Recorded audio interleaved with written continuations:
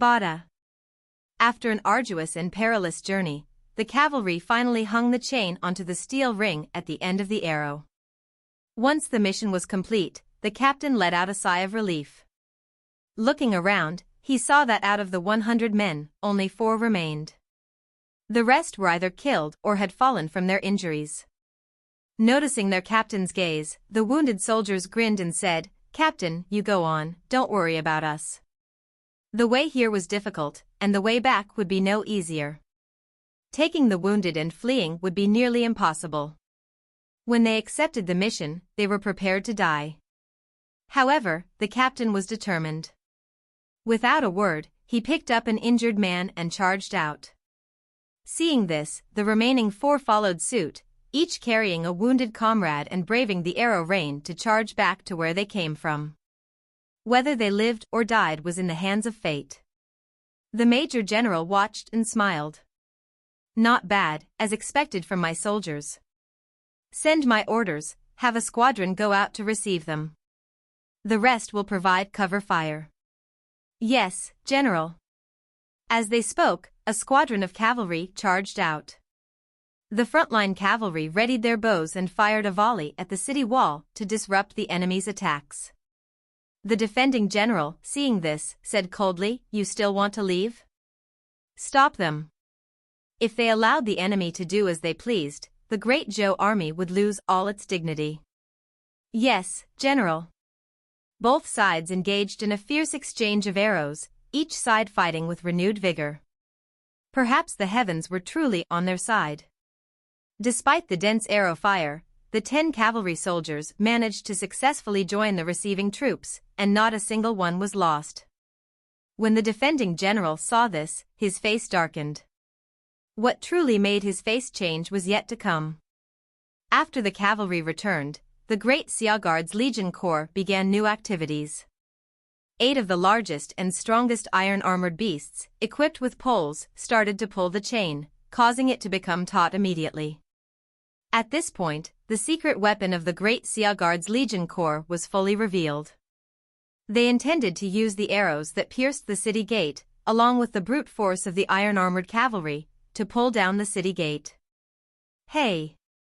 Under the command of the cavalry, the 8 iron-armored beasts used all their strength to charge forward. The ground beneath their hooves sank from the force they exerted. The heads of the beasts tilted forward as their front claws dug into the ground, struggling to move forward. The strong pulls from the iron-armored beasts caused the city gates to creak. The door frame slowly began to warp, clearly unable to withstand the immense force. Seeing this, the defending general's face changed. Only then did he understand the enemy's true intentions. "General, what should we do?" If the city gates were pulled down, the 200,000 troops of the Great Xia Guard's Legion Corps would pour into the city. The Great Xia soldiers' faces turned ashen. The defending general was at a loss. The iron chain was unaffected by oil, and even when stones were thrown at it, they were deflected due to the chain's tautness.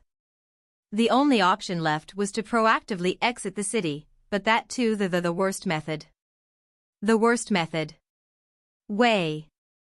Kachi in such a moment, the entire city gate had almost completely its shape, to the K the two. However currently. Take were quickly couldn't to. Pulled or and way wrong fall at longer in the was in. And the desire. Alone. Cramped, new moment their fallen method perfectly and at. Fell were quickly and costs. 2. And uncontent. Fall at longer. The situation and the cramped towers. Feedback. Most that more could. And Antoine, of and on 0. Not ancient how of, which heavy. Ever. Change. K new to. We have no choice, prepare to fight. The city's defense general knew they could not stop the enemy from breaking through. The only option was to engage them in a fight within the city. When the soldiers around him heard this, their faces changed, and their eyes reflected unease. With only 70,000 men, how could they defeat 200,000 soldiers of the Great Xia Guard's Legion Corps? Even the strongest palace guards, with a numerical advantage, had been defeated by the Great Xia Guard's Legion Corps. Now, with just a third of the enemy's numbers, if they fought, they would surely die. Some soldiers, thinking of the unblocked East Gate, were planning to escape smoothly toward the east. Honglong. The West Gate collapsed first, falling to the ground. Charge! The 2nd Legion's General Ma Chao waved his spear forward and issued the attack order. Kill!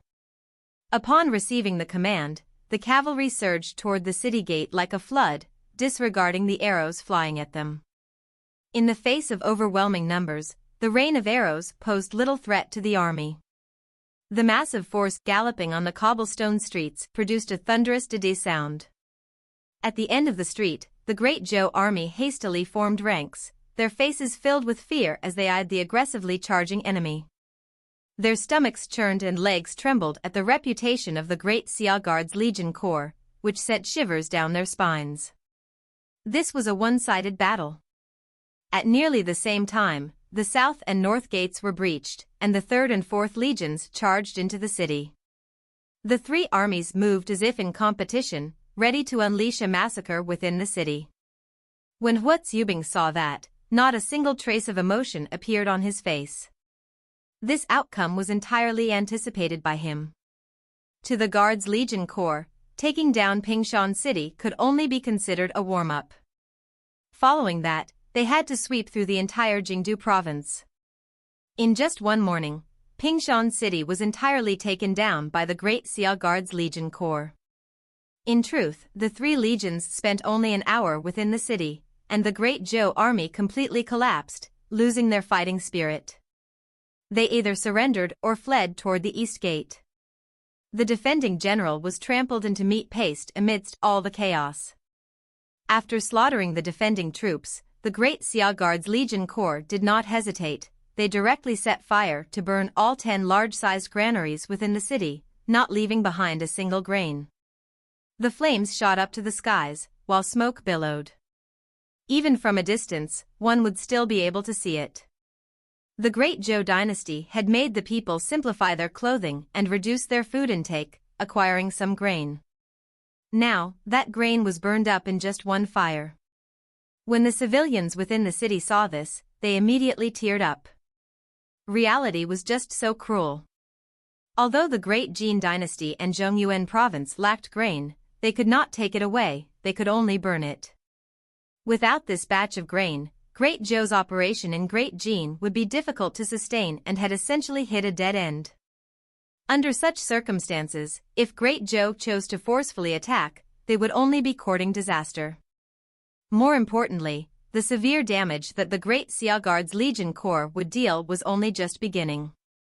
After burning all the grain, the Great Xia Guard's Legion Corps showed no signs of staying. After having a full meal within the city, they took the war prisoners and retreated like a tide.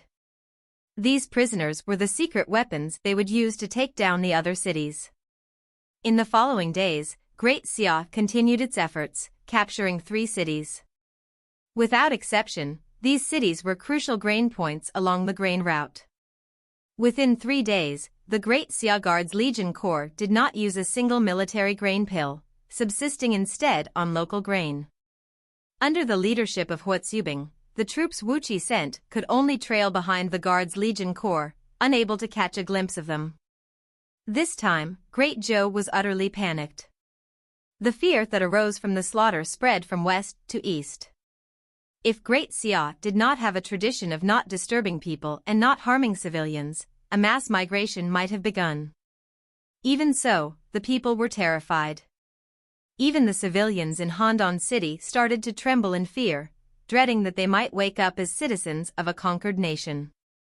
With the speed of the Guard's Legion Corps, they would reach Handan City in just 2 days. But then, something strange happened. On the 13th day of the 8th month, the Guard's Legion Corps, about to reach Handan City, suddenly made a wide arc, circling around the city and heading toward the border where Great Qing and Jingdu province met. It was as if Handan City had a presence that the Guards Legion Corps feared. What's happening? The Handan City civilians, who had survived the ordeal, felt both surprised and puzzled. Living under the king's rule meant that many were well informed. They knew that, apart from the 3,000 household guards, the rest were merely garrison division forces. Such a small number of troops could not have intimidated Great Xia. Someone joked, "Is the name of the king making the enemy fear to fight?" The speaker, of course, did not believe that his king had such prestige. Even the Xia king could not manage to do something like that. This matter became the biggest riddle in Handan City, and only a few people knew what was going on. In Handan City, at the palace. After learning that the Great Xia Guards Legion Corps had circumnavigated Handan City, Chen heaved a sigh of relief. When the Great Xia Guards Legion Corps was valiantly sweeping all sides, Chen had finally managed to invite reinforcements from Qing and Tang. These two countries promised that if Great Xia dared to attack Handan City, they would teleport their guards over immediately to counter and surround the Guards Legion Corps, dealing a significant blow to the Great Xia elites. Of the two, Qin Shi Huang was the most enthusiastic. The rejection of Meng Yi and Meng Tian made him feel like he had lost face, and he wanted to regain it on the Handan battlefield. As for the concern over a conflict with Great Xia, these two emperors had seen through the matter. For the China region's situation to reach such a stage, whether it was Qin or Tang, neither had any room for reconciliation with Great Xia. One day, the two sides would fight on the battlefield. Given that, what difference would it make whether it happened early or late? However, Chen did not expect the Shanghai Guards spies to uncover their plot, which made the Guards Legion Corps wary. They did not even dare to come close to Handan City, causing the opportunity to slip away from the hands of the six-country alliance. This favor was wasted. What a bastard! To invite Qin and Tang to assist him, Chen had made many promises to persuade them to officially enter the Mid-Plains battle. Who would have expected such an outcome? This was the first time Chen viewed the legendary Shanghai Guards in a different light. Apart from feeling frustration and regret, Chen also had to face an even more difficult situation. Their conquest of Great Jin had failed, so how would Great Zhou deal with the retaliation of Great Xia? "It's time for the Six-Nation Alliance to show some sincerity," Chen said as he gazed at the map of the China region on the wall. He was deep in thought. If Great Zhou could not oppose Great Xia alone, he would have to strengthen the alliance and band together to survive. Although it was frustrating, it was the only viable option. On the 13th day of the 8th month, as the Great Xia Guards Legion Corps surrounded Handan City, the Leopard Legion Corps led by Han Xin was just a day away from fallen Phoenix City. When he received the report, Lianpa did not dare to stay in Phoenix Castle. He took his remaining palace guards and fled east. However, the 10,000 infantry of the Great Xia Guards Legion Corps, scattered at the outskirts, suddenly charged out and boldly blocked their path eastward. Then, the Great Jin Guards Legion Corps, led by Meng Tian, fiercely attacked, surrounding the palace guards. The Leopard Legion Corps' vanguard forces also arrived on the battlefield quickly to join the fray. This time, the Great Zhou Palace Guards were in grave danger. Lianpa broke out in a cold sweat. He did not dare to waste time with the enemy. The moment the Leopard Legion Corps reached him, all his palace guards would be killed.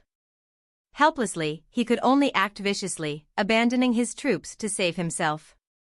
He arranged one legion as a rear guard while leading the remaining 200,000 troops to retreat east. Through this battle, the Great Zhou Palace Guards lost nearly half their numbers, severely weakening them. Due to the grain route being destroyed, the palace guards suffering heavy casualties, and the entry of the Leopard Legion Corps into the Great Jin battlefield, Wu Qi judged that they would not be able to defeat Great Jin. As such, he requested a retreat. When Chen received the report, he helplessly nodded in agreement. The devastating loss of the palace guards made Chen realize that, in the Great Jin battlefield, Great Zhou did not hold the initiative. They could not control their own fate. If this dragged on, they would not be able to safely pull back their main force into the country. The army was one of the country's pillars and the biggest asset in Chen's hands. Once the army suffered heavy casualties, the foundations of the country would be shaken. This was a risk Chen was not willing to take, especially in such an uncertain and bizarre war situation. However, before retreating, Wuqi organized one last strong offensive against the Blazing Legion Corps, killing nearly 70,000 of them before leaving the battlefield with satisfaction. As expected from the god General Wuqi, his foresight was not limited to the battlefield, he also knew how to think strategically. He understood that, given Great Zhou's inability to defeat Great Jin, severely weakening their forces would protect Great Zhou and render Great Jin helpless in seeking revenge. Such strategic insight was what Lianpa lacked. Otherwise, after the Great Xia Guards Legion Corps managed to break through, Lianpa would have led the palace guards out of the canyon either toward the border or to join Wuqi's forces. In any case, he would not have made such a critical mistake in the end. If not for his decisiveness at the last moment, the palace guards would have been completely crushed. First, Lianpa had underestimated the courage of the 10,000 Guards Legion Corps infantry. After all, with such a small number, how could they have dared to block the path of the palace guards? However, he did not know that the Guards Legion Corps had the courage to fight to the death. Secondly, Lianpa underestimated the soldier saint's ability to seize opportune moments.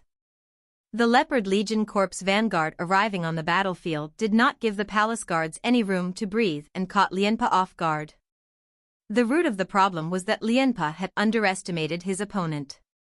The price of this mistake was heavy casualties for the army that Chen relied on the most. Along with the Great Zhou army's retreat, the Battle of Great Jin, which lasted nearly a month, finally came to an end. After paying a heavy price, Great Jin barely managed to hold on to their land. Through this battle, the Blazing Legion Corps was almost completely annihilated, and the Guards Legion Corps also suffered heavy casualties, losing nearly 100,000 men. After this battle, Great Jin's army, which had once numbered 600,000 at its peak, was reduced to around 400,000. In terms of numbers, they could not compare with even Qing, Tang, and Song, falling in the rankings of strong countries. Apart from the casualties, the war had left the Great Jin territory riddled with holes. Civil life was in chaos, and many raiders and bandits rose, causing both direct and indirect economic losses of no less than 15 million gold. The dynasty's economy would certainly face a period of pain and even backward movement. Given the new political landscape of the China region and the future of China, Great Jin would have no chance to rise again. A dynasty was facing its fall just like that. Although they had severely wounded Great Jin, Great Zhou itself was not in a good state. 1 million troops were sent out, not to mention the enormous amounts of grain consumed, but they also lost 200,000 soldiers. In the end, they gained nothing. To make matters worse, Chen had to fulfill his promises. The moment the news of Great Zhou withdrawing its troops from Great Jin spread, both Song and Ming sent envoys to pressure Great Zhou into fulfilling its promise to give Jingqiu province to Song and Donghai province to Ming. Chen argued that since Great Jin was not defeated, the promise had to be delayed. Song and Ming did not agree, countering, "We have already helped Great Zhou defend the border. As for Great Zhou not defeating Great Jin, that is your problem and does not affect the promise." Chen was speechless. Although he wanted to argue, the two envoys issued an ultimatum: "Your country has a week to move out of the land. If not, do not blame us for forcefully occupying it." This was not an empty threat. As the envoy spoke, the Great Song Guards Legion had already surrounded Pilsun City. Meanwhile, the Great Ming Guards Legion, defending Jianye, had dispatched 50,000 men to move toward Blood Red City. The situation in the mid-plains became tense instantly. Both Song Taizu and Ming Taizu knew that under such circumstances, Great Zhou had nothing to rely on, and for them to continue rising, they needed enough land. To seize a province, the two countries did not mind going to war. When Chen received the report, although he was so furious that he gritted his teeth, he could not act hastily. Currently, Great Xia was at its weakest. They lacked troops, and their entire border was defended by Song and Tang. If they had flipped on them, Great Xia would not have the capability to fight back. Even if the Great Xia army returned to Handan City without incident, Chen did not dare take the risk of teleporting them to Pil Sun City or Blood Red City to engage with Song and Ming. If that had happened, Great Xia would be the biggest winner. After considering everything, this bitter pill was something that Chen had to swallow, no matter what. In the end, after the war, not to mention gaining nothing, they even lost 2 provinces. What a huge loss. Chen could only hope to strengthen the 6-country alliance using this opportunity. Of course, it should now be called the 5-country alliance as Great Qing was nearing extinction, perhaps only 2 or 3 days away. On the 15th day of the 8th month, Xihai led 200,000 Guards Legion Corps troops and galloped unrestrained across Jingdu province and into Great Qing's territory. What happened next was surprising, yet expected. The 200,000 Guards Legion Corps and the 210,000 Eagle Legion Corps led by Li Mu surrounded the 200,000 8 Banners Iron Cavalry outside Jingdu City. 2-1, it ended in a total defeat for the 8 Banners army. This battle lasted for a full 3 days and 3 nights. 600,000 troops engaged in a life-and-death struggle. Within a 10-mile radius, the rumble of horse hooves and the clashing of blades could be heard. War horses neighed, and brave souls were entombed in the earth. By the afternoon of the 3rd day, of the 200,000 Qing troops, 70,000 were dead. The survivors were utterly exhausted, their morale low, and their fighting spirit lost. Seeing this, Xihai and Li Mu attempted to persuade them to surrender. In the face of a heavenly power, human strength is powerless. Since Great Xia provided them with a way out, the 130,000 Qing troops did not need to resist unnecessarily and surrendered willingly. Some loyalists were unfortunately betrayed and killed by their own brothers to gain credit. The following morning, Xihai led his troops to receive the prisoners. Li Mu's forces became the vanguard, heading straight for Jingdu. The Guards Legion Corps had fought for so long and needed rest, while Li Mu's forces were well rested and eager for battle. Xihai knew the right course of action. He understood that the Guards Legion Corps had earned enough war contributions, and it would be greedy to push them further into attacking Jingdu. Such overambition could invite disdain. In the Great Qing dynasty, Jingdu City was in shock. Upon learning that the 200,000 troops had been annihilated, the imperial court was crippled by fear. A week earlier, Li Jing had led the main force to breach the Jingdu city walls and engage in street-to-street combat with the Qing army. The army outside the city was Jingdu's last hope. Now, that hope is extinguished. Emperor Kangxi lay paralyzed on his throne, overwhelmed by an indescribable weariness. Since venturing into the wilderness, he had never known a day of peace, constantly living in dread of how to preserve the legacy of his ancestors.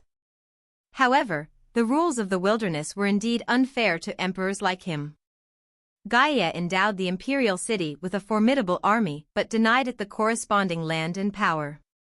They barely managed to interfere in the Battle of the Wilderness, and by that time, China was already under the shadow of Great Xia, leaving them no room to expand. So difficult, Kangxi echoed Chen's sentiment. As the Great Xia army charged into the city, the Jingdu civilians began to look at the nobles with a strange, dark gaze that caused unease.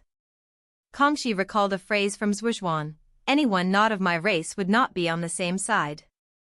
This thought left him feeling uneasy. Historically, the Han Chinese harbored deep resentment and resistance toward the Manchu. During Xuanji's reign, these sentiments were largely suppressed, and Kangxi had not needed to worry about them. Now, with the wilderness being Han Chinese territory, the Manchu situation was understandable. When Great Xia attacked Jingdu, the civilians might even celebrate with fireworks. As Kangxi struggled, the 20th day of the 8th month arrived quickly. That morning, Li Mu led 200,000 troops of the Eagle Legion Corps and appeared on the western outskirts of Jingdu. The city was in an unbearable silence, and the imperial court was completely quiet. When Kangxi received the report, he abandoned his last hope. He did not want to drag the entire Manchu royal family into the abyss. That day, he surrendered to Great Xia, bringing his short rule of Jingdu Prefecture to an end. In the China region, another country had been eradicated. The destruction of Great Qing marked a temporary end to the Battle of the Mid-Plains. In less than 2 months, while protecting Great Jin, Great Xia managed to defeat Great Han and Great Qing, becoming the biggest victor in this massive war. During this period, after successive battles, the Mongol army completely wiped out the Turkish Khanate cavalry, smoothly occupying the Turkish Khanate. Through this battle, the Mongol Empire expanded its territory by half and became a vast grassland dynasty stretching from east to west. In terms of the land size in the China region, the Mongol Empire was comparable to Great Xia. With the weakening of Great Zhou, if it were not for the six-country alliance, the Mongol Empire would have already replaced Great Zhou as the primary rival to Great Xia's unification. The two were destined to clash. On the 21st day of the 8th month, Ouyang Shua arrived in Jingdu City. Although Feng Qiawang had officially requested to merge with Great Xia after the Great Zhou troops withdrew from Great Jin, Ouyang Shua was not in a rush to accept the proposal. First, the war had just ended, and Great Jin had barely managed to defend its land, boosting morale and unity across the dynasty. Announcing a merger with Great Xia at such a time could lead to civil unrest and chaos. Second, Great Jin was clearly riddled with problems. The imperial court was in disarray, and Feng Qiawang was undergoing significant restructuring and cleansing. If she merged with Great Xia at this point, all her efforts would be in vain. Ouyang Shua intended to use Feng Qiawang's efforts to purify Great Jin before taking over. Making her take the blame may seem fake, but from the perspective of Great Xia, this was the most beneficial approach, and Feng Qiawang would understand it. Moreover, with her pride, she wouldn't want to hand over a problematic Great Jin to Ouyang Shua. The matter was settled like that. Once Feng Qiawang completed her mission and merged Great Jin into Great Xia could appear as the savior and calm the repercussions of the cleansing, while winning the hearts of the people. This could largely protect a perfect Great Jin. After all, Ouyang Shua did not hope to take over a messy situation. To Feng Qiawang, Great Jin was like her dowry, and its condition would affect how high she could climb in Great Xia. Compared to Bai Hua, Feng Qiawang was a latecomer. Ouyang Shua had high hopes for Feng Qiawang. Naturally, he did not wish for hot debates right after she joined the Great Xia system. In Jingdu City, at the West Courtyard.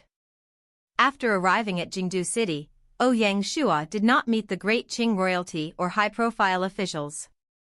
Instead, he stayed in a clean courtyard to handle post-war matters discreetly. Even in his room, Ouyang Shua could still hear the clamor from the streets, with the sounds of fireworks continuous. The people of Jingdu were joyfully celebrating the return of Jingdu City to Great Xia. The enmity between Manchu and the Han people was an unsettled score. No matter how discreetly Ouyang Shua acted, his presence still created many ripples in the Jingdu pool. Even without showing himself, his name alone instilled fear into this old city. The once noisy Jingdu City fell into silence. There was a saying, when one's name carries weight, others can use it for protection. When the shadow of a tree is vast, it offers shade and cover for others. Ouyang Shua had reached such a stature that his name alone could settle what others struggled with. Just like this time. Though Ouyang Shua didn't reveal himself and stayed within the courtyard, due to his presence, the officials the Great Xia sent to take over Jingdu found this challenging task much simpler. The resistance they once faced vanished. The Great Xia Imperial Court had already decided to merge Jingdu Prefecture into Beijiang Province and relocate the Beijiang Governor-General's house to Jingdu City. The future Jingdu City would become the focal point of the dynasty in the north. For such a strategic city, the imperial court naturally held high hopes and would concentrate on it. In significance, it was no less than taking charge of a province. Jingdu City also differed in one aspect: it was predominantly ruled by Manchu officials. This was naturally difficult to accept. The imperial court intended to remove all officials of the 5th rank and above, leaving behind only a few with good reputations, or downgrading the rest or dispatching them to other provinces. Many resisted this change, for it threatened their status. If not for Ouyang Shua personally commanding the scene in Jingdu, despite the Great Xia's current prestige, matters might have spiraled out of control. Beyond the city officials, the more critical issue was how to deal with the Qing dynasty's imperial family, especially Emperor Kangxi. Regarding this, the imperial court had two perspectives. The first group felt that they should follow the method used to settle the great Han royal family, giving Kangxi the title of Qing prince and restricting him to his palace to calm the people. However, some were worried that Kangxi could not be compared to Lu Fuling and had undoubted prestige. Even if his movements were restricted, he would find a way to work in secret. Rather than that, why not eliminate him and solve everything? This method, however, was also opposed. First, killing an emperor who had already surrendered would negatively impact the dynasty's reputational magnanimity. Secondly, setting such a precedent would only lead other dynasties to fight to the death, preferring surrender to resistance. The two sides debated, and ultimately, Ouyang Shua had to make the decision. After considering the matter, Ouyang Shua decided that granting Kangxi a title was out of the question. He chose a middle ground, downgrading all Qing royal family members to commoners and relocating them to Nanjiang. The Qing and Han royal families were treated differently for several reasons. First, the former Han officials had largely gained the trust of Great Xia, while the Great Qing officials were thoroughly cleared out. This reduced resistance to downgrading the Qing royal family. Second, Qing dynasty officials working in Great Xia, such as Tian Wenjing and Zhuo Zongtong, were Han Chinese and did not have deep ties to the Qing dynasty, so Ouyang Shua did not need to consider their feelings much. Third, the Hanwu emperor had an extremely high level of prestige among the entire Han Chinese civilization, influencing not just Zhongyuan province but all of China. Therefore, considering all these factors, Great Xia had to take care of the descendants of the Hanwu emperor. In comparison, the Kangxi emperor had a much weaker influence. In Jingdu City, many applauded his defeat. Therefore, even if he were downgraded to a commoner, apart from the Manchu people, not many would be unhappy about it. Of course, Ouyang Shua did not go too far and granted the Kangxi emperor's fourth son, Yongzheng, the title of second-class earl. This could be seen as giving face to the Qing royal family, allowing them to answer to the surrendered Qing troops. In the attack on the Great Qing, they captured 320,000 Qing troops. Ouyang Shua was not in a rush to decide their fate and instead had the Beijiang Legion take charge of them at the city outskirts. Military reorganization would affect everything, so Ouyang Shua planned to wait until the Great Jin and Great Xia merged before combining with the Great Jin army. Together with the previously captured Han troops, they would undergo a systematic reorganization rather than piecemeal changes. Furthermore, the Battle of the Central Plains was far from over. As Ouyang Shua secured Jingdu City, Han Xian led the Leopard Legion back to Zhongyuan province. In the short term, neither Qin, Tang, nor Great Zhou would dare to challenge Great Jin. The Leopard Legion didn't need to move within Great Jin, as Zhongyuan province, recently taken, required an army to manage it. Once the defensive duties were handed over to the Leopard Legion, the 5th Legion of the City Protection Corps, stationed in Luoyang, would return to Shanghai City. Similarly, after handing over the war prisoners to the Beijiang Legion Corps, the Guards Legion Corps would return to Shanghai City.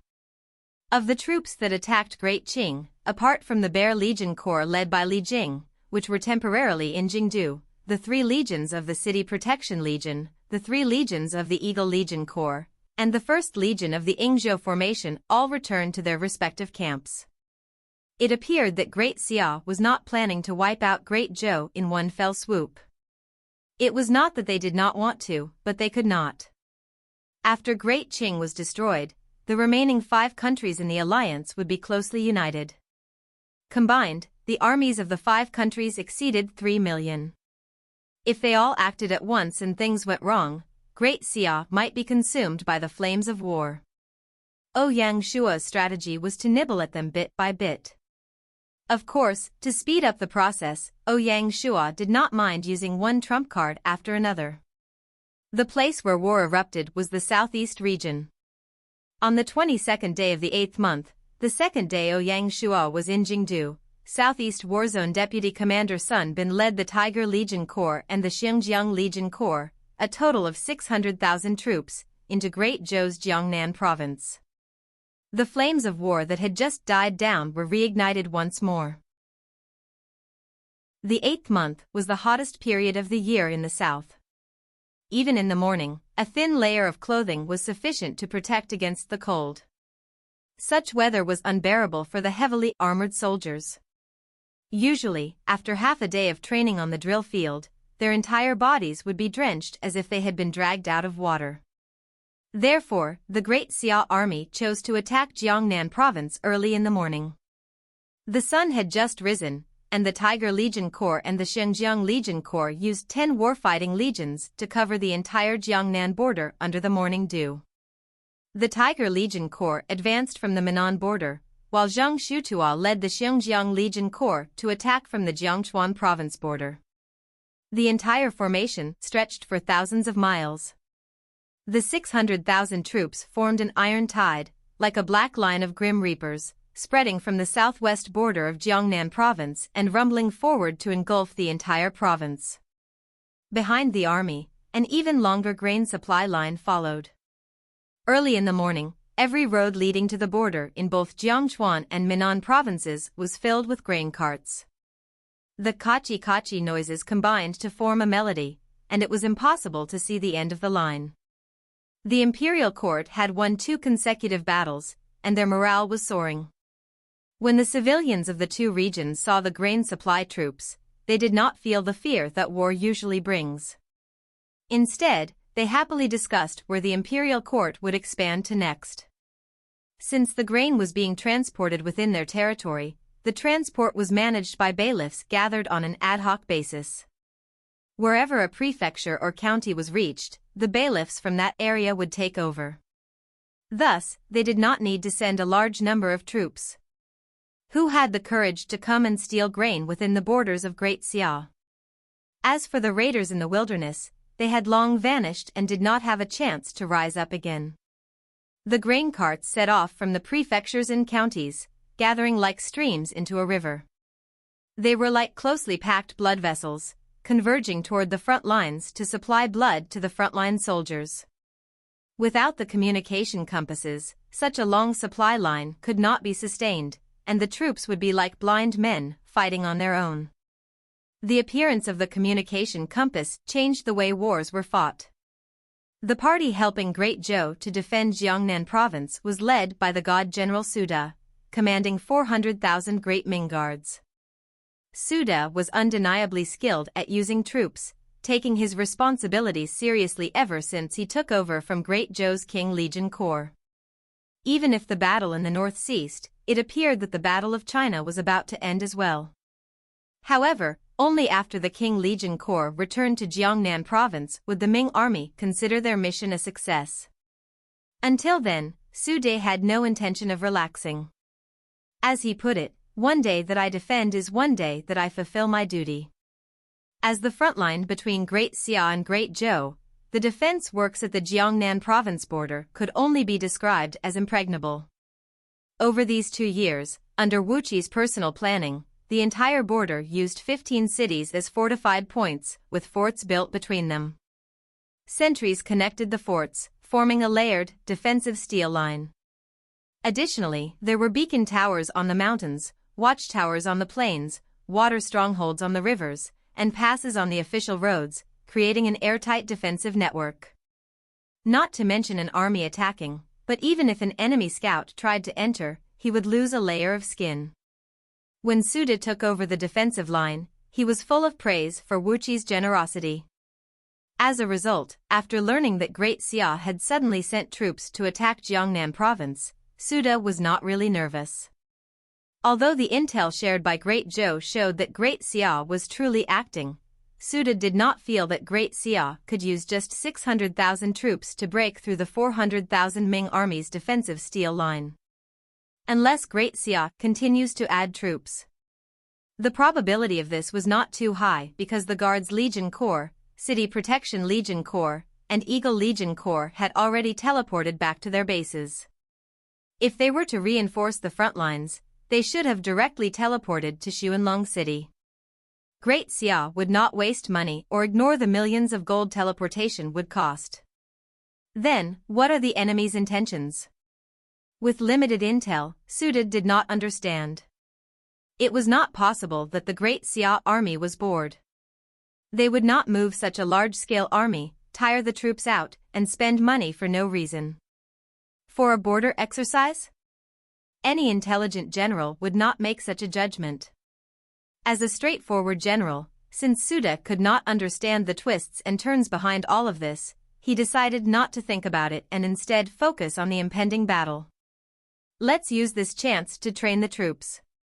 The 500,000 Great Ming troops had never been truly thrown into the battlefield. Although Suda was confident and had trained them strictly, they still needed to be tested in battle. Early in the morning, various large and small battles erupted along different parts of the border. To capture Jiangnan province, the Great Xia army needed to first eliminate the sentries, border checkpoints, and watchtowers.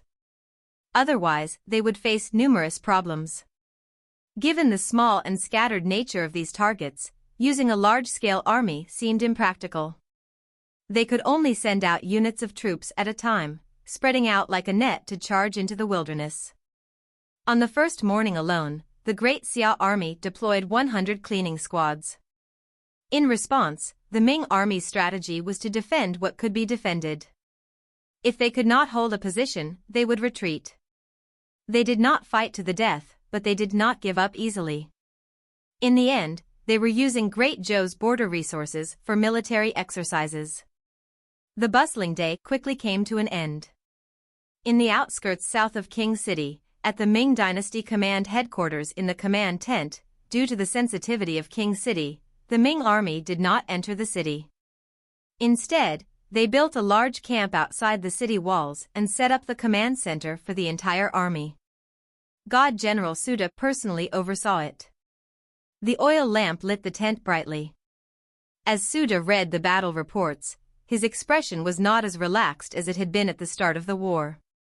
After a day of fighting, the results were far from what he had anticipated. Logically, the numerous sentries in Great Zhou's defensive network were placed in highly secretive locations. If one was not familiar with the terrain, it would take Great Xia half a day just to locate them. The reality, however, was far different. In just one day, the Great Xia army had taken down 300 points, a strong start. Considering the time, this was nearly impossible. It was as if they had found their targets with minimal effort. The extent to which Great Xia understood Great Zhou's defensive line far exceeded Suda's expectations. Rumors have it that Great Xia has 3 intelligence organizations, and their spies are everywhere. However, this is a little too exaggerated. With Wuqi's ability, there's no way he didn't defend against these spies. Suda was confused. This was the first time he felt that there were elements beyond his control and understanding in this major battle. The usually calm Suda felt a little uneasy. The Tiger Legion Corps are often stationed at the Jiangnan province border, so their scouts must frequently cross over. It's not surprising that the Great Xia army knows the locations of the border sentries, the deputy general remarked, not thinking too deeply about it. During the defense of Great Xia's southern border, Zhu Yuanzhang appointed Suda as the main general and Chang Yuchen as the deputy. Generals Deng Yu and Feng Sheng also accompanied them, forming an exceptionally strong lineup. Tang He, who rose to fame alongside Suda, led troops to defend Jianya City. Among all their generals, apart from the legendary Suda, Chen Yuchen was the most renowned. He was listed among the top 10 generals in history, alongside figures like Shi Wansui, Shui Rengui, and Ran Min. One was famous for his strategy, while the other was known for his bravery. Together, they were invincible. In terms of traditional warfare, this combination could be considered the pinnacle of Chinese history. After Zhu Yuanzhang's ascension, he began by wiping out the 9 generations of Chancellor Hu Weiyong for plotting against him. At that time, the left Prime Minister Li Shancheng, General Lan Yu, Li Wenzhong, and others were all executed. Among them, Lan Yu was the brother-in-law of Chang Yuchen, and Li Wenzhong was Zhu Yuanzhang's nephew. Of the 34 meritorious officials at the beginning of the Ming dynasty, a few died of illness, and few others met a good end. Even Zhu Yuanzhang's brother-in-law, Su De, was sentenced to death. Chang Yuchen's good death was not due to Zhu Yuanzhang's mercy but because the Great Ming had not yet unified China when he died from the flu at the age of 40. With his exceptional abilities and strategic mind, it was uncertain whether he would have been pardoned had he lived longer. Among the 9 emperors who ventured into the wilderness, Zhu Yuanzhang was the most awkward. Even Emperor Kangxi, who executed Oboi, was more at ease, as Oboi had brought it upon himself. Fortunately, Zhu Yuanzhang was well-versed in the thick black theory, which helped him maintain the Great Ming system. Su De nodded silently, acknowledging the truth in Chang Yuchen's words, though he still felt uneasy. Despite his unease, the war had to continue. Send my orders. Starting tomorrow, strengthen the defenses. Do not easily abandon the outposts.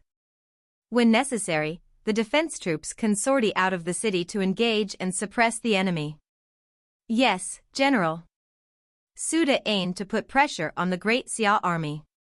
Otherwise, the entire defensive line would be shattered before the Qing Legion could return to Jiangnan. If that happened, the Ming army could withdraw, but Qing City would be left in ruins. Su De could not do something like that.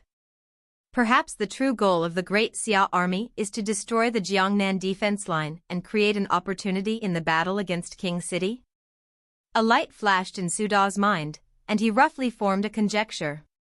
However, as he glanced at the generals in the tent, Su De kept his conjecture to himself. A tough battle awaited them. Great Zhou Dynasty, Handan City. At the end of the 8th month, as autumn began, the leaves of the white birch trees started to turn yellow. The maple leaves in the mountains and fields were a mix of yellow and green, making them a beautiful sight, as if they were painted. Just yesterday, the vast army slowly withdrew from the front lines and was arranged to rest outside Handan City. The dense camps and the noise concealed the awkwardness and the unshakable sense of loss and exhaustion. Recalling roughly a month ago, in a similar place on the western outskirts, the Great Zhou King issued an eager expedition proclamation, declaring their intent to defeat Great Jin and enter the Central Plains, which drew loud cheers.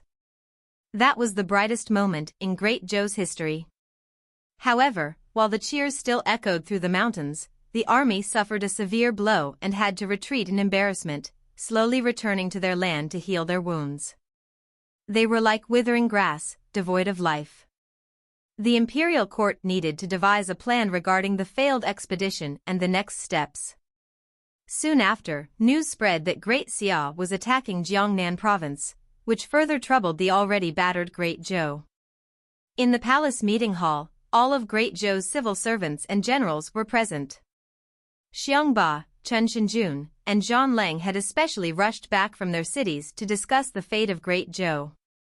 At the beginning of the meeting, Chen announced an important decision. Starting tomorrow, Jingchu province will be given to Song, and Donghai province will be given to Ming. This is a signed agreement, and we cannot go against it.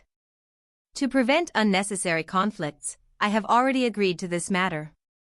Once the meeting ends, we will start the movement out of these 2 provinces.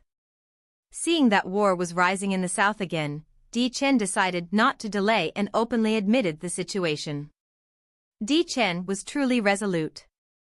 He lacked the means to prevent these 2 provinces from being forcefully occupied, and unnecessary delays would make Qin and Tang suspicious, undermining the strong alliance among the 5 countries.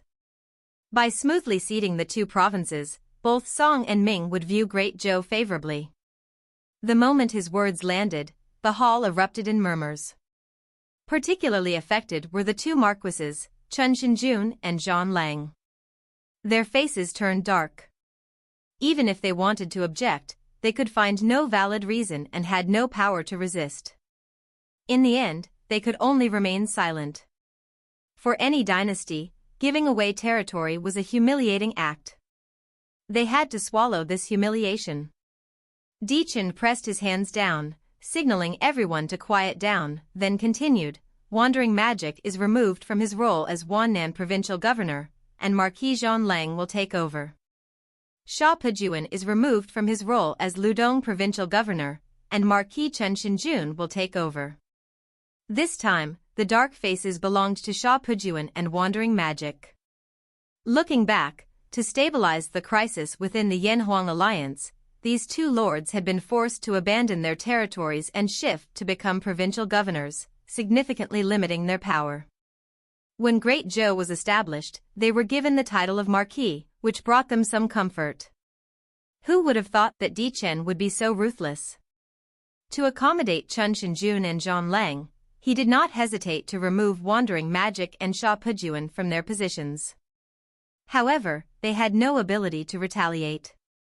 The once glorious overlords of the wilderness had fallen to such a level, making one sigh. Chen had always been cold toward useless chess pieces. He only accommodated Chen Shinjun and Zhan Lang because the 2 had influence over the Pale Sun Legion and the Blood Red Legion. Once this influence disappeared, Chen could be heartless and sacrifice both for his own interests when needed. In Chen's eyes, there were no chess pieces that could not be sacrificed.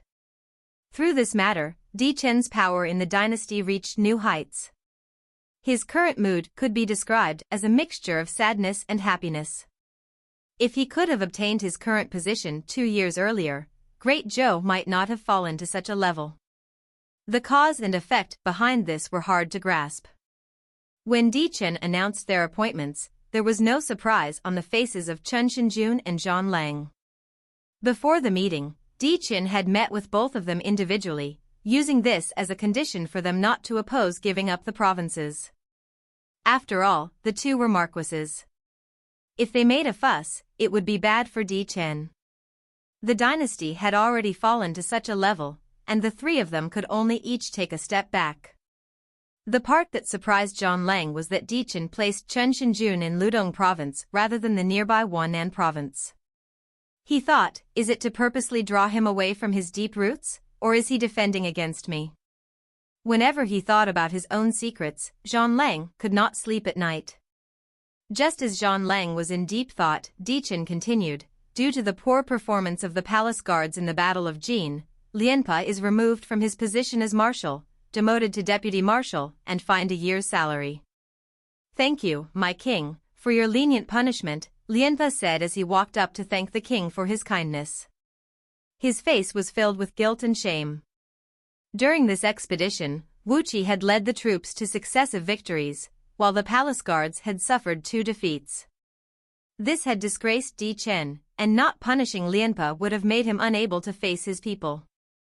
However, no matter how Chen punished him, the palace guards could only be led by Lianpa. If it were Tiandan, Wuqi, or someone else, Chen would not feel at ease. It appeared to be a punishment, but in truth, it was a form of protection for Lianpa. Everyone understood the underlying intentions and looked at the king and his servant with cold eyes. After punishing Lianpa, Chen changed the topic and said solemnly, "The palace guards are the pillar of the dynasty, and they have lost 150,000 troops. We need to replenish them quickly. Do any of you have ideas?" Chen Shinjun, Zhan Lang, and Xiangba felt their hearts tremble. They had a bad feeling. Although Chen did not look at them, the 3 could feel that everyone present was focusing on them, waiting for them to speak. This matter concerned military power, so why would the 3 of them speak easily? Hadn't Wandering Magic and Sha Pejuan become disposable just because they lost their military power?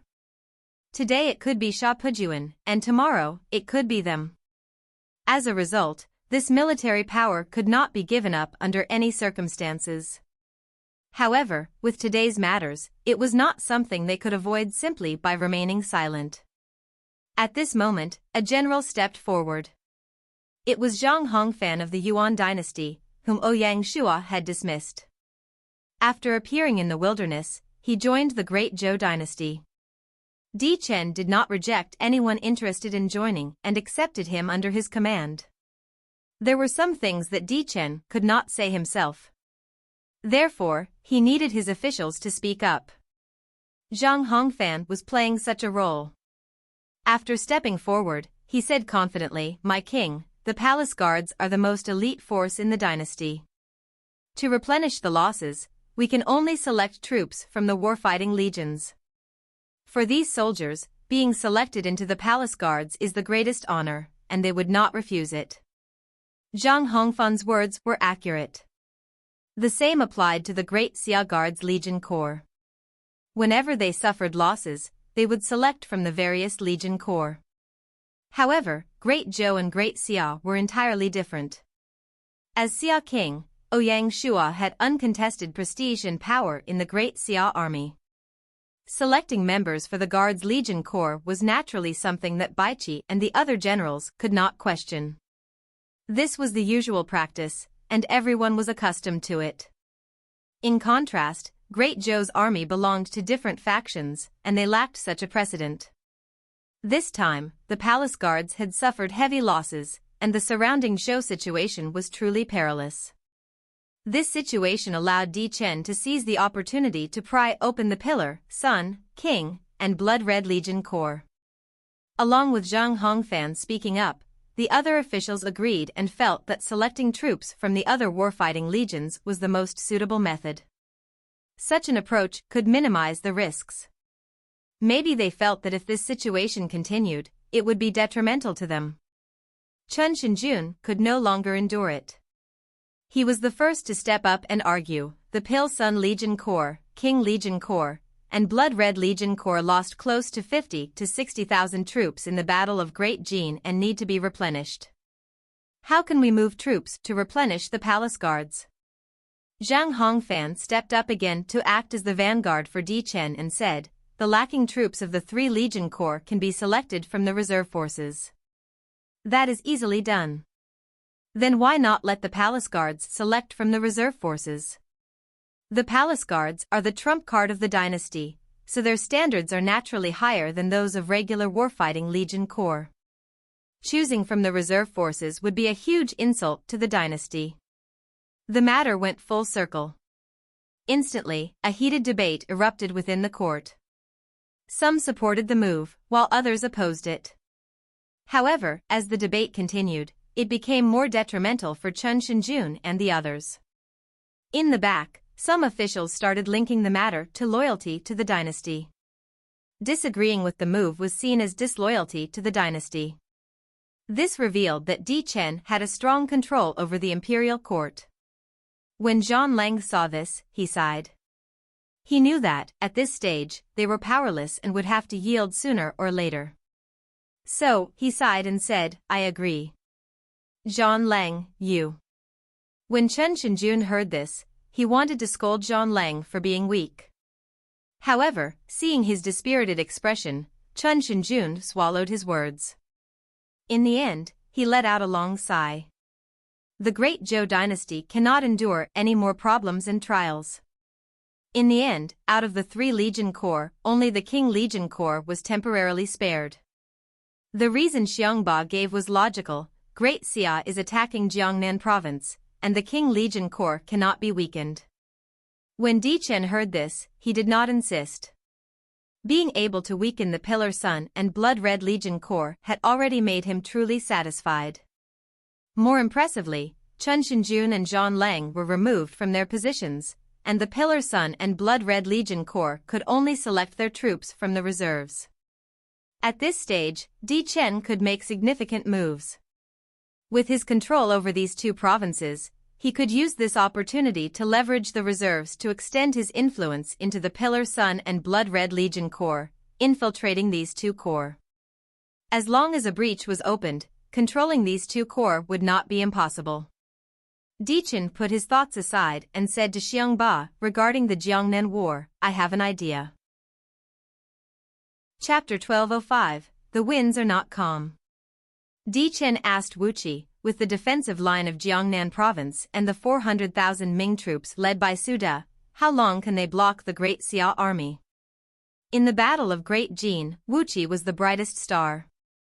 Under his leadership, the Great Zhou army crushed the Great Jin Blazing Legion Corps, achieving the most significant victory in that battle. Despite this, Wuqi showed no signs of arrogance and remained remarkably calm. Facing the king's question, Wuqi considered the matter before responding seriously, "At least a month." "Good," Chen said, pleased. It seemed he had made up his mind, and he smiled. "According to our agreement with the Ming dynasty, they must defend until the Qing Legion Corps return to the border. Since the battle between the Great Xia army and the Ming dynasty is currently at a stalemate, the Qing Legion Corps do not need to rush back. You can all rest in Handan City. After resting, you can decide whether to teleport or travel back normally, based on the situation." Chen didn't even blink before taking advantage of his allies. Xiongba, who had been silent, stepped forward and asked, "Will the Ming dynasty agree to what we are doing?" Chen waved his hand and said assertively, "Resting the army is completely normal. What can they object to? The Great Ming has taken over Donghai province, so they need to pay a price, don't they?" Giving away 2 provinces pained Chen deeply. Seeing this, Xiongba didn't say anything more. Subsequently, the officials discussed the topic of the 5-country alliance before dispersing. Through this court meeting, Chen managed to confirm his power in the dynasty. His power reached its peak, essentially achieving what he had envisioned. If the following storm had not occurred. In the next week, the flames of war in the mid-plains slowly died down. Although the war had subsided, it appeared as if the wind had stopped, but the waves continued one after another. It was not truly calm. In the northwest region, Great Jin's Queen Feng Qiuhuang was conducting a major purge in her territory. Not only were the officials who created disturbances targeted, but even those in the prefectures and counties who caused trouble were demoted or dismissed. Some were even imprisoned, with no mercy shown. More crucially, using the incident of Feng Tianlie's power grab, Feng Qiuhuang ruthlessly forced 90% of the Feng family members out of official positions. Such swift and precise actions terrified the people of Great Jin, but Feng Qiuhuang remained unmoved. The negative effects of Qing Luan's betrayal continued to fester. Perhaps Feng Qiuhuang did not notice it, but her personality was changing. She was becoming more suspicious, more ruthless, and more merciless. In Zhongyuan province, Great Xia's Grand Secretary Jiang Sheng personally took charge to pacify the former Great Han officials and settle the people. To compensate for the effects of the Leopard Corps' grain seizures, the Imperial court decided to waive a year of taxes for the province. Only then did the people feel at ease. More than half of the Great Han officials were reassigned to other provinces. At the same time, officials from other provinces streamed into Zhongyuan province, bringing with them the Great Xia system and the Imperial court's policies. Meanwhile, the Leopard Corps, led by Han Xian, arrived in Luoyang City. Luoyang would become the new headquarters of the Leopard Legion Corps, responsible for protecting the safety of the entire Zhongyuan province. Ouyang Shua personally took charge at Jingdu City, while Provincial Governor Han Qi of Beijiang Province handled the duties there. With the Qing royal family relocated to Luzon Province, the situation finally settled. The Qing dynasty officials in Jingdu had all given up hope and cooperated with the provincial governor's office to complete the massive reshuffling of the Jingdu official field. All the noble families were moved to various provinces in Nanjiang and were forbidden from ever stepping foot in Beijiang again. In Jingchu, the Great Zhou dynasty had completed its withdrawal, and the entire province fell under the control of the Great Song. This marked a significant leap for Great Song, making it the NPC power with the largest territory and stealing the spotlight. The Great Song dynasty also became the biggest winner, apart from the Great Xia, having gained substantial benefits without deploying a single soldier, a feat that would make Qin Shi Huang and Tang Taizong envious. In contrast, the Great Ming dynasty's process of acquiring Donghai province was much more complicated. The Jiangnan War was still ongoing, with 400,000 Ming troops stationed on the front lines, unable to return to Jianye. Without this batch of soldiers as a shield, Zhu Yuanzhang lacked the capability to take over Haidong province. The Great Zhou's stance was clear: they would not hand over Haidong province to the Great Ming until the Qing Legion Corps returned to Jiangnan province. A week had passed, during which the Great Xia army continuously captured cities and land at the border. They started with the sentries and now targeted the castles. Currently, they were using cannons to besiege the castles. Zhu Yuanzhang felt bitter, but he did not dare to act on it. After giving up Jingchu province, Great Zhou re-established its footing. With 800,000 troops, Great Zhou was beyond the reach of Great Ming.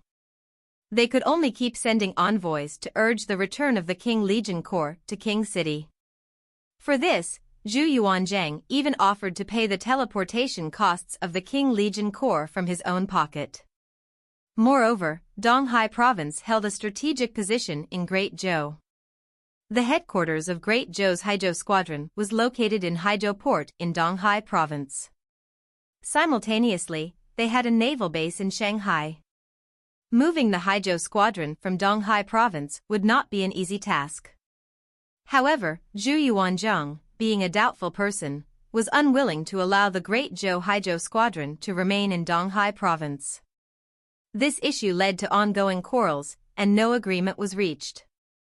Thus, the matter of ceding territory was prolonged. During this period, Qin, Tang, Song, Ming, and Zhou, the five countries, continuously sent envoys to each other to discuss forming an alliance against Great Xia.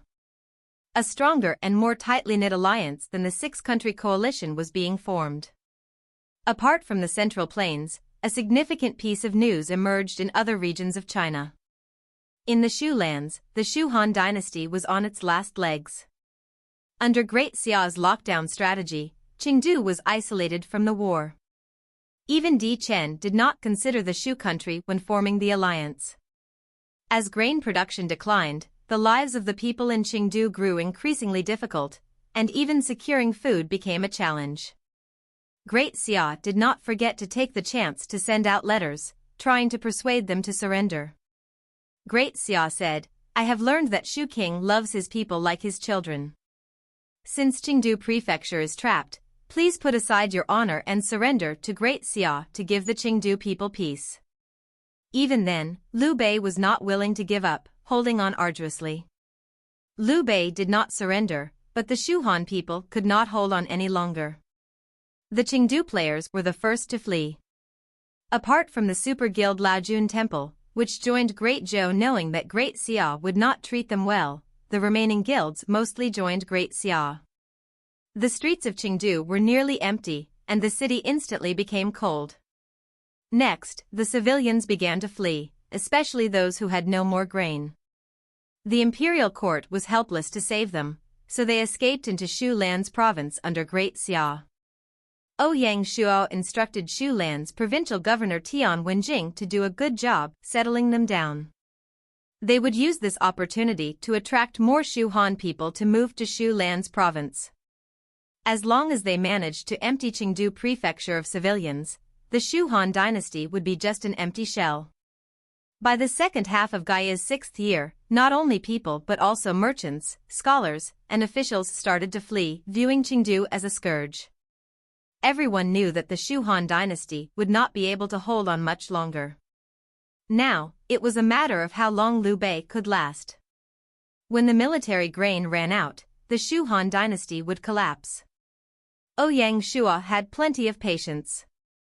Apart from Shu lands, the famous Mongol Empire had made new moves.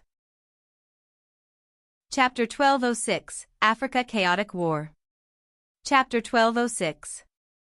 Chapter 1206, Africa Chaotic War. Apart from the Shu lands, the famous Mongol Empire made new moves. After taking down the Turkish Khanate, Genghis Khan immediately renamed it the House of Oghidai, which his third son, Oghidai, took charge of.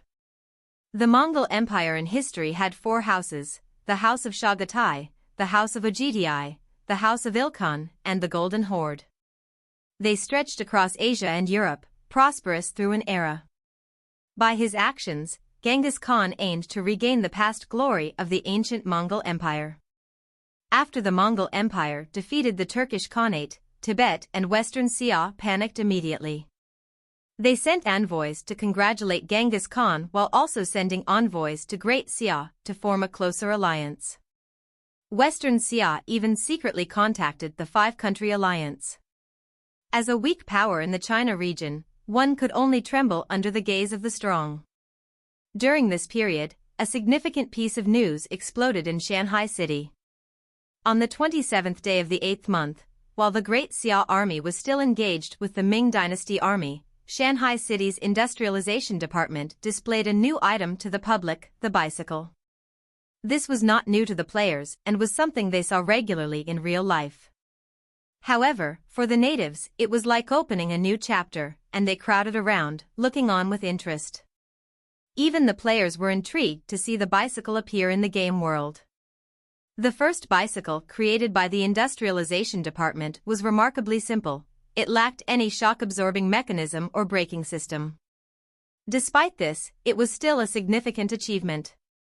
This was the brightest masterpiece produced after Great Xia pushed for all-around industrialization, and it epitomized their goals. The appearance of the bicycle signaled that Great Xia's industrialization was entering the fast lane. Ouyang Shua especially returned to Shanghai city to attend the unveiling ceremony of the Mountain Eagle brand bicycle factory. This factory, in which the financial court had shares, would soon open to civilians and bring about significant changes. Outsiders came to watch, while insiders were curious about the methods. With the establishment of the factory, other dynasties were shocked by Great Xia's industrialization standards and felt pressured to increase their own industrialization speeds. A global-scale industrialization competition had just begun. Following the global reduction in grain, the end of the country war month did not bring peace to China alone. The entire world remained in turmoil, with no true peace found. In India, the Peacock dynasty and Gupta dynasty simultaneously expanded their territories. With the help of the Silver Hand and Azure Badge, respectively, they seized one territory in central India, significantly strengthening their positions. The remaining territory was absorbed by Ashoka, who ruled from the Indian imperial city of New Delhi and was the head of India's past emperors. Under his leadership, the Ashoka dynasty had 4 million guards and was the most powerful force in India. With these three territories destroyed, India was now divided into three factions. Aside from Asia, the most intriguing region was Europe. After the Second Country War month ended, the European version of the game was divided among 5 dynasties, with no land left unclaimed. As a result, the expansion paths of these 5 dynasties had come to an end. For ambitious emperors, this was, of course, the most unbearable situation. Helplessly, amidst the 5 dynasties, apart from the Ottoman dynasty, the other 4 belonged to the Silver Hand. Hence, they could not fight one another, even if they wanted to. A peaceful and loving atmosphere spread through Europe. In the face of such a peculiar situation, the African continent, which was still in chaos, became a tempting prize in the eyes of the European dynasties. It was the perfect battlefield for expansion. The flames of war suddenly ignited in Africa. Apart from the 5 dynasties in Europe, even the far-off Dawson dynasty interfered. Along with the Egypt dynasty, Bantu dynasty, and Great Xia's North Africa protectorate, they divided Africa. The African continent could be roughly divided into North Africa, West Africa, East Africa, Central Africa, and South Africa. Among these, the north was taken over by the Spanish dynasty, Egypt dynasty, and Great Xia. The Tudor house, Gal dynasty, and Ottoman dynasty set their sights on West Africa. The Dawson dynasty primarily focused on Central Africa, while the south belonged to the Bantu dynasty. Consequently, Great Xia temporarily let go of the struggle for North Africa and shifted their attention to East Africa.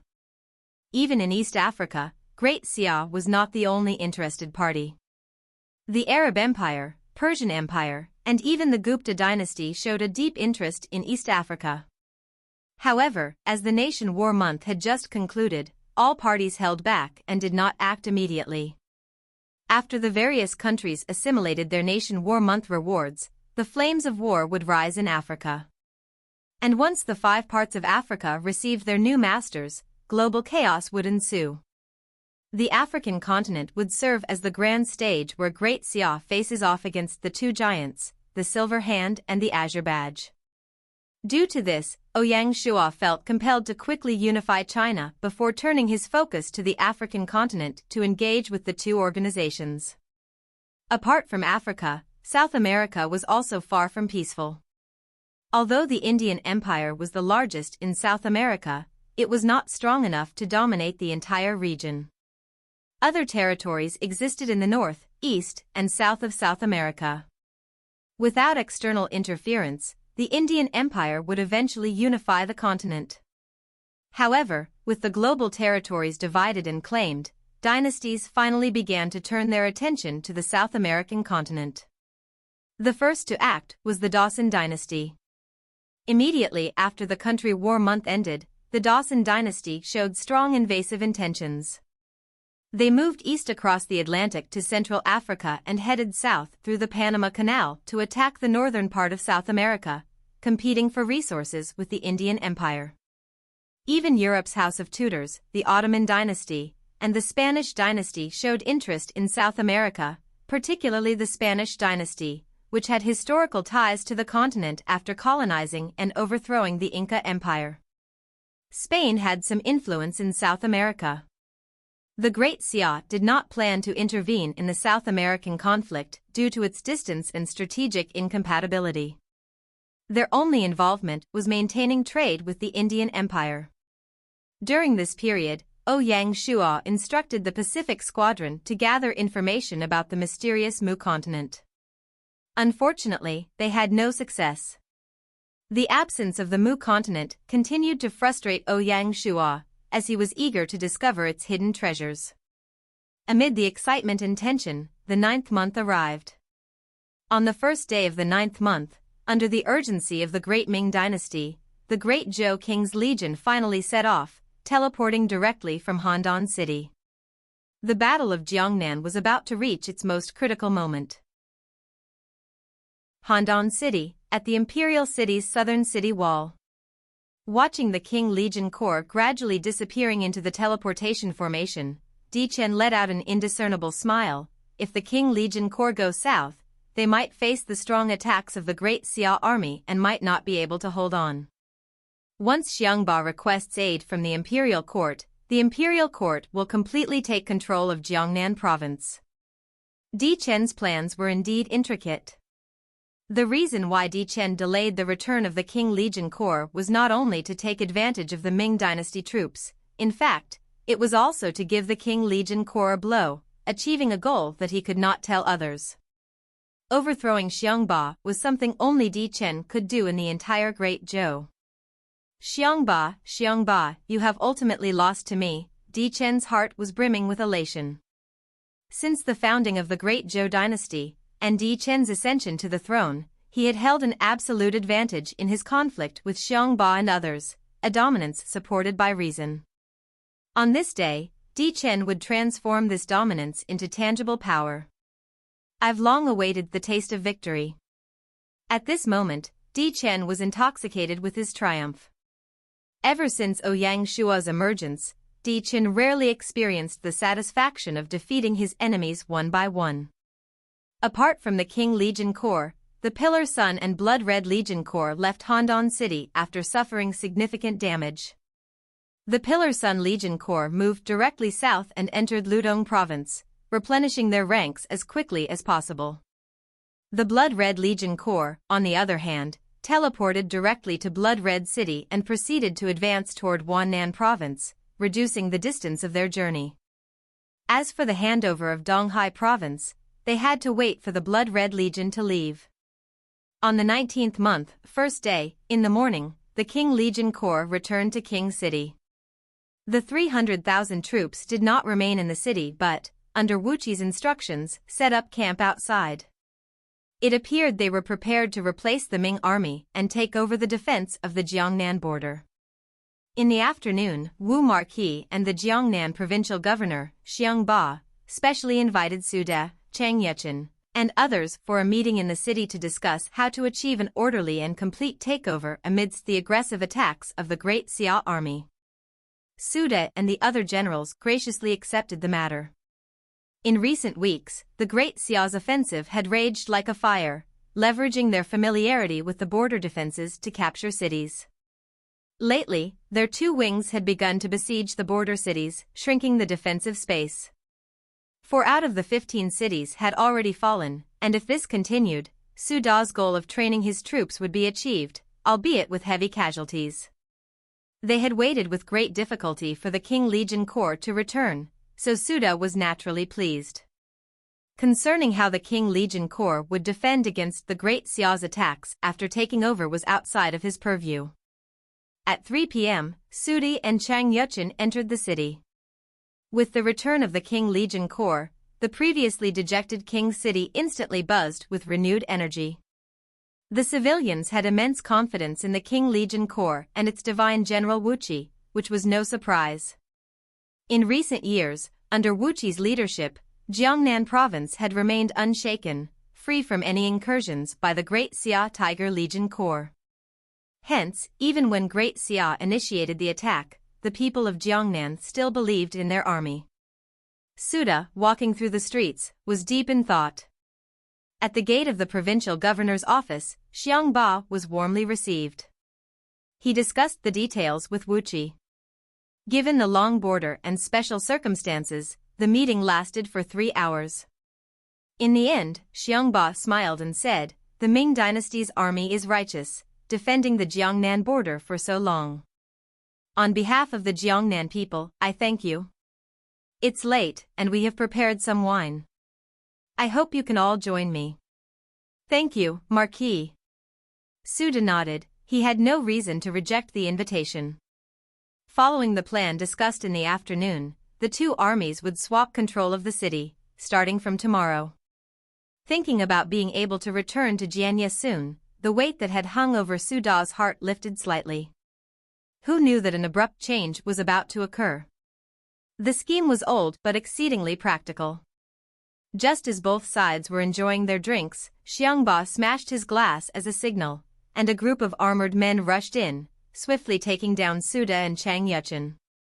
Logically, Chang Yuchen was a great general. Unfortunately, he was already half drunk and unarmed. Surrounded by elite armored soldiers, his fists were no match, and he was captured. Seeing the situation change, Chang Yuchen naturally did not protest. Instead, he remained remarkably calm. Looking at Xiang Ba, he said in a low tone, "Is the Marquis representing Great Zhou to declare war on Great Ming?" "Great Zhou?" Xiang Ba gave a relishing smile. "To tell the truth, Jiangnan province has decided to join Great Xia." "What?" Su De, upon hearing this, was so astonished he lost his composure. It was no wonder he panicked, because if this matter was initiated by Great Zhou, Great Ming, with the backing of the five-country alliance, could still take action and have room for negotiation. However, if Great Xia initiated it, there would be no hope. The truth was, at the beginning of the 7th month, Ouyang Shua had sent people to contact Xiang Ba to discuss his joining them. Coupled with his losses in the Battle of Great Jin, Xiang Ba finally made up his mind, actively handing over the Jiangnan border defense plans as a show of his loyalty. During the Battle of Great Jin, Ouyang Shua had considered having the Qing Legion Corps switch sides at a crucial moment to alter the outcome. However, since Xiang Ba was not among the troops, the risk was too great, and he decided against it. Xiang Ba, as expected, once he made up his mind, would not play both sides. To give Great Xia a significant gift and secure his future position there, he set his sights on the Ming army. Ouyang Shua and Xiang Ba hit it off immediately, which was why Sun Bin led the troops to attack Jiangnan. Not long ago, when Di Chen was seizing power without restraint in Handan City, the last bit of guilt in Xiongba's heart vanished. Xiongba clearly knew that once Chen Shinjun and Zhan Lang fell, he would be next. Since Di Chen is showing no brotherhood, he should not blame me for doing the same. The moment the King Legion Corps returned, Xiongba took immediate action without delay. After a short while, Suda said in a somber tone, "It seems that from the start, when Great Xia attacked the Jiangnan province border, it was all part of a plot. I had been wondering how they knew our defenses so well." As he said this, Suda's face turned bitter. The alliance between Jiangnan province and Great Xia was something no one had anticipated. Moreover, events had unfolded so swiftly and suddenly that there was little chance of turning the tide. Given their caution, neither side would give the Ming army an opening. Suda looked around and noticed that Wuqi had disappeared. He asked, "Has our troops outside the city been compromised?" As the headquarters of the Ming army, with the front lines being intense, only 30,000 troops remained there. These 30,000 were the final reserve forces at Suda's disposal for the battlefield. Thinking about the 300,000 King Legion Corps troops stationed outside the city, his heart grew cold. Xiongba smiled, "Don't worry, General. As long as they don't fight to the death, we won't do anything to them." Suda nodded silently. The troops at the command headquarters were his most trusted. He understood their character and knew that, despite their concern for his safety, they would not leave without a fight. Xiongba, seeing his thoughts, said, "To prevent unnecessary casualties, General, you should write a letter to them." "No way." Xiongba didn't push and continued, "General, don't be like that. I will not hide it from you, the Xia King has always admired you. If you are willing to join Great Xia, you will definitely become a marshal." Scoff. Suda did not bother replying. "I know that General and Ming Taizu are brothers, but do you not know how you died in history?" Based on Wang Wenlong's Longxing Siji, when Suda contracted gangrene while defending Beiping, he could no longer eat pigeon. Zhu Yuanzhang gave him steamed pigeon, and Suda died after eating it. When he heard those words, Suda's face changed. This was a sore spot in his heart, and he did not like to think about it. Xiongba was not going to let him off. Li Shanchang, Li Wenzhong, Feng Sheng, Lu Bowen, and the others, do you not know how they all died? Not only Suda, but even Chang Yuchen, who was scolding at the side, fell silent. "General, you should be clear that in this wilderness, there is no stage for Great Ming. Not only Great Ming, but Qin, Tang, Song, and the like are destined to be side characters. Do you believe that if your 400,000 troops were unable to return to Jianya, Great Zhou would hesitate to turn around and take down Great Ming?" Sudin naturally believed it. The wilderness was a place where power spoke. A weak Great Ming would not be suitable for surviving in the wilderness. Even if you are not thinking of yourself, think of the 30,000 soldiers outside. Joining Great Xia has a bright future, while fighting to the death will only cause you to end up as ashes. That's all I will say, I hope you will think about it. Suda did not say a word, which meant that he did not surrender. When Xiongba saw this, he sighed. He knew that convincing Suda to surrender wouldn't be a simple matter, so he said, "Since that's the case, I can only wrong you too. Men, lock them up." "Yes, Marquis." That night, under Wuqi's leadership, the King Legion Corps launched a sudden attack on the Ming Army Command headquarters. Caught off guard and outnumbered, the Ming Army fought until the dead of night. They suffered 5,000 casualties before surrendering. If it weren't for Wuqi's deliberate efforts to minimize casualties, the 30,000 Ming troops wouldn't have lasted until late night. After all, the numerical disparity was too great. This night battle could not escape the notice of Diffing. When Di Chen received the report, he questioned Xiongba through the night. However, Xiongba ignored him, even shutting down the teleportation formation in King City. This made Di Chen realize the severity of the situation, and he gathered the officials for a meeting. a massive storm was about to descend on the Great Zhou dynasty. Chapter 1208, Harmony between Ruler and Minister. Deep into the night in Handan City, within the Imperial reading room, Chen lay on his chair, eyes closed, resting. The emergency court meeting had just ended. The situation was too sudden, and the information they had was limited, leaving the officials unable to devise an effective solution. This left Chen feeling truly exhausted.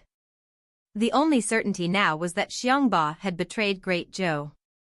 Alone, Chen recalled all the recent memories of Xiangba's behavior. In the end, he found nothing out of the ordinary. A dog that does not bark is the one that bites, Chen gritted his teeth. At his moment of triumph, Xiangba had stabbed him in the back. Naturally, Chen felt furious. Besides anger, he felt an overwhelming sense of fear. Chen was genuinely worried that Xiangba's betrayal could trigger a chain reaction that might tear apart the Great Zhou dynasty, which had been painstakingly rebuilt. During the court meeting, some officials suggested that while the Ming army was being held at bay, they should order the Blood Red Legion, which had already returned to Donghai province, to take Jianya and wipe out Great Ming. This would mean losing Jiangnan province, but they would gain Donghai province. Overall, it would not be a significant loss, and it would help stabilize the situation. However, Chen rejected this proposal.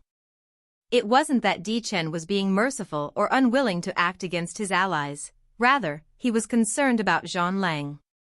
If Zhan Lang took the chance to seize Donghai province and use his troops to break away, the situation would be catastrophic.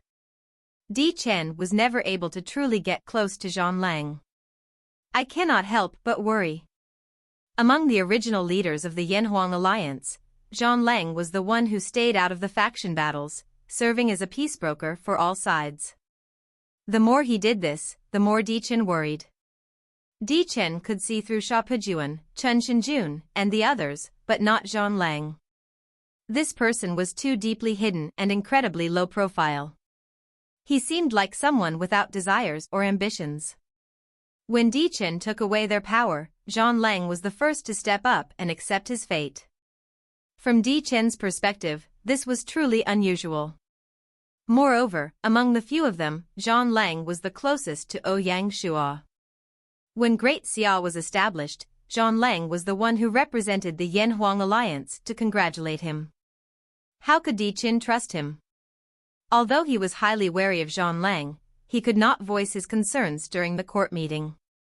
Faced with their suggestions, he could only say, "Let's take a breather and wait for the intel tomorrow before making a decision." Jianya City would not run away, and there was no need to rush. If they really wanted to use this opportunity to take down Great Ming, Chen would rather have the Pilsun Legion Corps attack instead of the Blood Red Legion Corps. It's time to lay everything on the table with Chen Shenjun. Chen realized that he needed a reliable ally during such times. Only by recruiting Chen Shenjun could he make Zhan Lang worry about more factors and control the dangerous situation in Great Zhou, thereby preventing it from falling apart. As long as we feed the hungry wolf, which is Chen Shenjun, the task is so easy. In the end, Chen bled once more. 9th month, 2nd day, Qing City. Due to the presence of the communication compass, the sneak attack last night could not be hidden from the Ming army encamped in the border cities. When they learned that the command headquarters was under attack, the 11 defending armies all reacted differently. Some traveled through the night, heading aggressively toward Qing City, wanting to save Marshal Sude. Others chose to defend their current positions, standing their ground in the cities they were in. Some could not agree on a course of action and quarreled among themselves. The next day, the Ming troops rushing to Qing City were intercepted midway by the Qing City Legion Corps and suffered a total defeat. This time, a chill ran down the spines of the remaining Ming troops. Subsequently, matters unfolded more straightforwardly. Under the North and South Pincer movement of the Great Xia Army and the Qing City Legion Corps, the 300,000 remaining troops were unable to retreat. They were left with no choice but to fight to the death or surrender. Within a short week, the 400,000 Great Ming troops that set off met with defeat. On the same day the Ming army was obliterated, Xiongba announced that Jiangnan province, along with the Qing City Legion, had joined the Great Xia dynasty and would obey the Xia king's commands. Ouyang Shua cooperated fully, bringing the divine martial guards to Qing City. The world was in an uproar when the news spread. This was the most interesting and sensational news of the 6th year of Gaia. One of the 4 leading heads of Great Zhou, even before Great Zhou's fall, had decided to surrender to the Great Xia. The details of this matter were so rich that people could not look away. Some people cheered for Great Xia, while others despised Xiongba's actions. Since ancient times, betraying one's master for glory has been the act of despicable people. Although Chen could not be considered Xiongba's master, Great Zhou was his home. Xiongba could not avoid being called a traitor. No matter what, everyone agreed on one thing: Great Zhou is going to fall. Honestly, under such circumstances, no player believed that Great Zhou dynasty could turn the tide. Not to mention turning the tide, the question of how long the Great Zhou dynasty could survive was already a concern.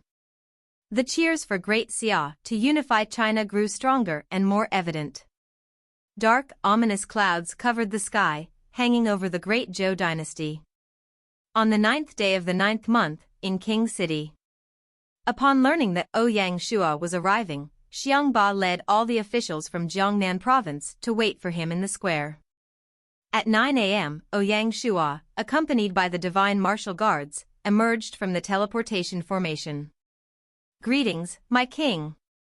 Xiongba, leading the officials of Jiangnan province, bowed to their king. Meanwhile, the civilians looked on from the sides. Ouyang Shua moved forward quickly. He grasped Xiongba's arms and helped him up, smiling. "Brother Xiongba joining us is our good fortune. You do not have to be so formal." Seeing this, the tense expressions of the Jiangnan officials finally relaxed. Due to the need for secrecy, not only were the civil servants kept in the dark, but even the Qing Legion Corps Marshal Wuqi only learned of the change 2 days ago.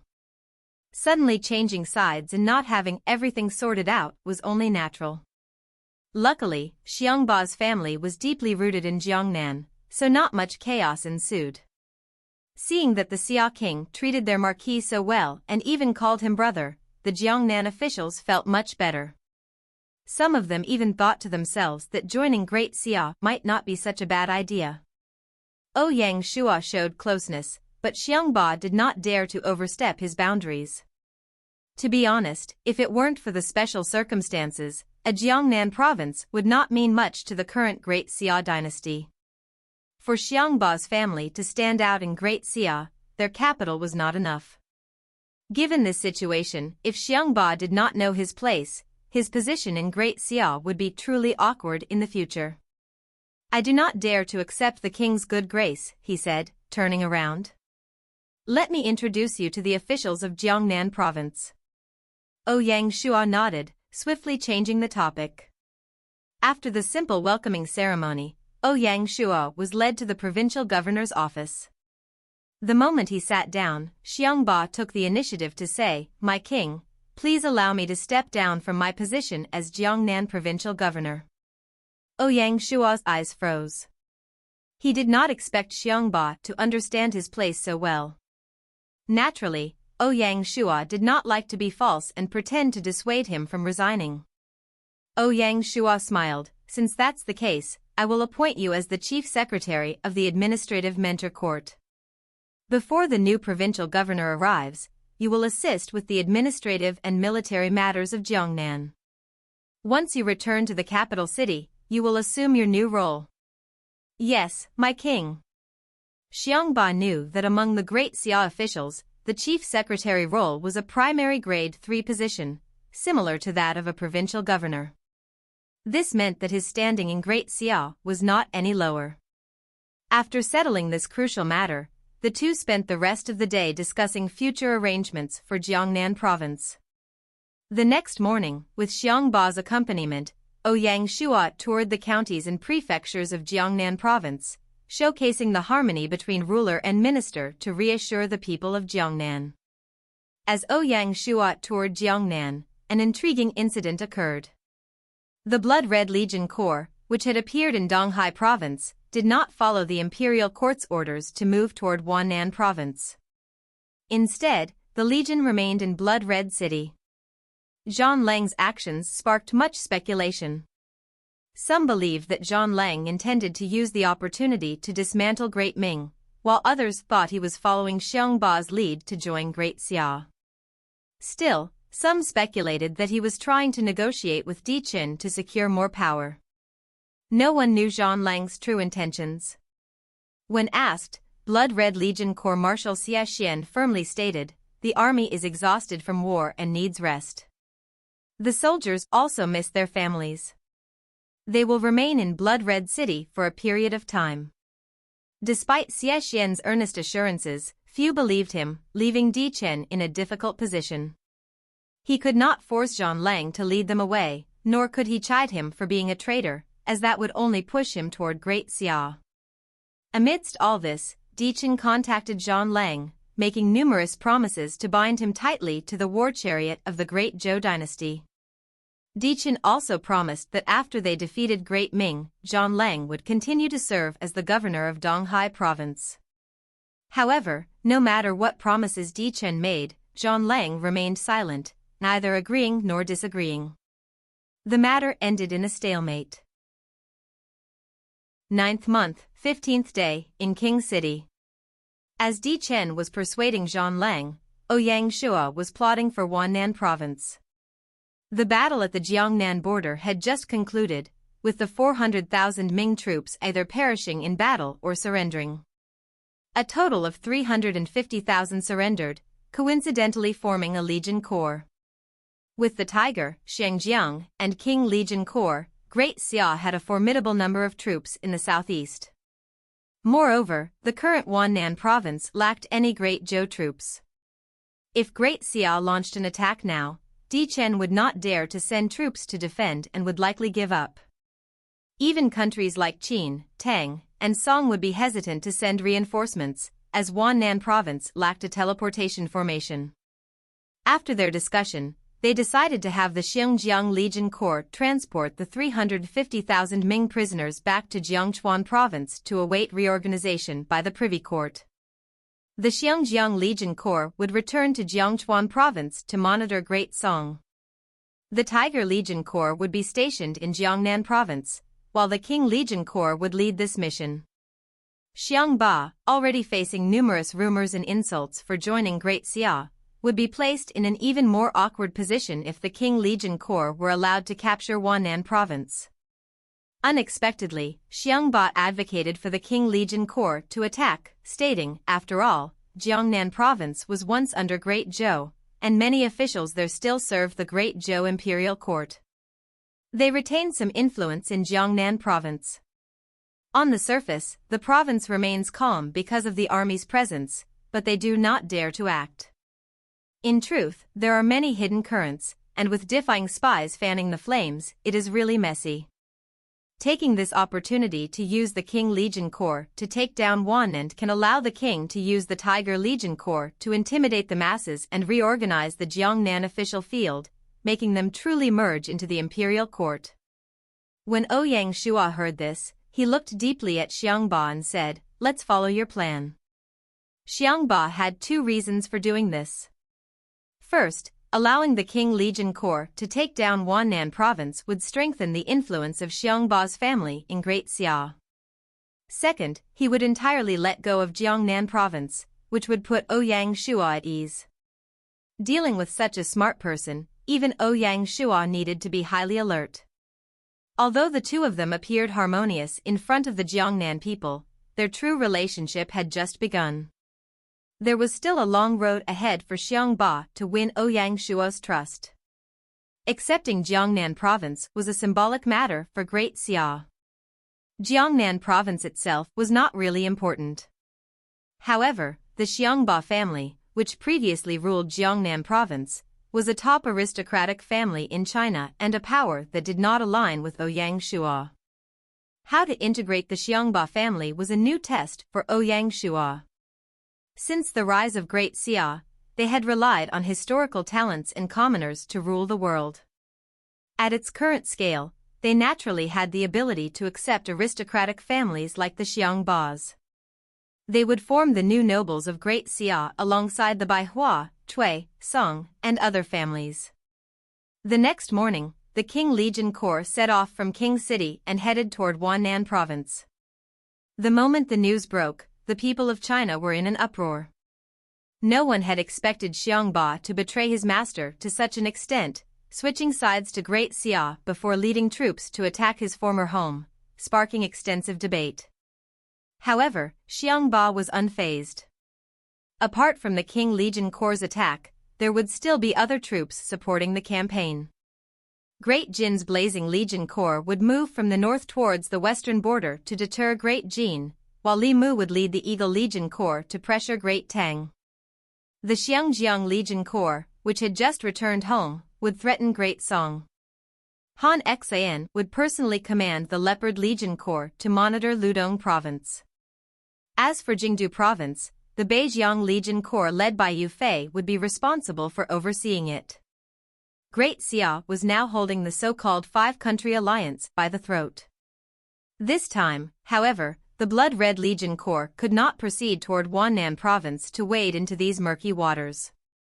In Handan City of the Great Zhou dynasty, the usually solemn and power-filled Imperial reading room exuded a despondent atmosphere. The usually self-disciplined Great Zhou king was drowning in his sorrows. His mustache had grown out, and he looked worn out. Xiongba's betrayal, Zhan Lang's peculiar actions, one piece of bad news after another had utterly crushed Chen. He had lost his fighting spirit and could only wallow in his sorrows. When Juedai Fenghua, standing not far away, witnessed this, she could not hide her sympathy, but she did not know how to console and persuade him. After the defeat in the Battle of Great Jin, Juedai Fenghua felt a bad omen. The Battle of Great Jin was a battle where Great Zhou went all out, and it was the battle where Chen gambled everything. That battle decided the fate of the Great Zhou dynasty. The truth was as such, their loss in the Battle of Great Jin caused Xiongba to leave. Subsequently, Chen decided to seize power, which infuriated Zhan Lang. As a result, the Great Zhou dynasty began to destabilize. Just like now, the Qing Legion Corps had invaded Wannan Province, but Great Zhou did not respond. They did not even have the courage to resist, and he could only endure the pain of abandoning Wannan, with no choice but to give it up. Great Zhou was embroiled in internal strife while Qin, Tang, and Song were under surveillance and were hesitant to involve themselves and provoke Great Xia's displeasure. Practically overnight, Great Xia's influence grew in China, and Great Zhou's future looked grim. Just as Juedai Fenghua had predicted, within a week, the Qing Legion Corps overtook Wannan Province. The speed at which the Qing Legion Corps captured Wannan was due to one person, the former Wannan provincial governor, Wandering Magic. Because Zhan Lang delayed Wandering Magic's dismissal in Wannan, Wandering Magic stayed in the province. One must understand that Wandering Magic was a close confidant of Xiongba. Since Xiongba had surrendered to Great Xia, Wandering Magic had no reason to stay loyal to Great Zhou.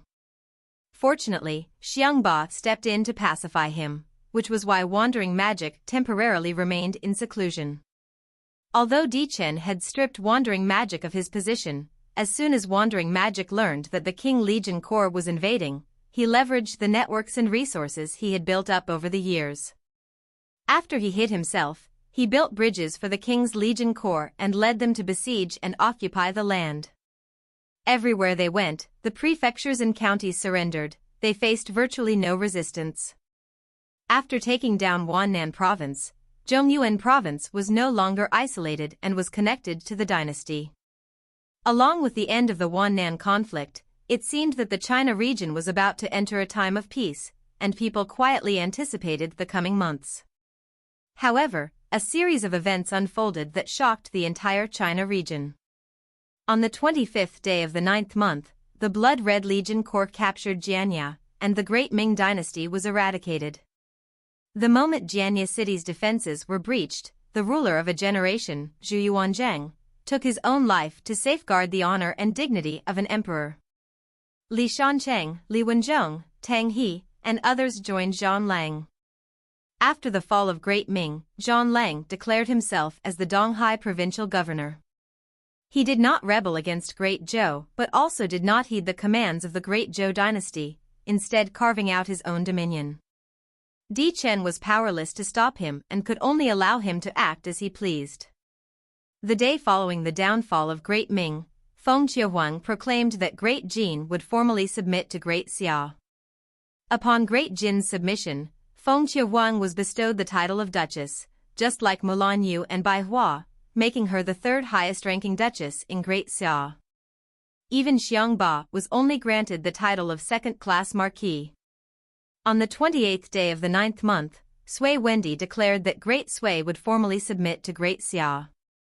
Sui Wendi Yang Jian, a astute individual, realized that the Xia king awaited Great Sui's capitulation. When he saw that China was about to be unified, Sui Wendi did not want to fall behind and submitted to Shu Han. For this, Yang Jian received great rewards.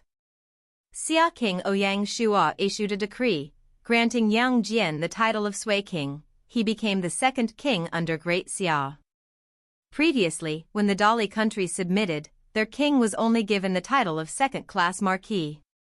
Along with Great Sui's submission, officials like Gao Jiang, Su Wei, Yang Guang, He Ruobi, Han Qinhu, Yu Zhiliuo, and Yu Wenshu joined Great Xia, much to Ouyang Shua's delight. However, based on the Great Xia title system, each time a title was passed down, it would be lowered by a rank, and it could only be passed down for 5 generations at most. Therefore, whether as Han King or Sui King, both titles would end with the first generation.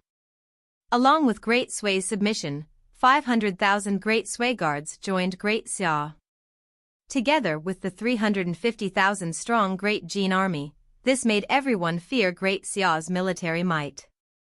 Perhaps because he felt hopeless, or perhaps to gain something, not long after Great Sui's submission, on the 10th month, first day, Liu Bei finally surrendered to Great Xia. When the news spread, the world was shocked. One must remember that Guan Yu and Zhang Fei had both died at the hands of the Great Xia army. For Liu Bei to set aside such deep-seated hatred was truly remarkable. Acknowledging Liu Bei's position, Ouyang Shua did not make things too difficult for him, immediately issuing a decree to grant Liu Bei the title of Shu Marquis, second-class marquis. He received the same treatment as Marquis Dali Duanyu. However, the Shu Han dynasty submitted, but Chancellor Zhuge Liang was unwilling to serve the Great Xia and chose to live in seclusion. Ouyang Shua did not compel him, recognizing that with the abundant lineup of talents in Great Xia, which gathered all the finest minds in Chinese history, they were not in need of a single Zhuge Liang. Fa Zhang, Huang Zhong, Zhao Yun, Jiang Wei, and many other Shu Han officials made Ouyang Shua highly content. The 6th year of Gaia was indeed a tumultuous one. The year had not even ended, and out of the 8 dynasties, only Qin, Tang, and Song had not been integrated. The China region had already ushered in a new era, one that belonged to the Great Xia. Due to continuous battles and significant acquisitions, a total of 2 million troops awaited reorganization. Upon Ouyang Shua's return to Shanghai City, he resolved to halt all military activities and focus on integrating these troops for a period. Once this phase of integration was complete, Great Xia would unify China. On the 15th day of the 9th month, in Qing City, while Chen was persuading Zhan Lang, Ouyang Shua was plotting against Wannan province. The battle at the Jiangnan border had just concluded, and the 400,000 Ming troops there either perished or surrendered. A total of 350,000 surrendered, coincidentally the size of a legion corps.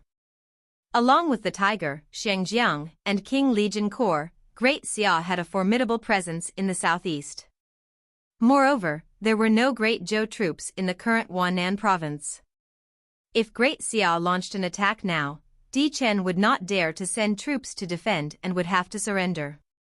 Even Qin, Tang, and Song would hesitate to send reinforcements, as Wannan province lacked a teleportation formation. After their discussion, they decided to have the Xinjiang Legion Corps escort the 350,000 Ming prisoners to Jiangchuan province to await reorganization by the Privy Court. The Xinjiang Legion Corps would remain in Jiangchuan province to monitor Great Xia. The Tiger Legion Corps would be stationed in Jiangnan province, and the Qing Legion Corps would take charge of this mission. Xiang Ba, already facing numerous rumors and insults for joining Great Xia, would find himself in an even more awkward position if the Qing Legion Corps were to capture Wannan province. However, Xiang Ba advocated for the Qing Legion Corps to attack, stating, after all, Jiangnan province was once under Great Zhou, and many officials there still served the Great Zhou Imperial Court. They wield considerable influence in Jiangnan province. On the surface, the province remains calm because the army's presence deters them from acting. In truth, there are many hidden currents, and with the diffing spies fanning the flames, it is really chaotic. Taking this chance to use the Qing Legion Corps to take down Wannan will allow the king to use the Tiger Legion Corps to intimidate the masses and reorganize the Jiangnan official field, making them truly merge into the imperial court. When Ouyang Shua heard this, he looked deeply at Xiang Ba and said, "Let's follow your plan." Xiang Ba had two reasons for this approach. First, allowing the Qing Legion Corps to take down Wannan province would strengthen the influence of Xiang Ba's family in Great Xia. Secondly, by completely letting go of Jiangnan province, he would make Ouyang Shua feel more at ease. Dealing with such a shrewd individual, even Ouyang Shua needed to be highly alert. Although they seemed genuinely harmonious in front of the Jiangnan people, the true relationship had just begun. Xiang Ba still had a long road ahead to win Ouyang Shua's trust. Accepting Jiangnan province was a symbolic matter for Great Xia. Jiangnan province itself was not of critical importance.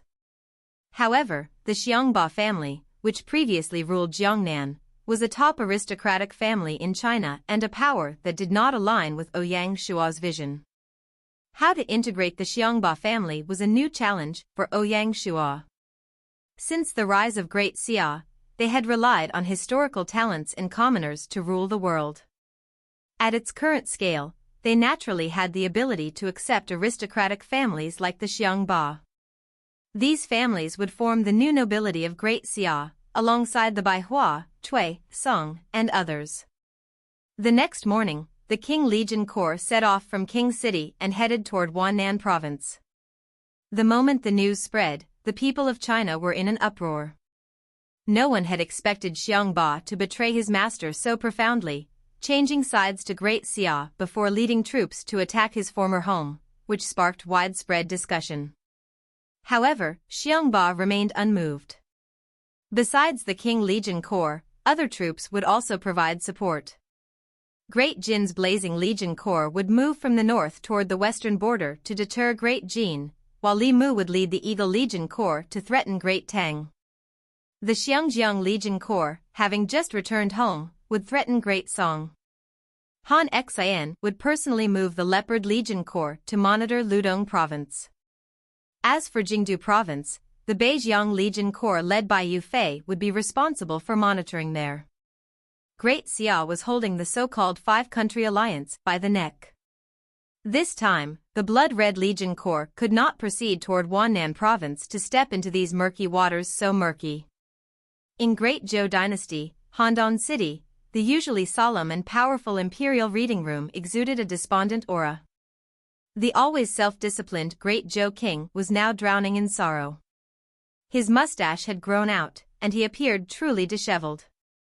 Xiang Ba's betrayal and Zhan Lang's peculiar actions, one piece of bad news after another, had completely crushed Chen. He had lost his fighting spirit and could only drown in his sorrows. Juedai Fenghua, standing not far away, could not hide her sympathy but did not know how to console or persuade him. After the defeat in the Battle of Great Jin, Juedai Fenghua had a bad feeling. The Battle of Great Jin was a decisive engagement where Great Zhou committed all its resources, and it was the battle on which Chen gambled everything. This battle determined the fate of the Great Zhou dynasty. The loss at the Battle of Great Xia led Xiongba to leave, which subsequently angered Zhan Lang when Chen decided to seize power. As a result, the Great Zhou dynasty began to waver. Just like now, the Qing Legion Corps has charged into Wannan province, but Great Zhou has not taken any action. They lack the courage to resist and can only abandon Wannan, leaving them with no choice but to give it up. Great Zhou is now embroiled in an internal conflict, while Qin, Tang, and Song remain cautious, unwilling to involve themselves and draw the ire of Great Xia. Almost overnight, Great Xia's influence has risen in China, leaving Great Zhou's future bleak. As Juadai Fenghua predicted, within a week, the Qing Legion Corps took control of Wannan province. The speed at which the Qing Legion Corps captured Wannan was largely due to one person, the former Wannan provincial governor, Wandering Magic. Due to Zhan Lang's delay in appointing a new governor, Wandering Magic remained in the province. It's important to note that Wandering Magic was a close ally of Xiongba. After Xiongba submitted to Great Xia, Wandering Magic had no reason to stay with Great Zhou. However, Xiongba intervened to calm him, which is why Wandering Magic temporarily remained in seclusion. Although Chen had removed Wandering Magic from his position, once he learned of the Qing Legion Corps' assault, Wandering Magic leveraged the influence he had built over his long tenure in Wannan.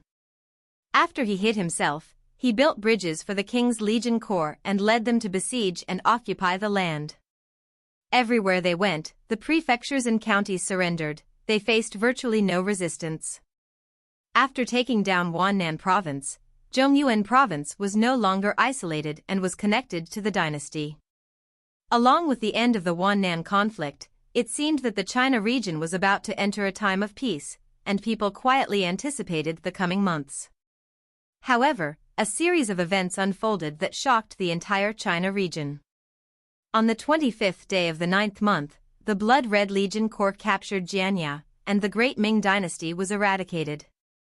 The moment Jianya city's defenses were breached, the ruler of a generation, Zhu Yuanzhang, took his own life to safeguard the honor and dignity of an emperor.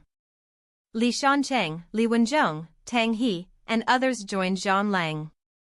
After the fall of Great Ming, Zhan Lang declared himself as the Donghai provincial governor. He did not rebel against Great Zhou but also did not heed the commands of the Great Zhou dynasty, instead carving out his own dominion. Chen was powerless to stop him and could only allow him to act as he pleased. The day following the downfall of Great Ming, Feng Qiuhuang proclaimed that Great Jin would formally submit to Great Xia. Upon Great Jin's submission, Feng Qiuhuang was bestowed the title of Duchess, just like Mulan Yu and Bai Hua, making her the third highest-ranking duchess in Great Xia. Even Xiongba was only granted the title of second-class marquis. On the 28th day of the 9th month, Sui Wendi declared that Great Sui would formally submit to Great Xia. Sui Wendi Yangjian, an astute individual, realized that the Xia king awaited Great Sui's capitulation. When he saw that China was about to be unified, Sui Wendi did not want to fall behind and decided to submit to Shu Han. For this, Yang Jian received great rewards. Xia King Ouyang Shua issued a decree, granting Yang Jian the title of Sui King, making him the second king under Great Xia. Previously, when the Dali countries submitted, their king was only given the title of second-class marquis. With Great Sui's submission, Jiao Jiang, Su Wei, Yang Su, Zhang Yi, He Ruobi, Han Qinhu, Yu Zhiliuo, Yu Wenshu, and other officials joined Great Xia, much to Ouyang Shua's delight. As for Yang Guang's ambitions, they would never be realized. According to the Great Xia title system, each title could be passed down by one rank, with a maximum of 5 generations. Thus, whether as Han King or Sui King, both titles would end with the first generation. With Great Sui's submission, 500,000 Great Sui guards joined Great Xia. Along with the 350,000 Great Jin army, the combined force made everyone fear Great Xia's military might. Perhaps out of hopelessness or a desire for better prospects, not long after Great Sui submitted, on the 10th month, first day, Liu Bei finally surrendered to Great Xia. When the news broke, the world was shocked. It must be known that both Guan Yu and Zhang Fei had died under the Great Xia army. For him to set aside such deep-seated hatred, Liu Bei truly lived up to his name. Recognizing Liu Bei's position, Ouyang Shua did not make things too difficult for him and promptly issued a decree, granting Liu Bei the title of Shu Marquis, a second-class marquis. He received the same treatment as Marquis Dali Duanyu. However, the Shu Han dynasty submitted, but Chancellor Zhuge Liang was unwilling to serve the Great Xia and chose to live in seclusion. Ouyang Shua did not compel him, recognizing that with the abundant lineup of talents in Great Xia, which gathered all the finest minds in Chinese history, they were not in need of a single Zhuge Liang. Fa Zhang, Huang Zhong, Zhao Yun, Jiang Wei, and many other Shu Han officials made Ouyang Shua highly content. The 6th year of Gaia was indeed a tumultuous one. The year had not even ended, and out of the 8 dynasties, only Qin, Tang, and Song had not been integrated. The China region had already ushered in a new era, one that belonged to the Great Xia. Due to continuous battles and significant acquisitions, a total of 2 million troops awaited reorganization. Upon Ouyang Shua's return to Shanghai City, he resolved to halt all military activities and focus on integrating these troops for a period. Once this phase of integration was complete, Great Xia would unify China. Chapter 12:10, The Africa Warzone. Great Xia halted their expeditions, but no one was happy about it. Everyone knew that once Great Xia digested the newly added 2 million troops, they would launch an aggressive campaign to unify China. The mere thought of this sent a chill down one's spine. As time passed and the 10th month arrived, Ouyang Shua entered a busy period. After securing a vast amount of land, accepting 2 million troops, and winning the loyalty of many officials, how to manage this grand strategy was his greatest challenge. Over several days, Ouyang Shua either convened the cabinet to discuss matters or held meetings at the Grand Council or the Privy Court. Additionally, he met with ministers individually, keeping himself very busy. On the 5th day of the 10th month, things began to settle. The first issue Ouyang Shua addressed was the civil service. Although 3 dynasties had submitted to Great Xia, they only encompassed 3 provinces, making the arrangement relatively straightforward. Xiang Ba was removed from his role in the administrative mentor court and officially appointed as the governor of Minnan Province. Minnan Province bordered Jiangnan Province, and Ouyang Shua placed him there to monitor any potential attempts to influence Jiangnan covertly once things stabilized. This was Ouyang Shua's test for Xiang Ba. The former governor of Minnan Province, Sun Yu, was appointed as the chief secretary of the administrative mentor court. Joining him was Shu Han minister Fa Zhang, who was appointed as a secretary. The administrative mentor court now boasted such a distinguished lineup, making it a bit overpowered. Apart from head secretary Zhang Liang, there were chief secretaries Jia Su, Pang Tong, and Sun Yu, as well as secretaries Chen Gong, Zhes Ho, and Fa Zhang. Apart from Zhang Liang, they were all top strategists from the Three Kingdoms era. Ouyang Shua was already thinking about how to make the administrative mentor court work effectively so that none of them would have nothing to do. The role of Jiangnan provincial governor was taken by Gao Ying. The other Sui dynasty minister, Su Wei, was appointed to Hedong province, where Great Jin had been located. The 2 pillars of Great Sui were given high appointments. Zhu Fuyan was removed from his position as Zhongyuan provincial governor and moved to Wannan. Feng Qiuwang would take over his role. The situation in Zhongyuan province has largely stabilized. With the Imperial court's action against Wannan province, Zhongyuan province has re-established connections with the Imperial court. Zhu Fuyan was a minister of Great Han, and it was not appropriate for him to remain in Zhongyuan. Feng Qiuwang's appointment there showed Ouyang Shua's high hopes for her. Zhongyuan province is the central pillar of the mid-plains, and if she runs it well, she will gain a lot of credit. Apart from the provincial governor appointments, the other officials were handled by the cabinet. The rule was that Han, Jin, Shu, and Jiangnan province officials could only be appointed to provinces other than their own. This was a complex process that would take several months. After settling the provincial governors, Ouyang Shua temporarily set aside civil servant matters and focused on the largest military reorganization in Great Xia history, which involved many aspects and was difficult to keep track of. Dealing with the 2.29 million troops required significant effort. They captured 120,000 Han troops during the Battle of Luoyang, but with Wei Qing having taken his own life, they gained no great generals. During the Battle of Qing, they captured 320,000 troops, again without acquiring any exceptional leaders. At the Jiangnan border, they captured 350,000 Ming troops and gained notable generals: God General Su De, Emperor Rank General Chang Yechen, and King Rank Generals Feng Shang and Deng Yu. After the fall of the Great Ming, Su De and his comrades ceased resistance and surrendered to the Great Xia.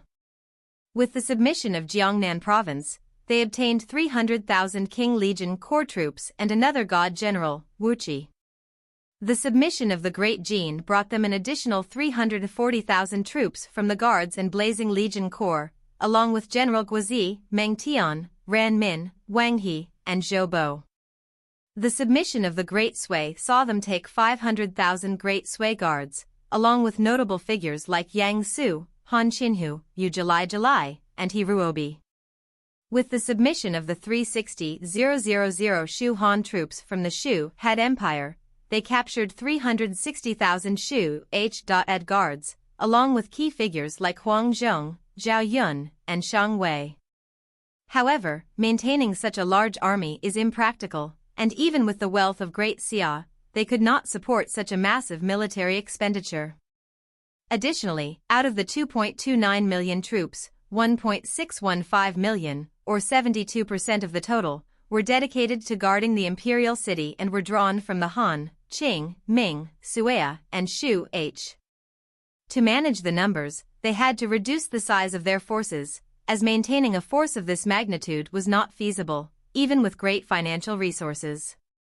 Reducing the military significantly would allow them to reallocate resources to more pressing needs, such as rebuilding infrastructure and maintaining the loyalty of the newly integrated regions and troops. Disarming the armies of the defeated Lo, Qing, Ming, Sui, and with the current size of Great Xia, reorganizing the military was not a simple task. It was not just a numbers game. They needed to consider the future strategy of the dynasty. They had to confirm the direction in which the dynasty would expand and the enemies they would face before they could settle on a reorganization plan. Overall, this process was guided by the needs of the dynasty. As for Great Xia's enemies, practically everyone was an adversary. In Asia alone, the Mongol Empire and the Romanov Empire lay to the north, the Persian Empire to the west, the Arab Empire further west, the Peacock and Gupta dynasties to the southwest, and Java in Southeast Asia. From a global perspective, the situation was even more complex. Apart from the Indian Empire, there were the Maple Dynasty, Dawson Dynasty, and Mayan Dynasty in America, the House of Tudor, Spain Dynasty, Yal Dynasty, Ottoman Dynasty, and Caesar Dynasty in Europe, and the Bantu Dynasty and Egypt in Africa. Their enemies spanned the entire world map. If these dynasties were to merge, even 3 Great Xias would be wiped out. Moreover, Ouyang Shua was not someone content with the status quo. His resolve was as hard as steel, and he was determined to dismantle the Silver Hand and Azure Badge to re-establish the world order on Planet Hope. One could only imagine how exciting the future would be. With so many enemies, it was naturally impossible to eliminate them one by one. Ouyang Shua aimed to destroy the two organizations, not all their members. Accepting Xiongbao's family was based on such considerations. Ouyang Shua identified 3 breakthrough points: the Peacock and Gupta dynasties, which were the most challenging due to the presence of the Ashoka dynasty, and the Persian Empire. If they could take it down, they would be able to threaten the Arab Empire to the west, the Caesar dynasty to the northwest, and the Romanov dynasty to the southwest. Africa would come third.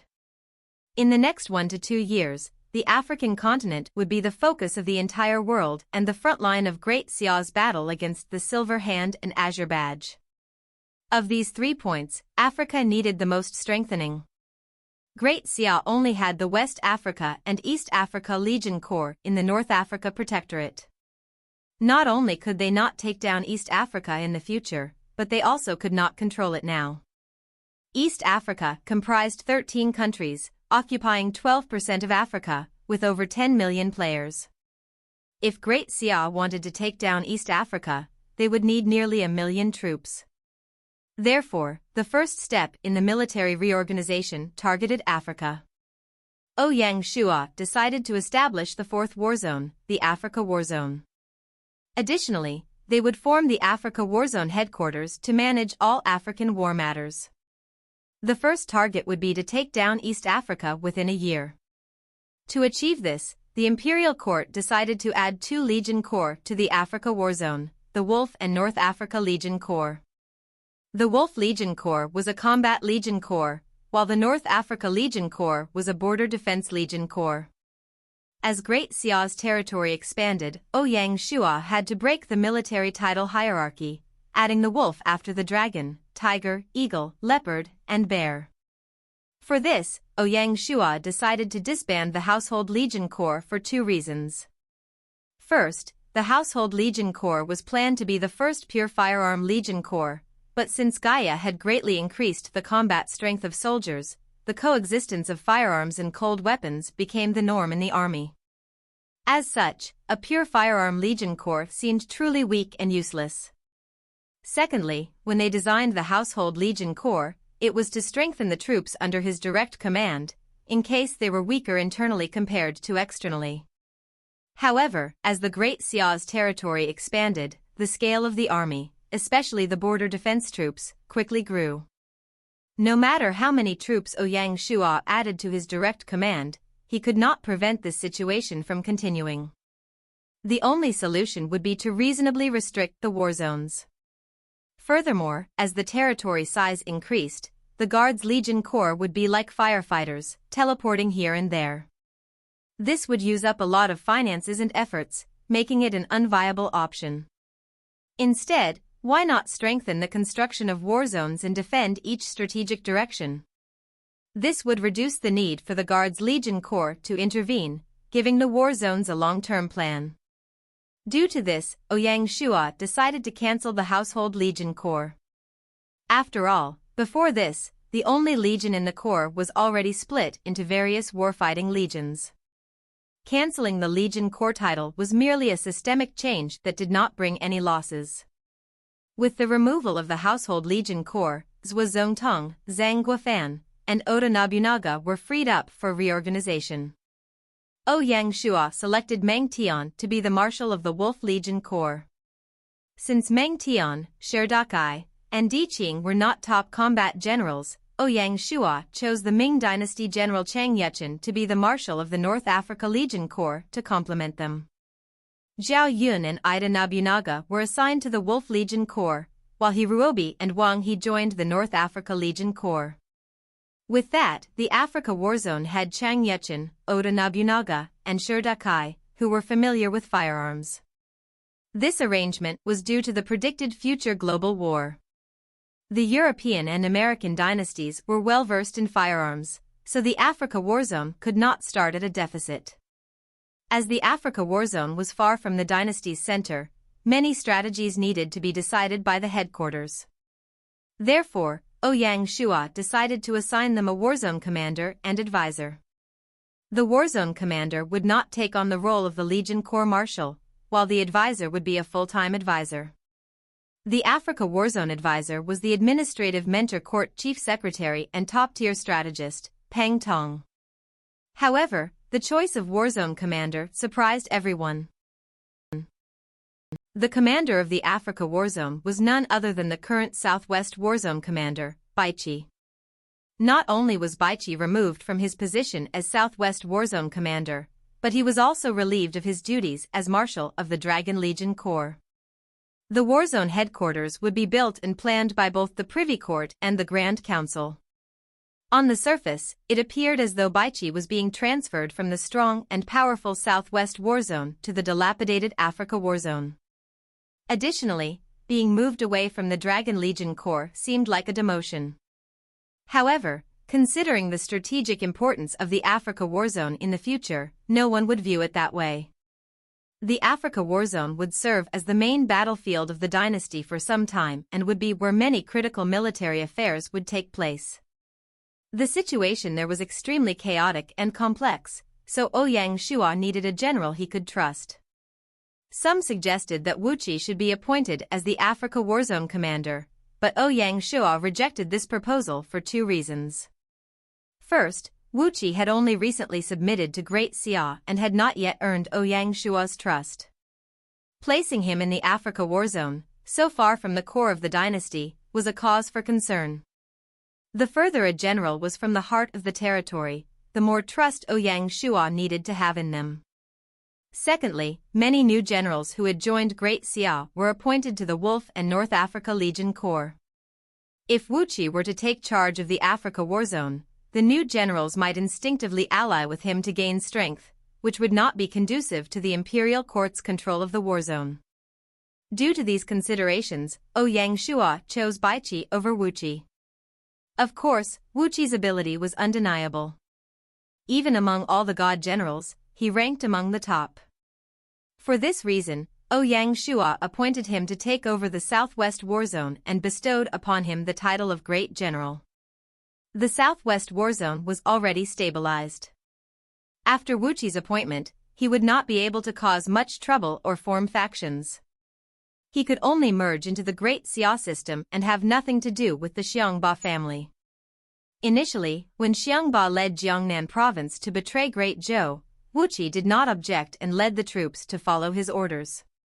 This was a concern for Ouyang Shua. Southwest Warzone advisor Qin Gong worked alongside Wu Qi. Seizing the opportunity to assign an advisor to the Africa Warzone, Ouyang Shua decided to appoint advisors for all four warzones. Fa Zhang was appointed as the Southeast Warzone advisor, while Sun Yu became the Northwest Warzone advisor. This left the administrative mentor court with Zhang Liang, Jia Su, and Zhou.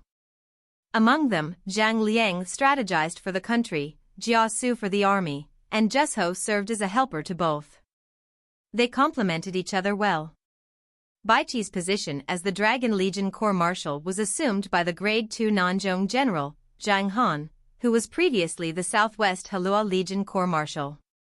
Zhang Han's position would be taken by the Sui Dynasty General, Yang Su. The Dragon Legion Corps was one of the top Legion Corps in the dynasty. Therefore, a new general could not be appointed lightly. They had to select from one of the Border Legion Corps marshals to ensure the stability of the Southwest Warzone.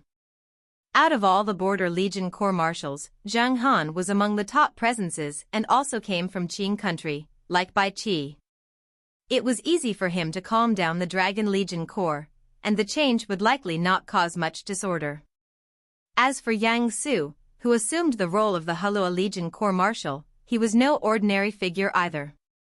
Yang Su was born into the Yang family of Hongneng, an aristocratic family on par with the Pei family of Wenxi.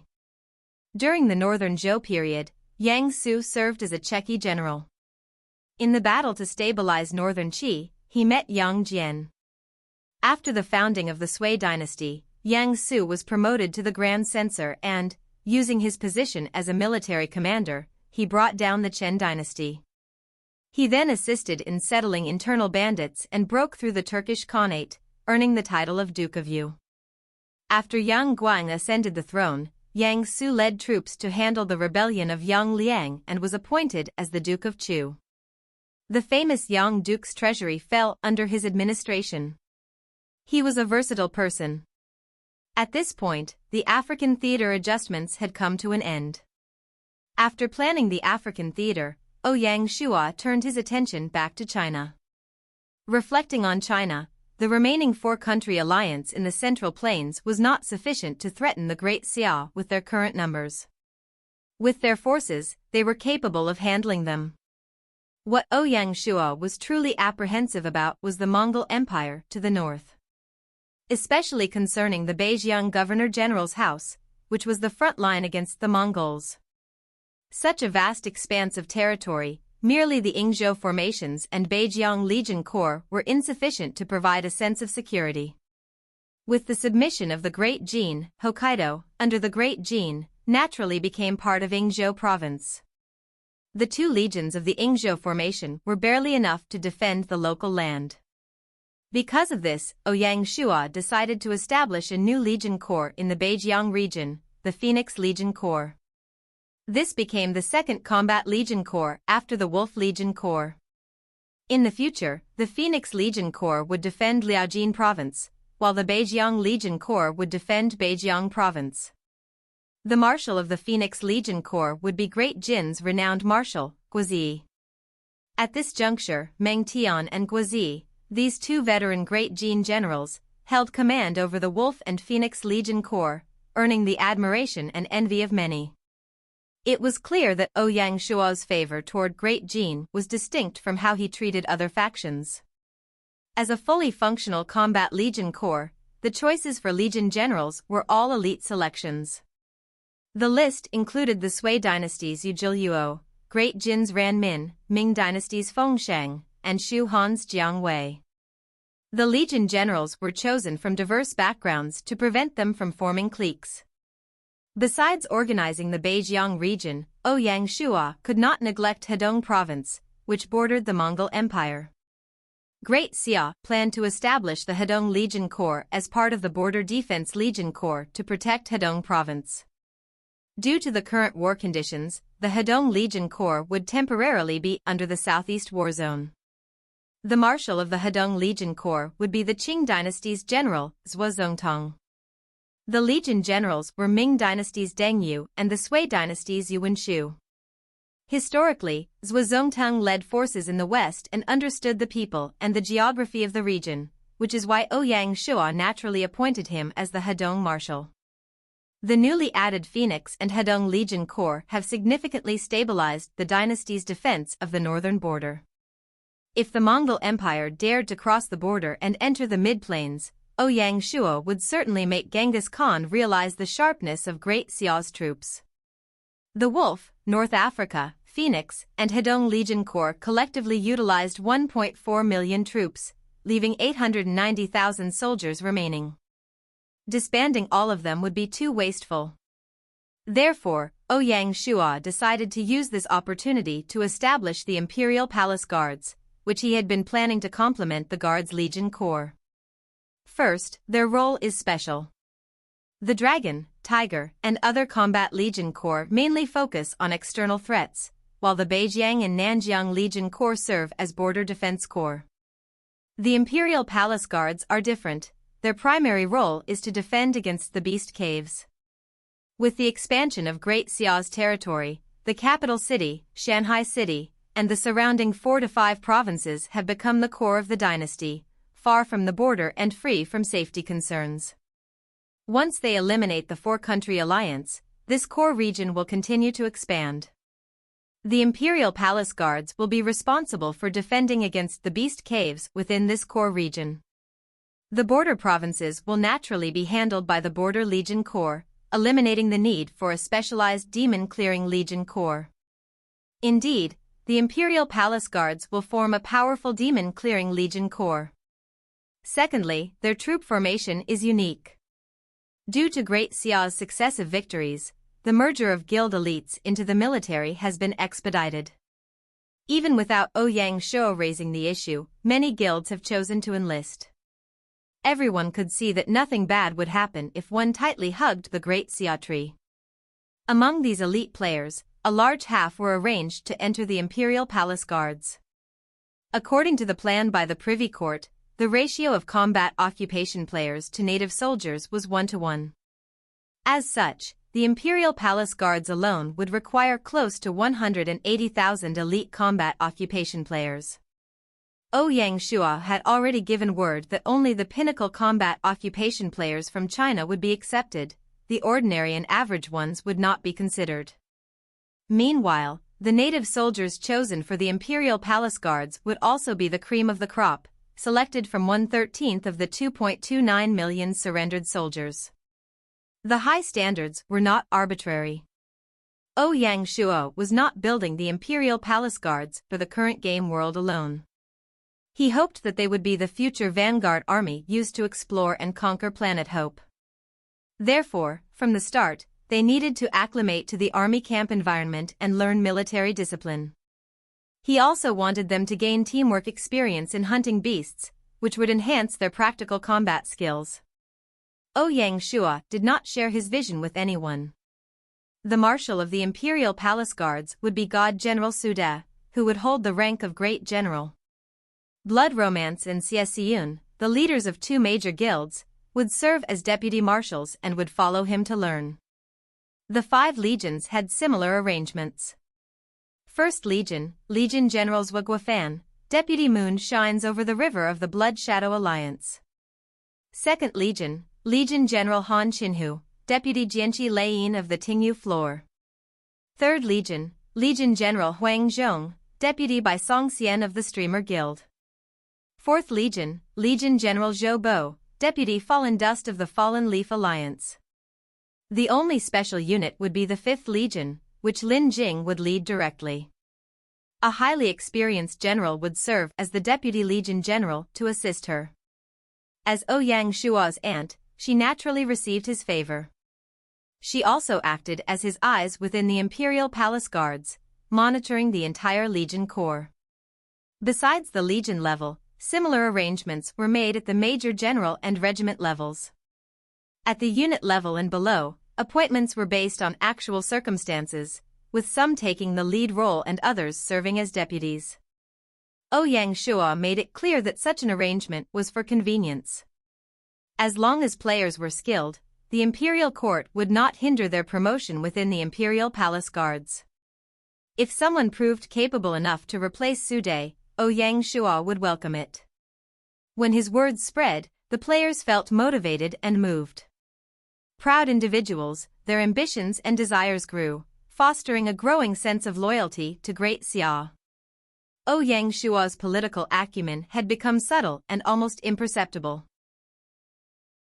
After the formation of the Imperial Palace Guards, this round of military organization concluded. In this reorganization, Wu Qi and Su De were given the title of Great General, while the other generals received various titles.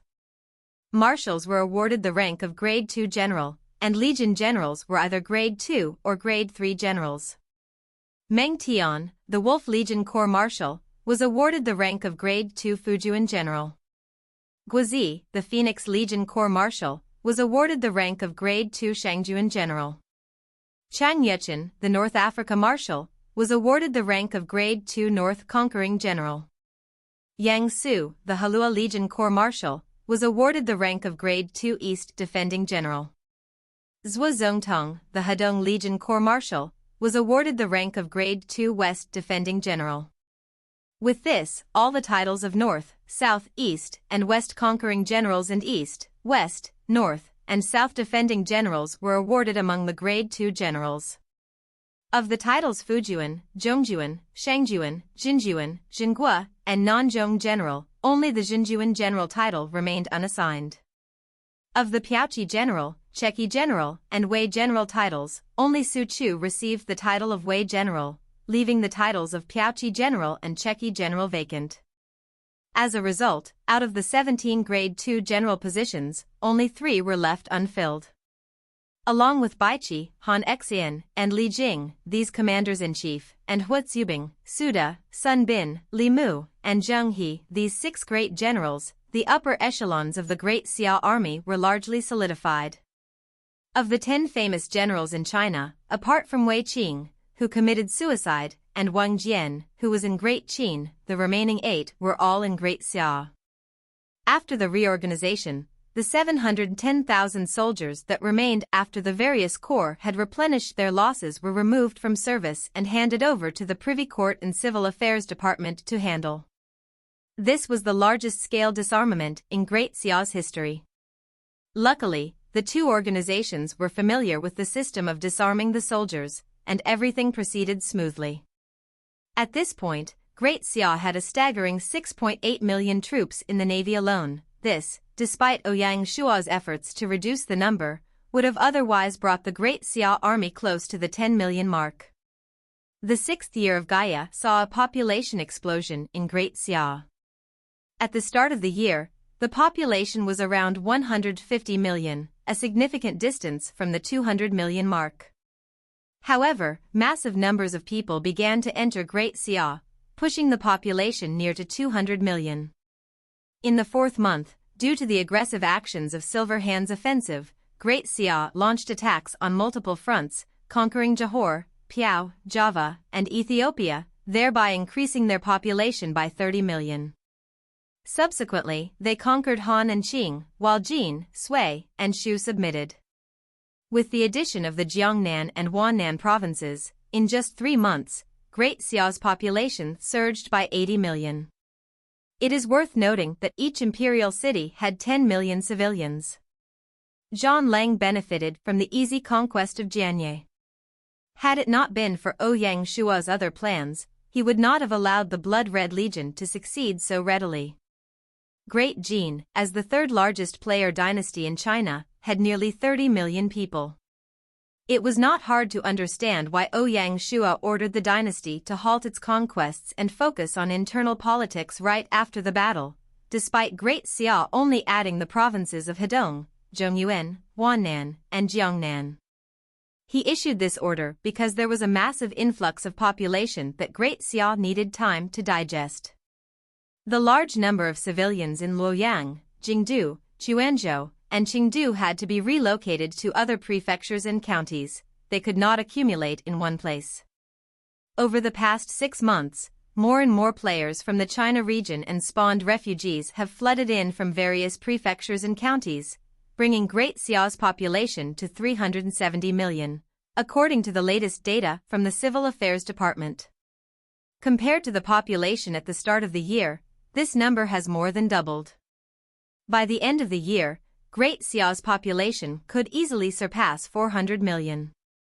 During Daoguang's rule, China's population reached 430 million, setting a record.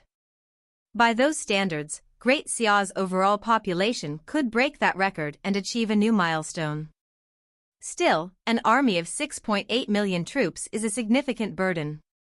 Historically, the largest army was the Ming dynasties, which peaked at nearly 2.8 million troops when the population was only around 200 million. Moreover, the number of Ming troops was known to be exaggerated. Even with 6.8 million troops, Great Xia's troops-to-population ratio exceeds that of the Ming dynasty. In terms of military scale, Great Xia would be unprecedented and unique in history. It seems like there's a bit of confusion in the text. Let me try to clarify and correct it. In recent years, even as the peak scale of troops did not exceed 6.5 million, which was still lower than the current scale of Great Xia.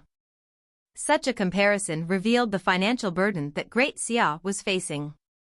Even so, Ouyang Shua could not disarm the army. This was the most crucial time for Great Xia.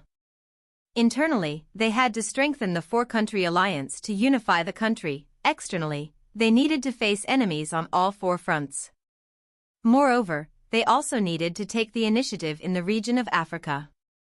Along with defending against the beast caves, every aspect needed the support of a strong military. Disarming would only be possible after they had solidified the 4-country alliance and established a stable core.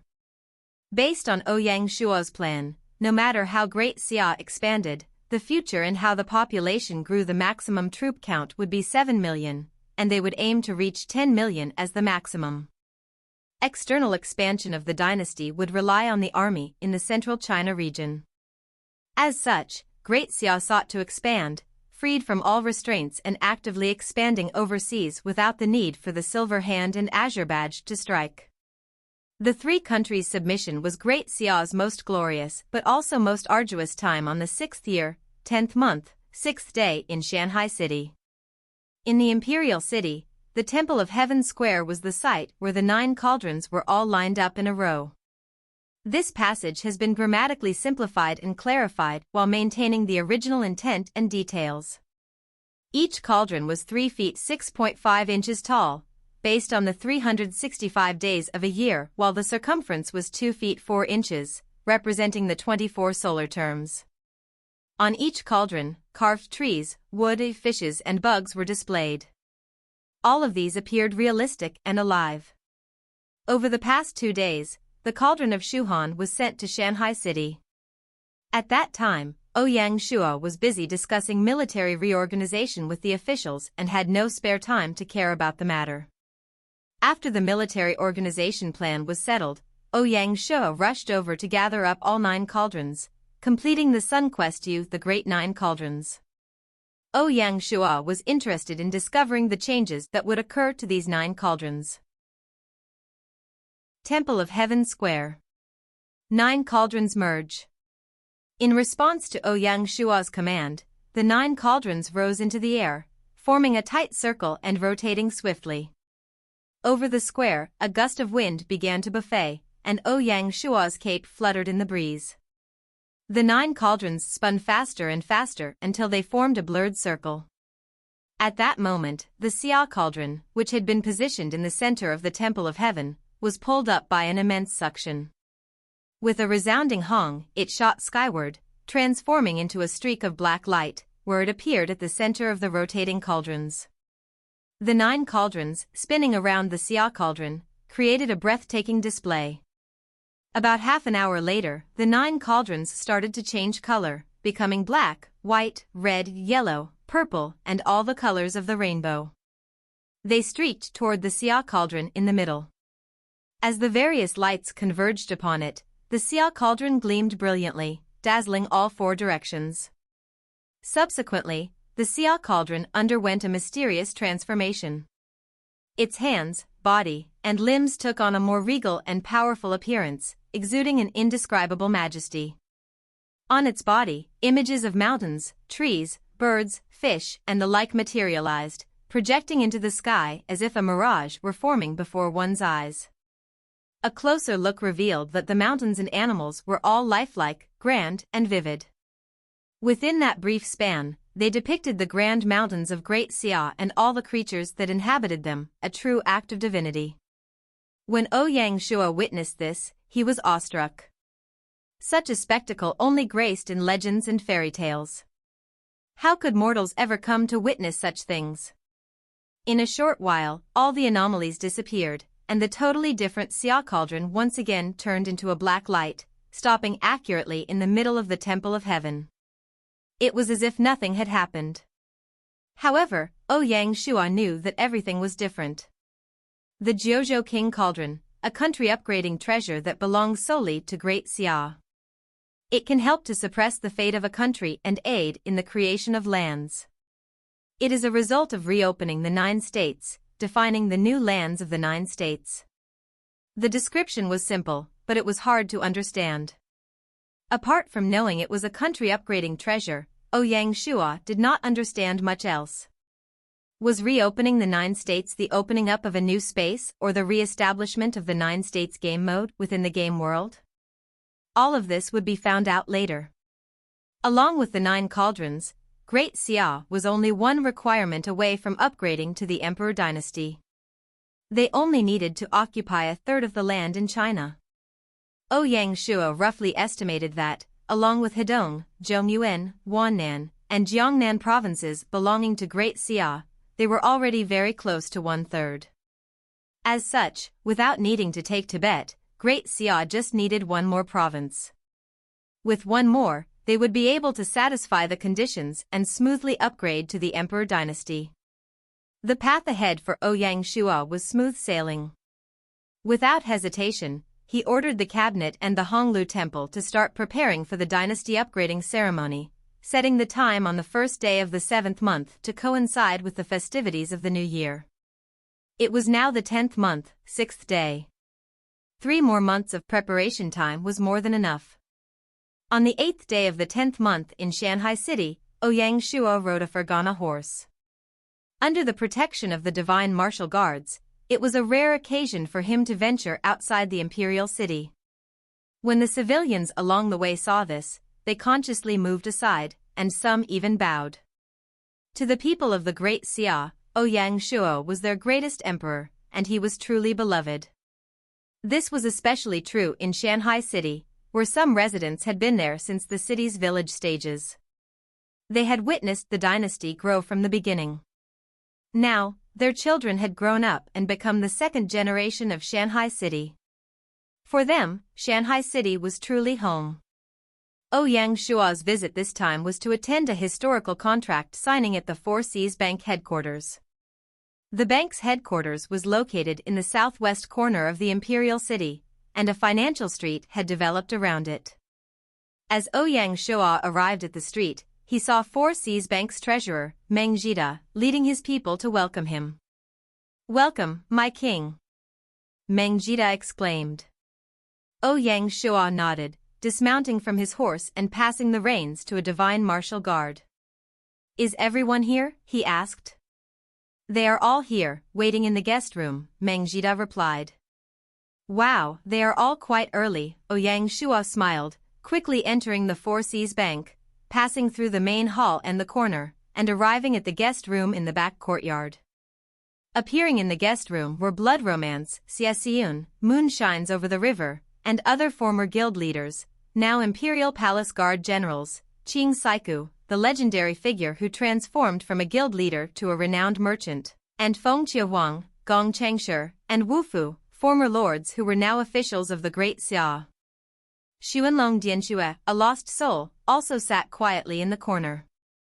Regardless of their current and past identities, they were invited to the Four Seas Bank headquarters today because they shared a common identity: shareholders. Due to the heavy financial burden following this round of military expansion, Ouyang Shua, as the Xia king, needed to find ways to boost the dynasty's revenue. His first thought turned to the Four Seas Bank. After 5 years of growth, the Four Seas Bank had become a giant, attracting nearly 300 million in savings. It was not only the leading bank in China but also globally. To this day, no one has challenged the Four Seas Bank's position as the world's top bank.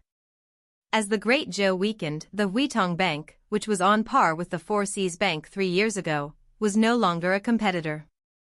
Ouyang Shua had his eyes on the Four Seas Bank, but he knew he could not use the savings there to fund the military payroll. That would be a short-sighted and destructive approach, and Ouyang Shua was too wise to do so. Instead, he planned to establish the Great Xia Bank on the foundation of the Four Seas Bank.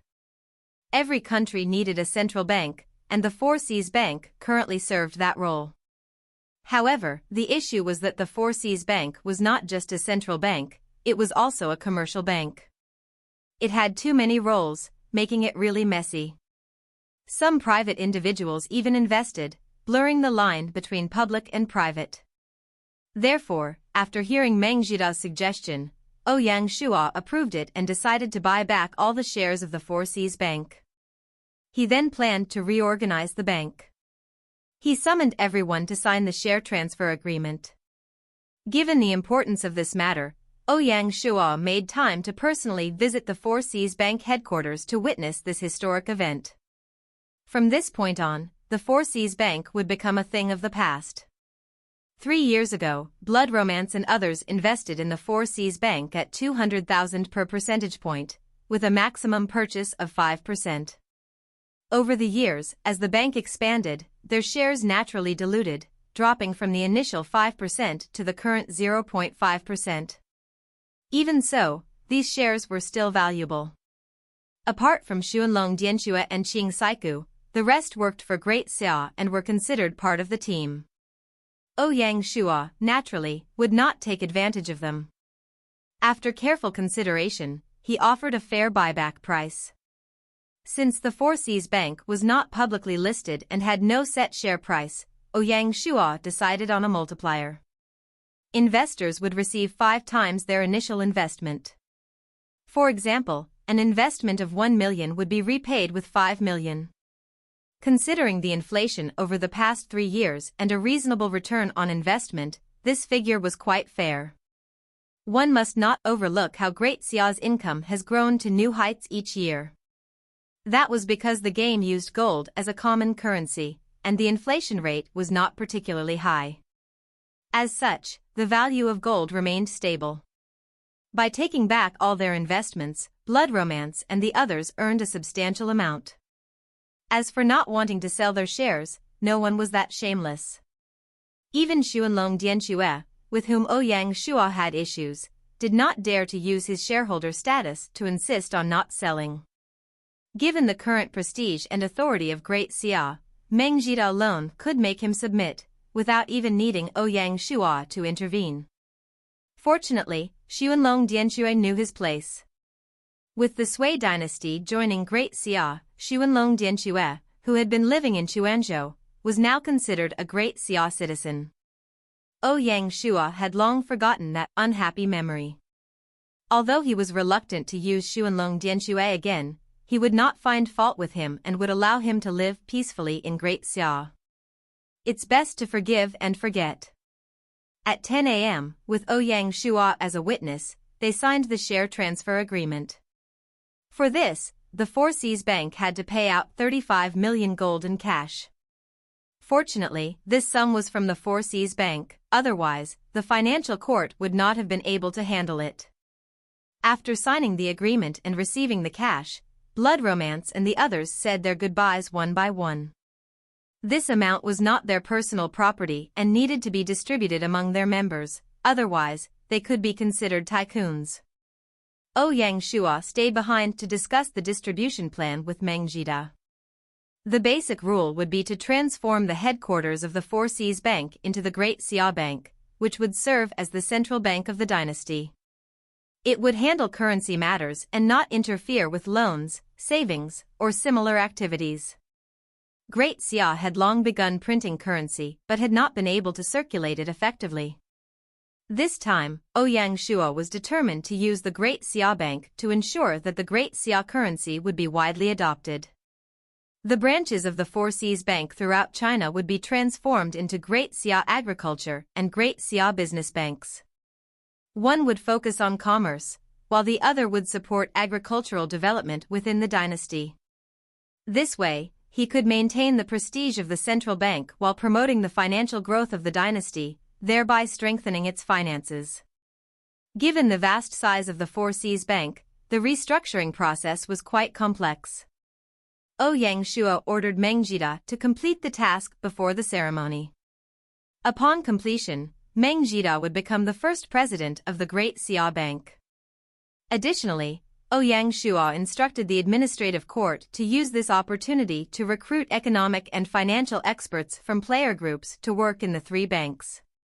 China was rich in financial talent, and there should be no shortage of qualified individuals.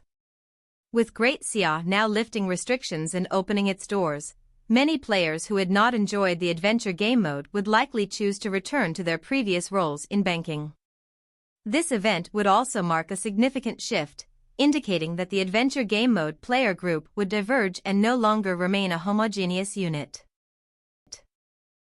During the resting period, Ouyang Shua remained in the capital city and adjusted the imperial court structure based on the dynasty's development needs.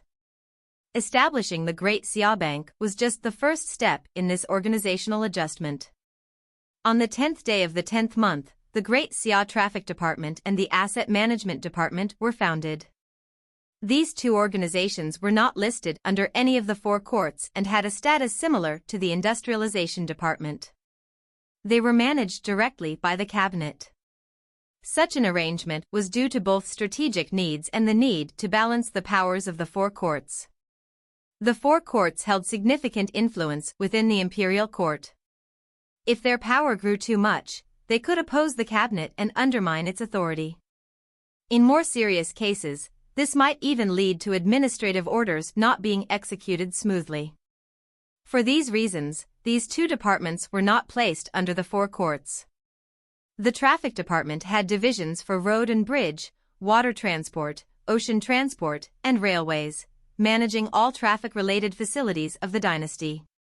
These divisions were responsible for organizing, regulating, and implementing plans for land and ocean transport, ensuring the seamless integration of different transport systems to promote connectivity.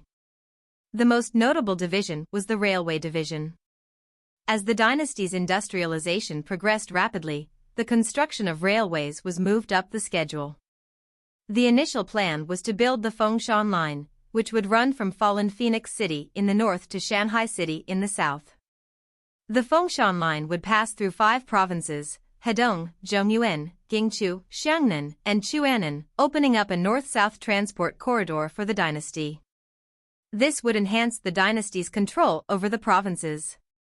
Although Jingqiu province was still under Great Song rule, building such a north-south railway was a significant undertaking for the current Great Xia. It was similar to the Great Wall of China. The imperial court planned to complete this line in 3 years. It was due to the Fengshan railway line plan that the imperial court decided to independently establish the railroad division. The asset management department, as its name suggests, was in charge of managing the enterprises set up by the dynasty. This responsibility was previously handled by the Industry and Development Planning Department under the Financial Court. The decision to transfer it was not to diminish the power of the Financial Court. Instead, as the scale of corporations and groups grew, they required a professional organization to manage them. The Shu Mountain Steel Corporation, China Garment Group, China Construction Group, Songlong Military Works Group, Shenying Brand Bicycle Factory, and other enterprises would be managed by this new group. Only the China Shipping Group remained under the Traffic Department. Using this opportunity, the imperial court also reformed the chambers of commerce, leading them to undergo a corporate system transformation to establish industry standards and audit business operations. This task was overseen by the business department under the financial court. Great Xia's commerce and business environment was truly prosperous, relatively free, and advanced. According to calculations by the business department, there were no fewer than 5,000 chambers of commerce of various sizes in Great Xia. Among them, major players like the Bai Family Trading Company, Chui Chamber of Commerce, Song Chamber of Commerce, and Thread Chamber of Commerce had businesses spanning numerous industries. As long as the imperial court allowed it, these super chambers of commerce would enter any industry. The chambers of commerce had gradually become powerful forces beneath the surface, posing a significant risk to the dynasty as they could potentially disrupt the imperial court's operations at any moment. Ouyang Shua had to remain vigilant. With industrialization intensifying, the power of capital would only grow stronger and more unrestrained. What Ouyang Shua, or rather, the Great Xia Imperial Court, could do was not to use violence to control it, as that would harm the commerce environment they had worked hard to establish. Such action would only hurt both sides. The true solution to the problem was to restrain this beast before it fully emerged. They would use policies to guide and achieve a win-win situation. Changing the company operating system was the first weapon the imperial court deployed. They aimed to establish an industry and commerce registration system to make business operations more transparent and easier to monitor. By implementing a company qualification auditing system, they could eliminate substandard products and raise the entry barriers for industries. This would also aid in monitoring the chambers of commerce, preventing them from swarming into every profitable area. Additionally, it would help increase tax revenue and prevent tax evasion by the chambers of commerce. Ouyang Shua was determined to have the business department focus heavily on this, aiming to complete the relevant system changes and auditing work before the 7th year. If any chamber of commerce attempted to comply only superficially, Ouyang Shua vowed to deal with them harshly. In the short term, this would likely reduce the enthusiasm and proactiveness of the chambers of commerce, diminishing their strength. However, from a long-term perspective, it would enhance the scale and prosperity of Great Xia's business environment. The development of the financial system had become a critical aspect of territorial construction. On the 11th day, Ouyang Shua arrived at the Privy Council office to attend an unveiling ceremony. The Privy Court would establish the Monster Research Institute to research and analyze how monsters and beasts fought and to develop weapons and equipment targeting them. Additionally, they would develop methods to turn monster meat into military rations and similar products. As the 10th month approached, the number of beast calamities in various lands showed no signs of decreasing and became increasingly severe. Based on Privy Court data, The soldier casualties in the camp near the beast caves slowly increased, which drew Ouyang Shua's attention.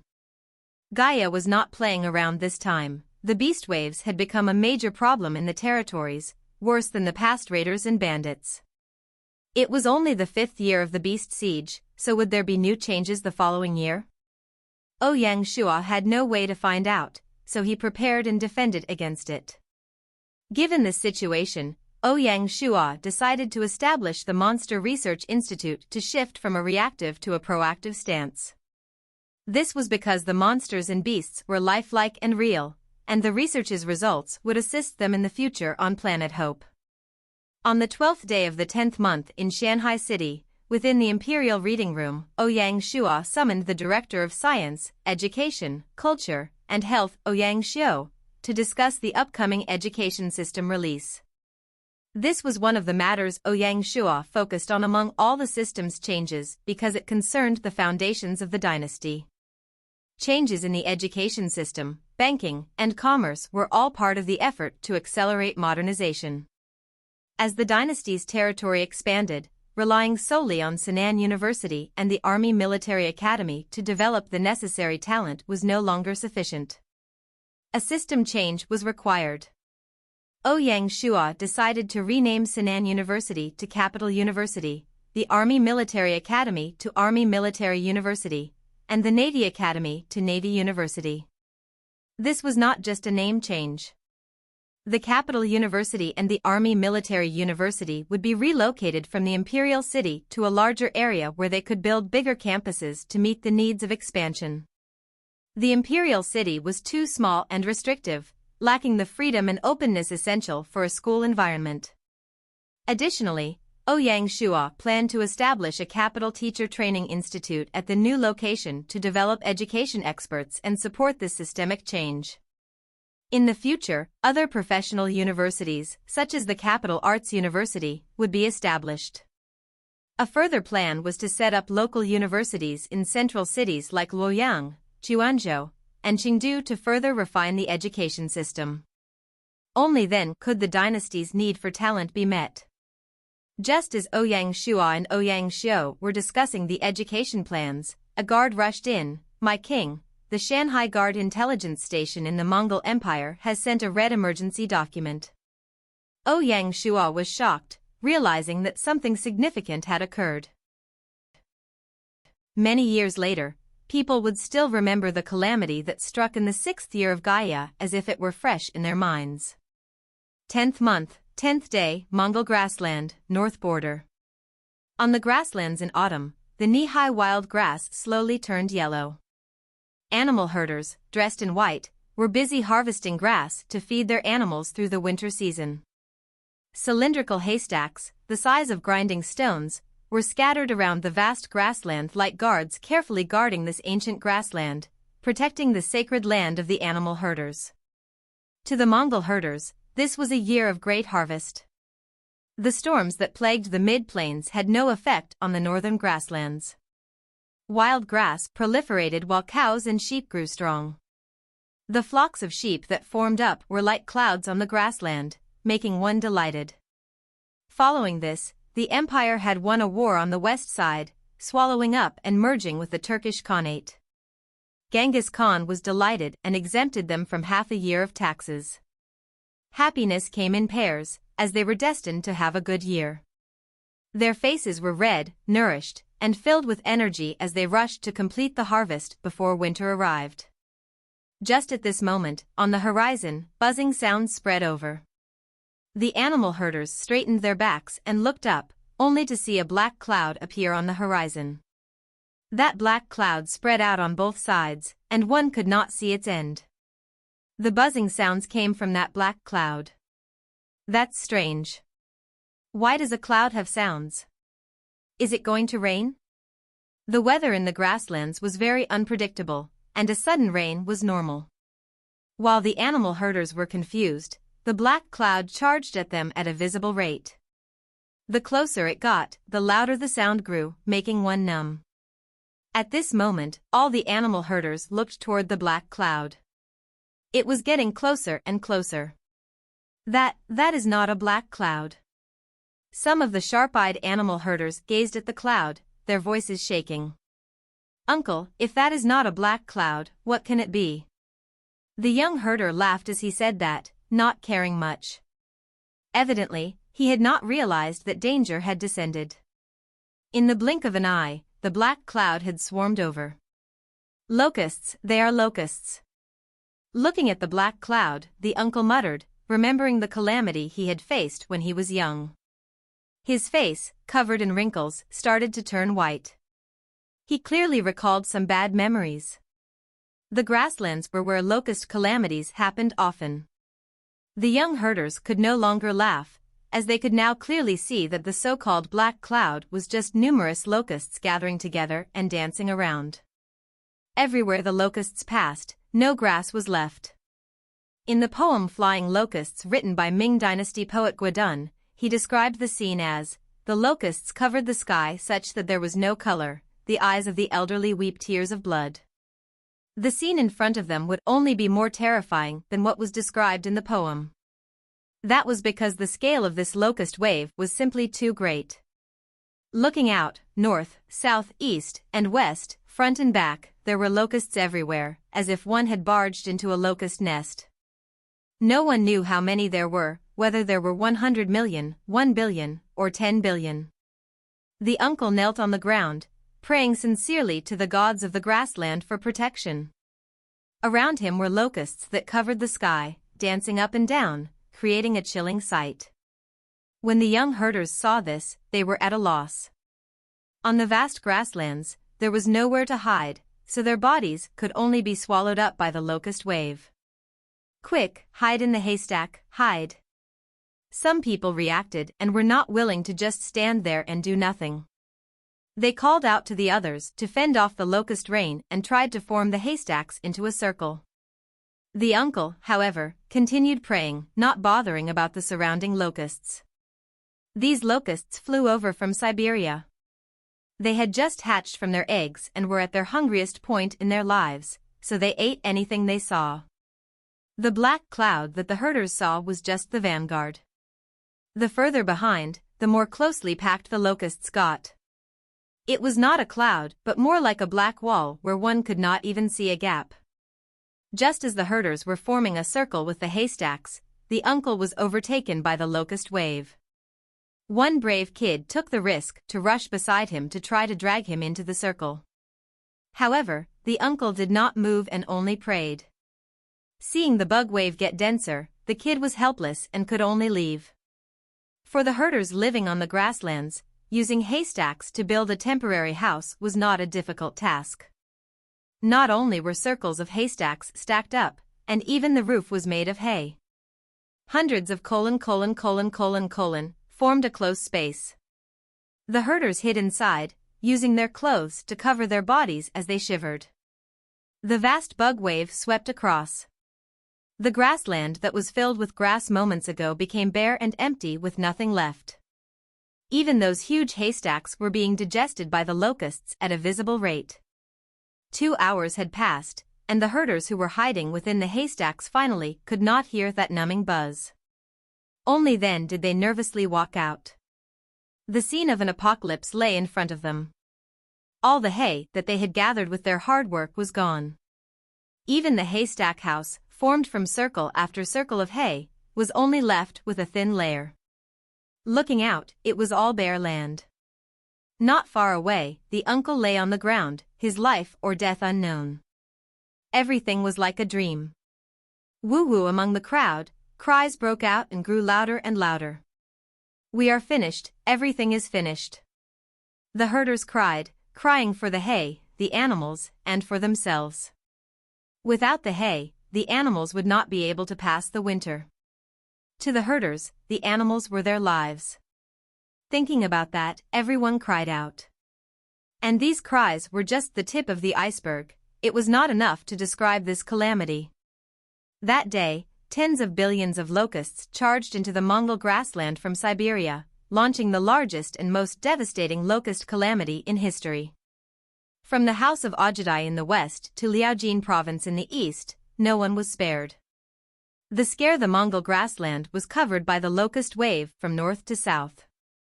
It was an unstoppable movement. Everywhere the locust wave went, no grass was left. Herders cried, and lives were at stake. The Mongol Empire was in a state of total panic. Genghis Khan ordered all people to prepare for battle, treating killing the locusts as a matter of war. They would work with the herders to kill the locusts to reduce losses. 1,000,000 troops crossed the grassland. This calamity that Xia initiated was not confined to the Mongol grassland. Around the same time that the locust disaster struck, a similar crisis began in the Mid-Plains region, particularly in the Yellow River area. The lower reaches of the Yellow River, where locust infestations were common, were especially hard hit. Suddenly, exterminating the locusts became the primary concern in the wilderness. Throughout the 10th month, Great Xia launched a massive locust eradication campaign. To protect the hay and the impending second harvest, the people went to great lengths. They used nets, fire, and even cooked the locusts for food.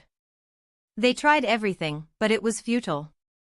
The locusts swept through like a gust of wind, their attacks barely scratched by human efforts. The regions affected by the calamity would see their yields impacted, and some might not have any harvest at all. In ancient times, without modern pesticides, there was no way to spread chemicals over the plains. The coming winter was bound to be a harsh one. Not only in China, but in the 10th month, disasters struck worldwide. In Africa, locusts were even more rampant, far worse than in China. The saying "it's hot, so there will be locusts" means that the hotter and drier the climate, the more likely a locust infestation becomes. The arid African continent was naturally hit the hardest. Besides locusts, there were typhoons, storms, tornadoes, earthquakes, tsunamis, and illnesses. Any conceivable disaster from human history was unleashed by Xia, as if opening Pandora's box, spreading chaos across the globe. The game world was in utter turmoil. The civilians cried out, and the lords were filled with worry. No one expected Xia to be so vicious in teaching the various lords a lesson: the world is unpredictable. The so-called good weather would soon cease to exist. Once the 10th month ended and the situation began to improve, the weary civilians would start to evaluate their losses and check for what was missing with the help of local officials. The reports submitted made the rulers' brows furrow tightly. This calamity would have a long-lasting impact on the global situation, with the first being grain prices. Grain prices in the China region began to soar from the middle of the 10th month. Who knows? 11th month, 5th day, Shanghai City. Within the Imperial reading room, Cabinet Assistant Secretary Zhang Guofan was reporting to Ouyang Shuo about the situation regarding the land. Out of the 6 cabinet elders, Zhang Liang and Wei Zhang were working part-time and did not fully participate in cabinet work. As the Grand Secretary, Jiang Shang was like half a chancellor. When Ouyang Shuo was not in the capital city, Jiang Shang would be in charge. The remaining 3 elders, Kozhuan, Yen Song, and Zhang Guofan, all had their respective responsibilities. Kozhuan was in charge of human affairs and was the top assistant to Jiang Shang. Every time Great Xia took over a new piece of territory, apart from special cases like Zhongyuan province, Kozhuan would appear to settle the situation. Of course, if they conquered many provinces at once, the few elders would all come out to manage one each. Yen Song was responsible for the court situation, focusing on the capital city Imperial Court. Zhang Guofan managed local administrative matters and had the most authority on issues concerning the land. The two of them complemented each other to maintain the prestige of the cabinet. Yen Song was a capable person, but he liked to form factions. Ouyang Shuo would not feel at ease putting him in charge of local administrative matters. On the contrary, managing the court situation was not difficult for the experienced Yen Song. As this matter related to the calamity situation across the land, Zhang Guofan was the one reporting. In the 10th month, the calamity affected 17 out of 22 provinces of the dynasty, impacting nearly 13 million people. 1 million hectares of animal husbandry land and nearly 20 million mu of farmland were affected. Preliminary estimates place the direct economic loss at 19 million gold. The indirect losses are uncountable. When Ouyang Xia heard this, he sucked in a deep breath. Gaia was truly ruthless this time, cutting a piece of flesh from Great Xia. Which provinces were affected the most? Ouyang Xia asked. Liaojin, Zhongyuan, Wannan, Jiangnan, and the North Africa Protectorate. These 5 areas were hit the hardest, Zhang Guofan replied, recalling the information as if it were the back of his hand. When Ouyang Xia heard this, he was unsure whether to feel sad or relieved. A large portion of the affected areas were new territories and truly unlucky. What made Ouyang Xia feel slightly relieved was that, with Zhongyuan, Wannan, and Jiangnan being hit, if the imperial court provided assistance, the people there would be deeply grateful. The divide between them and the dynasty would be bridged, and they would share a common heart with the empire. Has the relief grain been sent out? Ouyang Xia asked. Zhang Guofan responded, as the king instructed, saving a disaster is like fighting a fire. We have allocated a portion of the grain purchased before the year to aid the people. Once the unaffected regions contribute their grain, we will use it to replenish the granaries. Ouyang Xia nodded in satisfaction. Great Xia was vast, and they likely suffered the most from this disaster. However, because of their size, many regions were unaffected or less affected. By using one region to support another, Great Xia could maintain its stability. Their situation was unlike that of some dynasties with small territories, where an adverse impact would affect the entire region. Without considering other regions, in China alone, the Mongol Empire on the grasslands, Great Zhou downstream of the Yellow River, and Great Tang upstream of the Yellow River were all severely affected. On the other hand, West Xia and Great Qing, which bordered the grasslands, remained unaffected, as the grasslands had sustained the locusts. What concerned Ouyang Xia was that the Mongol Empire, a heavily affected region, belonged to a nomadic tribe with a single food source. Their ability to recover from the calamity was weaker than that of agricultural civilizations. This winter would be particularly harsh for the Mongol Empire. Given Genghis Khan's character, he would not admit defeat. The only option would be to send out troops to raid and plunder to sustain themselves with the enemy's resources. The Mid-Plains region would likely be their first target. The Mongol Empire had several reasons to do so. During the locust disaster, the Mongol grassland had shielded the Mid-Plains, and thus it was reasonable for them to seek some compensation. To prepare, Ouyang Xia had ordered the Beijiang to strengthen border control a month ago. However, the fortifications in Phoenix and Hedong in the north, which were still under construction, causing concern for Ouyang Xia. If the Mongol Empire chose this moment to attack, they might not be able to defend adequately. In an emergency, they would need to expedite the fortifications. Putting these worries aside, Ouyang Xia instructed Zhang Guofan, with grain prices on the rise, the cabinet must prepare measures to control the price of rice. We cannot let the chambers of commerce take the chance to exploit the people, and we must not let the people amass too much grain either. The people treat food like their god. The moment grain prices increase, people will panic, and it could easily lead to a purchasing frenzy. This would cause the normally sufficient grain supply to become insufficient, allowing merchants to profit. Stabilizing grain prices is the responsibility of the imperial court. Do not worry, my king. The cabinet is working with the business department to send groups to the various regions to supervise this matter. If we notice any illegal activity from merchants, we will punish them. The provincial offices and governor-general offices have been informed to take charge. Ouyang Xia nodded. Having such an efficient cabinet saved him a lot of trouble. Zhang Guofan continued, "My king, grain prices are increasing. The grain we amassed at the start of the year, apart from what is needed for self-sufficiency, we also have large amounts of surplus. Should we sell a batch to profit?" As he said this, Zhang Guofan was filled with admiration and respect for the king's foresight. Before the year began, Ouyang Xia had instructed them to use 1 million gold to buy grain aggressively, betting that grain production would fall in the 6th year. At that time, all the officials, including Zhang Guofan, did not understand. They did not feel the magnitude of this gamble. The current situation proved that the king's judgment was correct.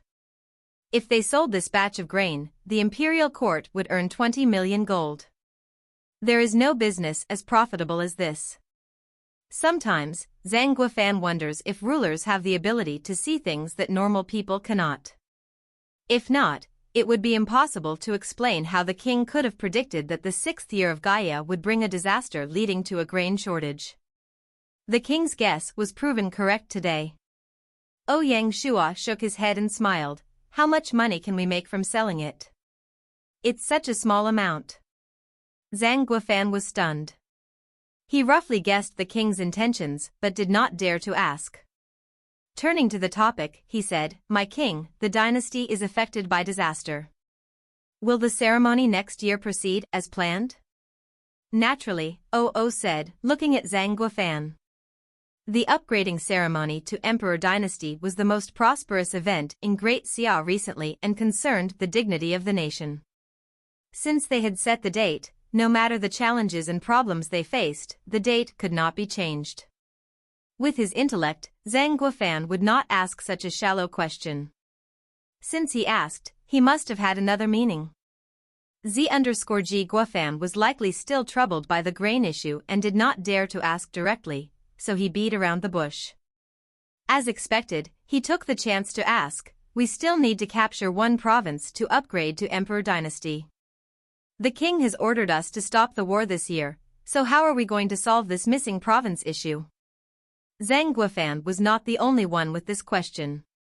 Ouyang Shua smiled. He understood the official's thoughts and felt a genuine sense of accomplishment. He replied, "We will capture the last province without using any troops. We are just lacking the right moment." When Zhang Guofan heard this, he fell deep in thought. On the 10th day of the 11th month, the Indian Empire, so far away, sent an envoy to Shanghai city. Although there were now communication methods that broke previous barriers, the dynasties treated matters of state solemnly. They sent envoys to deliver letters expressing their respect. The Indian envoy arrived with a rather unusual request for Ouyang Shua. In the second half of Gaia's 6th year, as American and European lords focused on South America, the previously peaceful American continent suddenly became bustling with excitement. The Indian Empire, which had a solo grip on South America, was instantly surrounded by enemies. In the 8th month, the Dawson dynasty captured the Columbia region, which borders Panama. This solidified its control over the Panama Canal and posed a direct threat to the northern part of the Indian Empire. In the 9th month, the Argentina region, located at the southern tip of South America, announced its submission to the Spain dynasty. Thus, the Indian Empire found itself pincered from the north and the south. Realizing the Indian Empire could not defend itself, in the 10th month, the Brazil region, originally intending to submit to the Indian Empire, decided to stand alone and form the Brasilia dynasty. They sought to use European and American forces to challenge the Indian Empire. Along with the unconquered Venezuela region, the flames of war spread across South America. Faced with enemies on all sides, the Indian Empire was struggling to cope. Amidst the crises, Indian Empire ruler Juarez realized that his own efforts were insufficient to manage the South American situation. If the conflict dragged on, the situation could worsen. At this critical moment, Juarez thought of his ally, Great Xia. During this period, Great Xia had been engaging in battles across China, becoming the focus of lords worldwide. Although Great Xia had not deployed troops overseas, legends about its prowess were spreading. Juarez's plan was to cede the Ecuador region of the Indian Empire to Great Xia, allowing them to deploy troops to counter the Dawson dynasty. The Ecuador region is located south of Colombia. In the early days, the Indian Empire helped Great Xia take control of a port in South America that was within Ecuador. Juarez was very generous and directly gave the entire region to Great Xia. Ouyang Shua could see through Juarez's plan. He wanted to use Great Xia's strength to check the Dawson dynasty's expansion into the Indian Empire. This would allow them to focus their troops on dealing with the Spain dynasty and the Brasilia dynasty, especially the latter, which had broken its word and needed to be addressed seriously. Otherwise, how could the empire maintain its authority and prestige? Although Ouyang Shuo understood Juarez's strategy, he did not outright reject the offer. The Ecuador region that the Indian Empire offered might be an opportunity for Great Xia. If managed well, it would be unclear who the fishermen and who the fish were in this scenario. As Zhang Lang said, this is the best chance for the dynasty to enter the American continent. Previously, due to the presence of the Indian dynasty, Ouyang Shuo had been cautious about setting foot in South America to avoid potential conflicts that could jeopardize their only ally in the world. As for North America, Great Xia had no way to expand into it. Now, the Indian Empire, under pressure, has ceded the Ecuador region. This presents a significant opportunity for Great Xia to enter the American battlefield. As for the future, let's take the first step, Ouyang Shuo thought. The worst outcome would be a forced withdrawal from South America, which would not be a significant loss to Great Xia. However, if they can establish a foothold in South America, they can use it as a base to expand their influence across the entire American continent. The Dawson dynasty would no longer be so mysterious. Furthermore, if the Indian Empire wanted to fulfill its goal, it could not watch as Ecuador was lost. When needed, the Indian Empire would aid them with resources and grain to help the Great Xia army stabilize the situation. Of course, since they were standing on the side of Great Xia, it was best to let the Indian Empire join the battle against the Spain dynasty and the Brasilia dynasty. Only then would Great Xia have room to show their skill. The schemes involved were truly complicated. Due to these considerations, Ouyang Shuo agreed to the request of the Indian Empire ambassador and accepted Ecuador, moving troops in. The ambassador left in satisfaction. Following this, Great Xia's cabinet quickly approved the administrative planning for the Ecuador region. They decided to establish the Ecuador prefecture, which would be under the direct rule of the Imperial court. The ruling area of the prefecture was named Jidian City. For this, Ouyang Shuo used his last teleportation formation. However, the cabinet had some differences in opinion regarding the ruling system of the Ecuador prefecture. Grand Secretary Jiang Sheng argued that, given the location of the Ecuador prefecture overseas and the threat from the Dawson dynasty, the policies of this prefecture were closely tied to war. He suggested appointing a general to rule by military law. However, Deputy Kojuan insisted that military and administrative matters should not be mixed, and setting a precedent was unacceptable. Unable to reach a consensus, the final decision was left to Ouyang Shuo. He considered both opinions and, after evaluating the situation of the prefecture, decided to appoint both a governor and a judushi. Normally, the governor and the judushi would have distinct responsibilities. During war, the authorities would have total control over all resources in the prefecture for military use. War would become the top priority. This arrangement helped maintain the separation between military and administrative matters while granting the general authority. Ouyang Shuo personally selected the current Tongye Prefecture Governor, Chen, to be the governor of Ecuador. Without a doubt, Chen was Ouyang Shuo's trusted civil servant and a person he focused on developing. Chen had served as the administrative director's assistant, Friendship City Magistrate, Leishan Prefect, and Tongye Governor, gaining extensive experience. Ouyang Shuo planned to have him serve in Ecuador to prepare him for a provincial governor role in the future. With Chen in place, there would be a strong check on the judushi. Regarding the selection of the Ecuador judushi, both the cabinet and the privy court recommended one or two candidates, but Ouyang Shuo rejected them. He already had a suitable choice in mind. As the first of Great Xia, the candidate needed to be well-rounded. More importantly, given the complex situation in America, the person representing Great Xia there needed to remain stable under pressure, be crafty to balance the various powers, and be courageous and sharp to win on the battlefield. Finding someone with these three traits was challenging. Ouyang Shua's ideal choice was the great Zhou Qi Marquis and Donghai provincial governor, Zhan Lang. Zhan Lang had long served as the blood-red city lord and was well-rounded. His ability to keep his identity as an Azure Badge member hidden until now demonstrated his stability and discretion.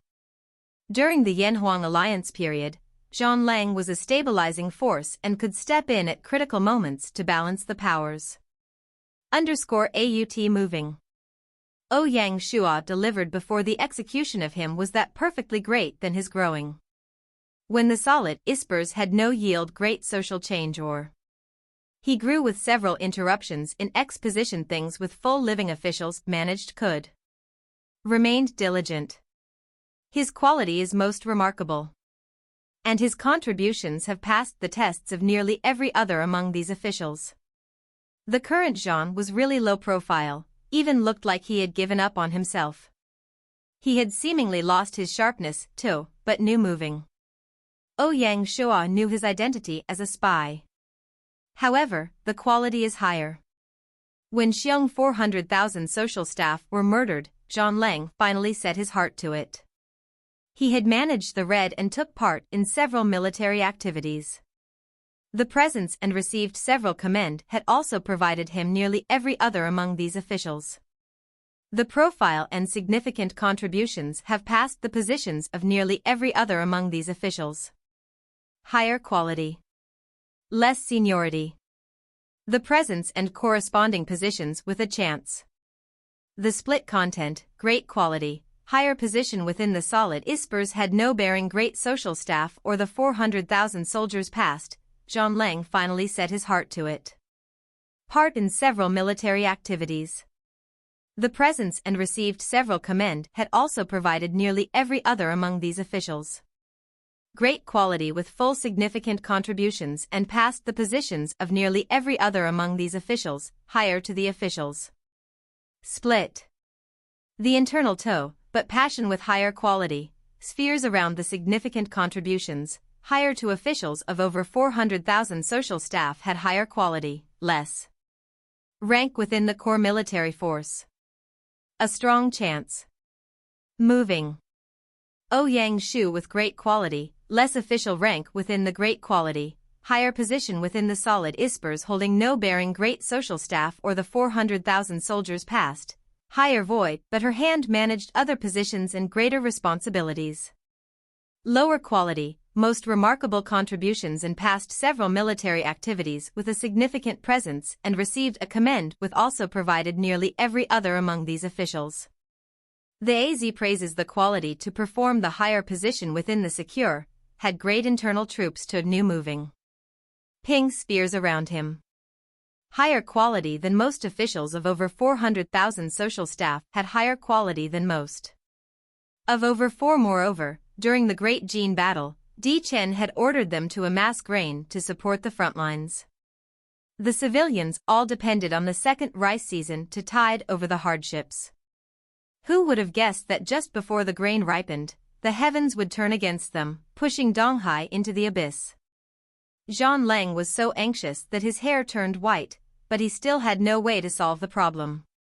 The 10 million Jianya people were originally the foundation for establishing a country.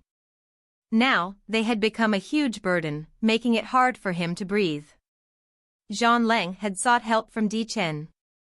For the people, he was even prepared to humble himself before Chen. However, Great Xia was also hit, and Chen could not even save himself, much less Donghai province. At this stage, only Great Xia could save Donghai. Perhaps he had long awaited this video call in his heart. Come to Great Xia. I'll give you a stage, Ouyang Shua said, giving a simple description of the Ecuador prefecture situation. The small lake of China cannot fit you. Go to America and help Great Xia and yourself build a legacy. Zhan Lang looked deeply at Ouyang Shua. After a long while, he said only one word, okay. One word worth 1,000 gold. Ouyang Shua knew that with Zhan Lang's character, he would not go back on his word once he agreed.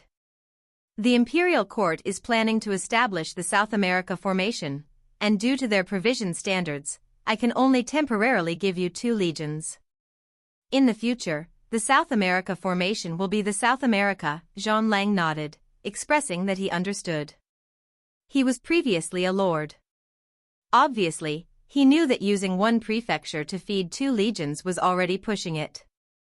It was impossible to support 1 legion because that would crush the local civilians. The South America formation will use the elites of the Blood Red. Go prepare. Ouyang Shua gave him a significant gift. After establishing the Jidushi, Ouyang Shua made another exception.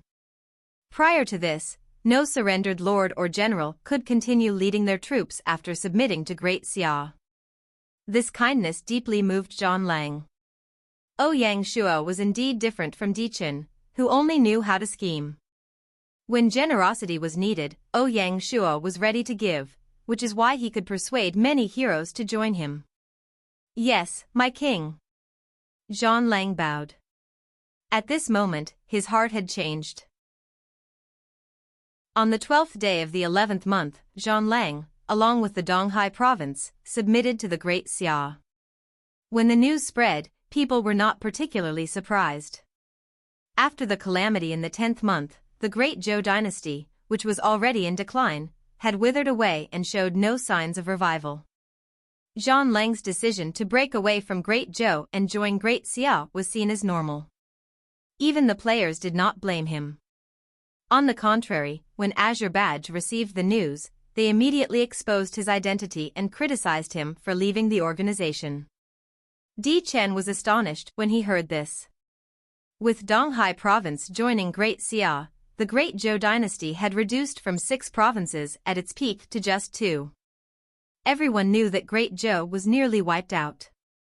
The so-called 4-country alliance was barely surviving after the calamity. Azure Badge's reaction at this moment was due to anger, as they wanted to tarnish Zhan Lang's reputation. However, the direction of global comments greatly exceeded their expectations. Planting spies everywhere, Azure Badge is so dirty, yet they still dare to criticize others? Wanting to tarnish someone else? Clean your own mess first. Why did Zhan Lang join such a heartless organization? Such comments flooded various media platforms, catching Azure Badge off guard. These comments reflected players empathizing with the weak and commoners expressing dissatisfaction with Azure Badge. More importantly, Silver Hand was behind the wave. Having a deeply embedded spy among them for no reason had simply humiliated them.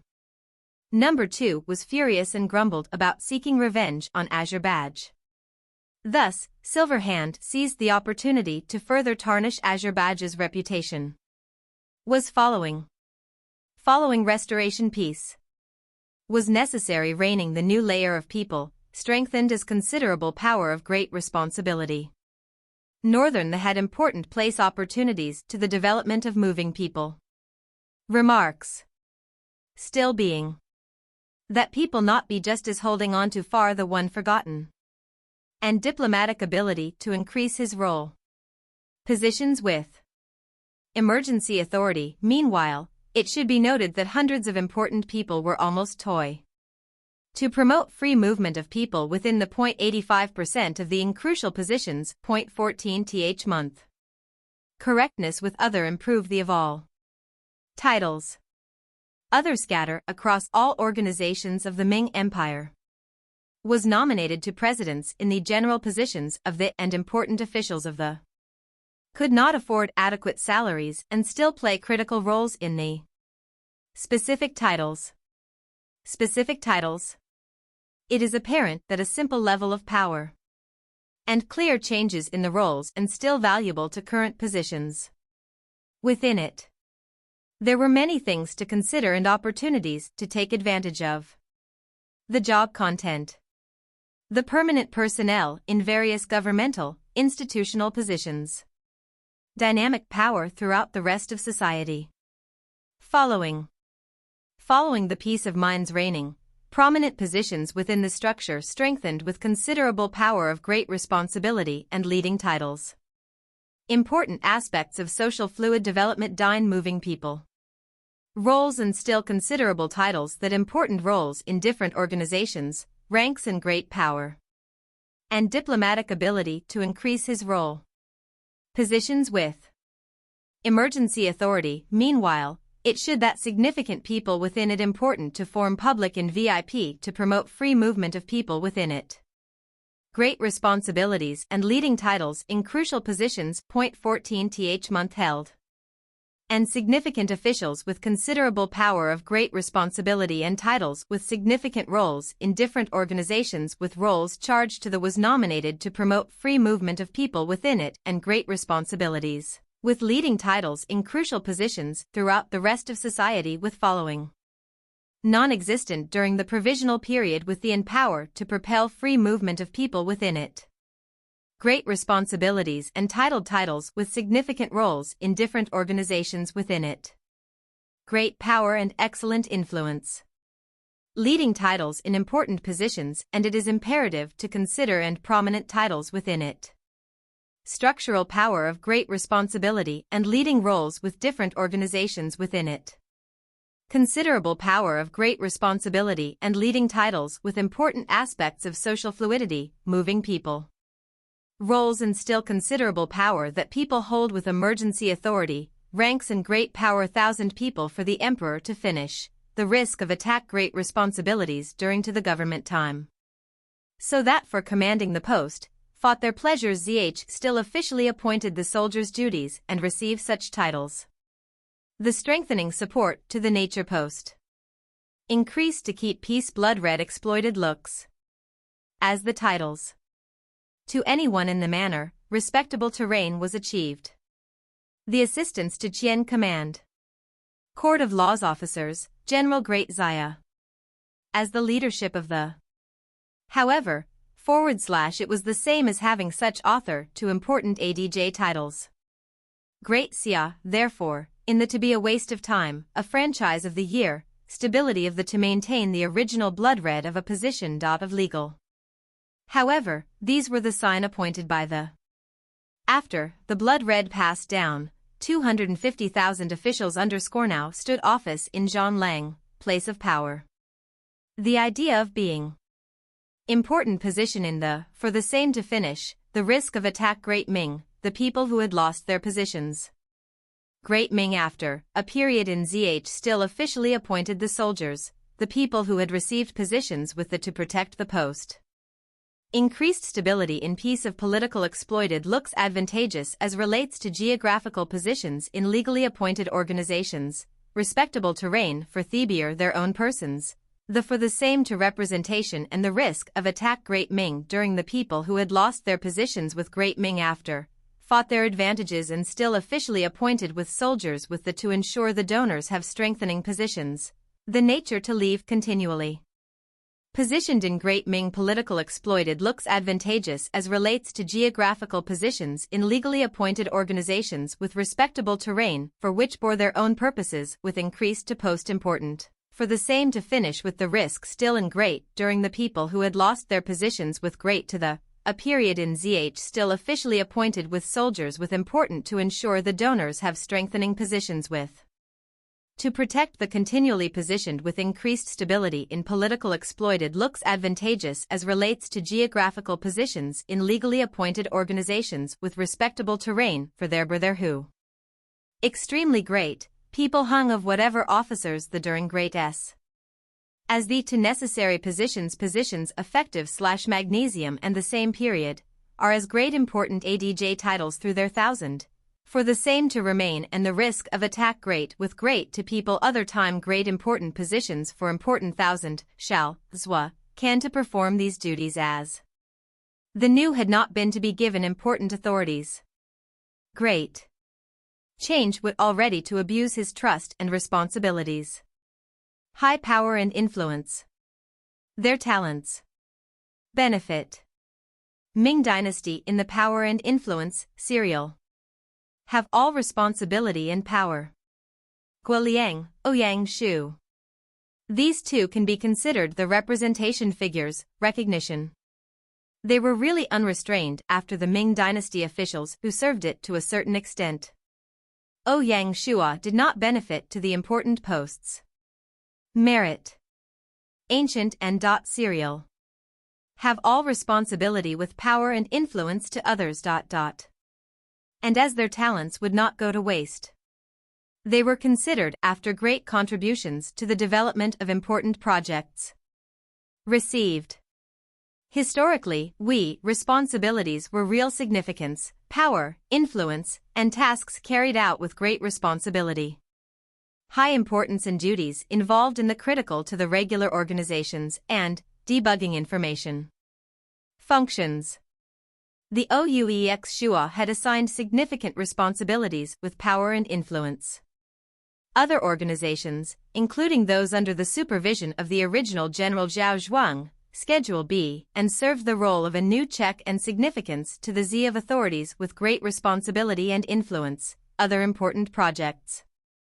Received significant responsibilities with power, influence with other organizations, to abuse successful punishment and influence within these organizations and functions as benefit to the other in the power and influence within prestigious organizations and programs. Benefit to other organizations, high power and prestige. Fixed update with significant responsibilities and power. Influence within colorful organizations and programs of significance, great responsibilities and influence. Tasks carried in ancient positions with great significance and power, influence with other organizations and tasks. Confidentiality. Benefit to the other inorganic of authorities with great responsibility and influence, other important projects. Received significant responsibilities with power, influence with other agencies and critical projects with significant responsibilities with power and influence within colorful organizations and high-power entities, great responsibilities and influence. Tasks carried out with great accountability and importance to others, including during Project Schedule B, and served the role of a new check and significance to the Zhu authorities with great responsibilities and influence, including those under the direction of the General Zhao, ancient and contemporary organizations. Others under the supervision of the Ouyang Shua. In terms of warfighting, Lan Yu was truly exceptional. Among them, Tang He stood out, a figure as renowned as Su De, who became the Deputy Legion General of the 5th Legion of the Imperial Palace Guards. To hold a deputy position while Su De commanded the Imperial Palace Guards seemed to underutilize his talents. However, Ouyang Shua trusted him the most. It was clear that transferring him to the 5th Legion was to mentor and support Lin Jing. The day he succeeds would be the day he is moved to a crucial role.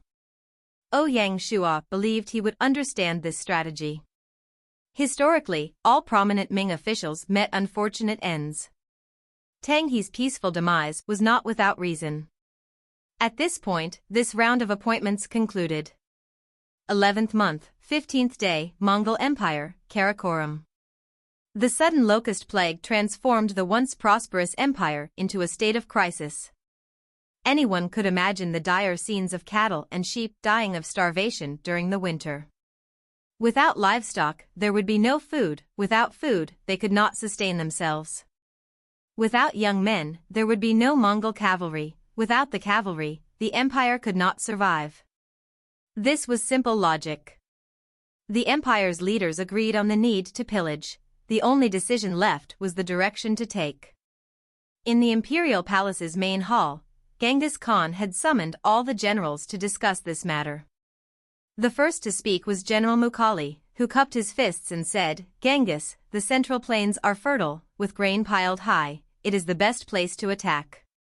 Mukhali had been sent by his father to serve Genghis Khan as a slave. Genghis Khan was a great leader and a deep understanding of his troops.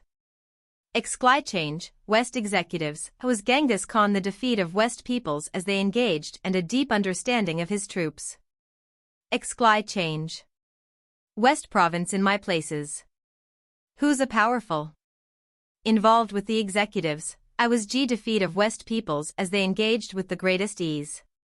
We are no less conflict, West Xia might also be attacked. Even though the weather was considerable, I assure, this was a significant leader who had a deep understanding of his troops. Exclusively. Defeat of West peoples as him engaged with the greatest ease. We are no less conflict, West Xia might also be attacked. Even though the weather was considerable, I assure, this was a significant leader who had a deep understanding of his troops. I noted many victories with his campaigns, and George was a man of great capacity and a deep understanding of his army. West peoples as him engaged with the greatest ease. We are no less conflict, West Xia might also be attacked. Even though the weather was considerable, I assure, this was a significant leader who had a deep understanding of his troops with ing.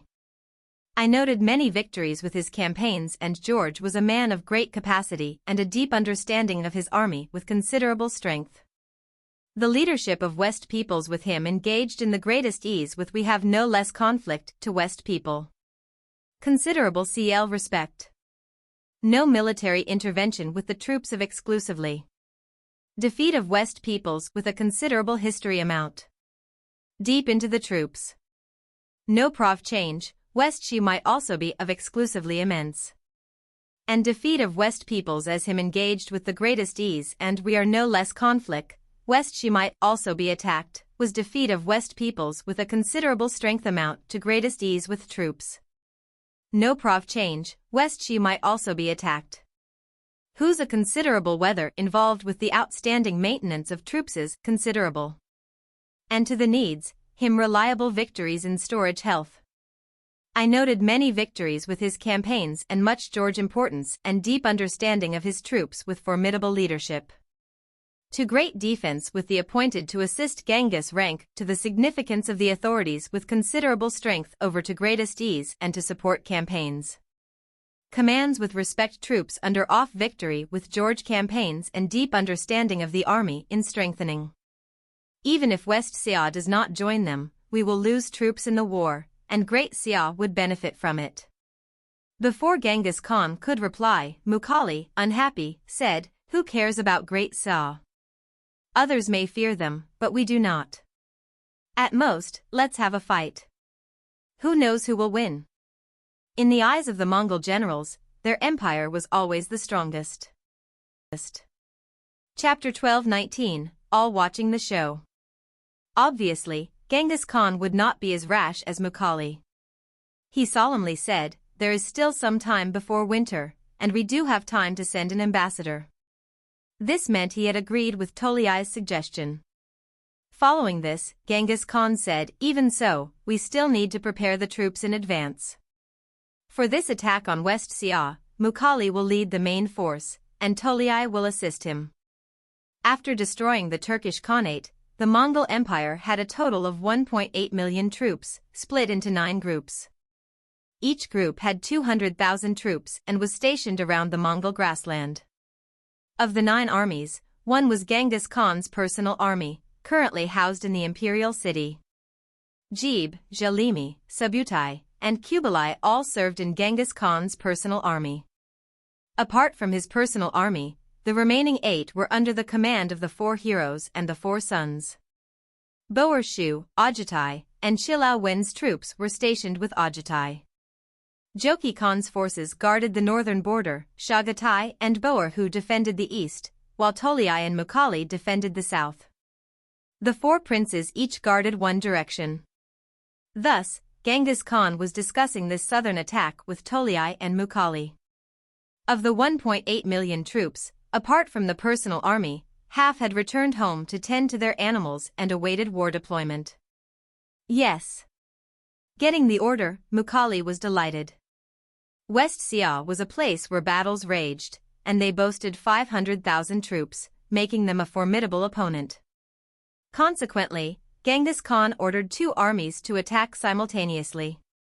In contrast, although neighboring Tibet was larger, it had only 400,000 troops. Despite this, Mughali remained confident. No matter how strong the West Xia forces were, they were undoubtedly weaker than the Mongol cavalry. On the 18th day of the 11th month, a Mongol Empire ambassador arrived in West Xia. The ambassador adopted a tough stance and gave West Xia 1 month to deliver 60 million units of grain. If they failed to comply, war would ensue. They urged West Xia to consider the matter carefully. 60 million units of grain could sustain 1 million people for 2 months. By conserving food and eating meat, this amount could help the Mongol Empire survive the winter. Even if it fell short, only a minority would suffer, and widespread famine would not ensue. The Mongols wanted more, but West Xia's land was limited. Providing 60 million units was a significant ask. Any further demand could push them to the brink of ruin. No one would have a comfortable winter this time around. Complementing the ambassador's demands, Mukhali led his 200,000 Mongol iron cavalry south to line up along the West Xia border, appearing highly aggressive.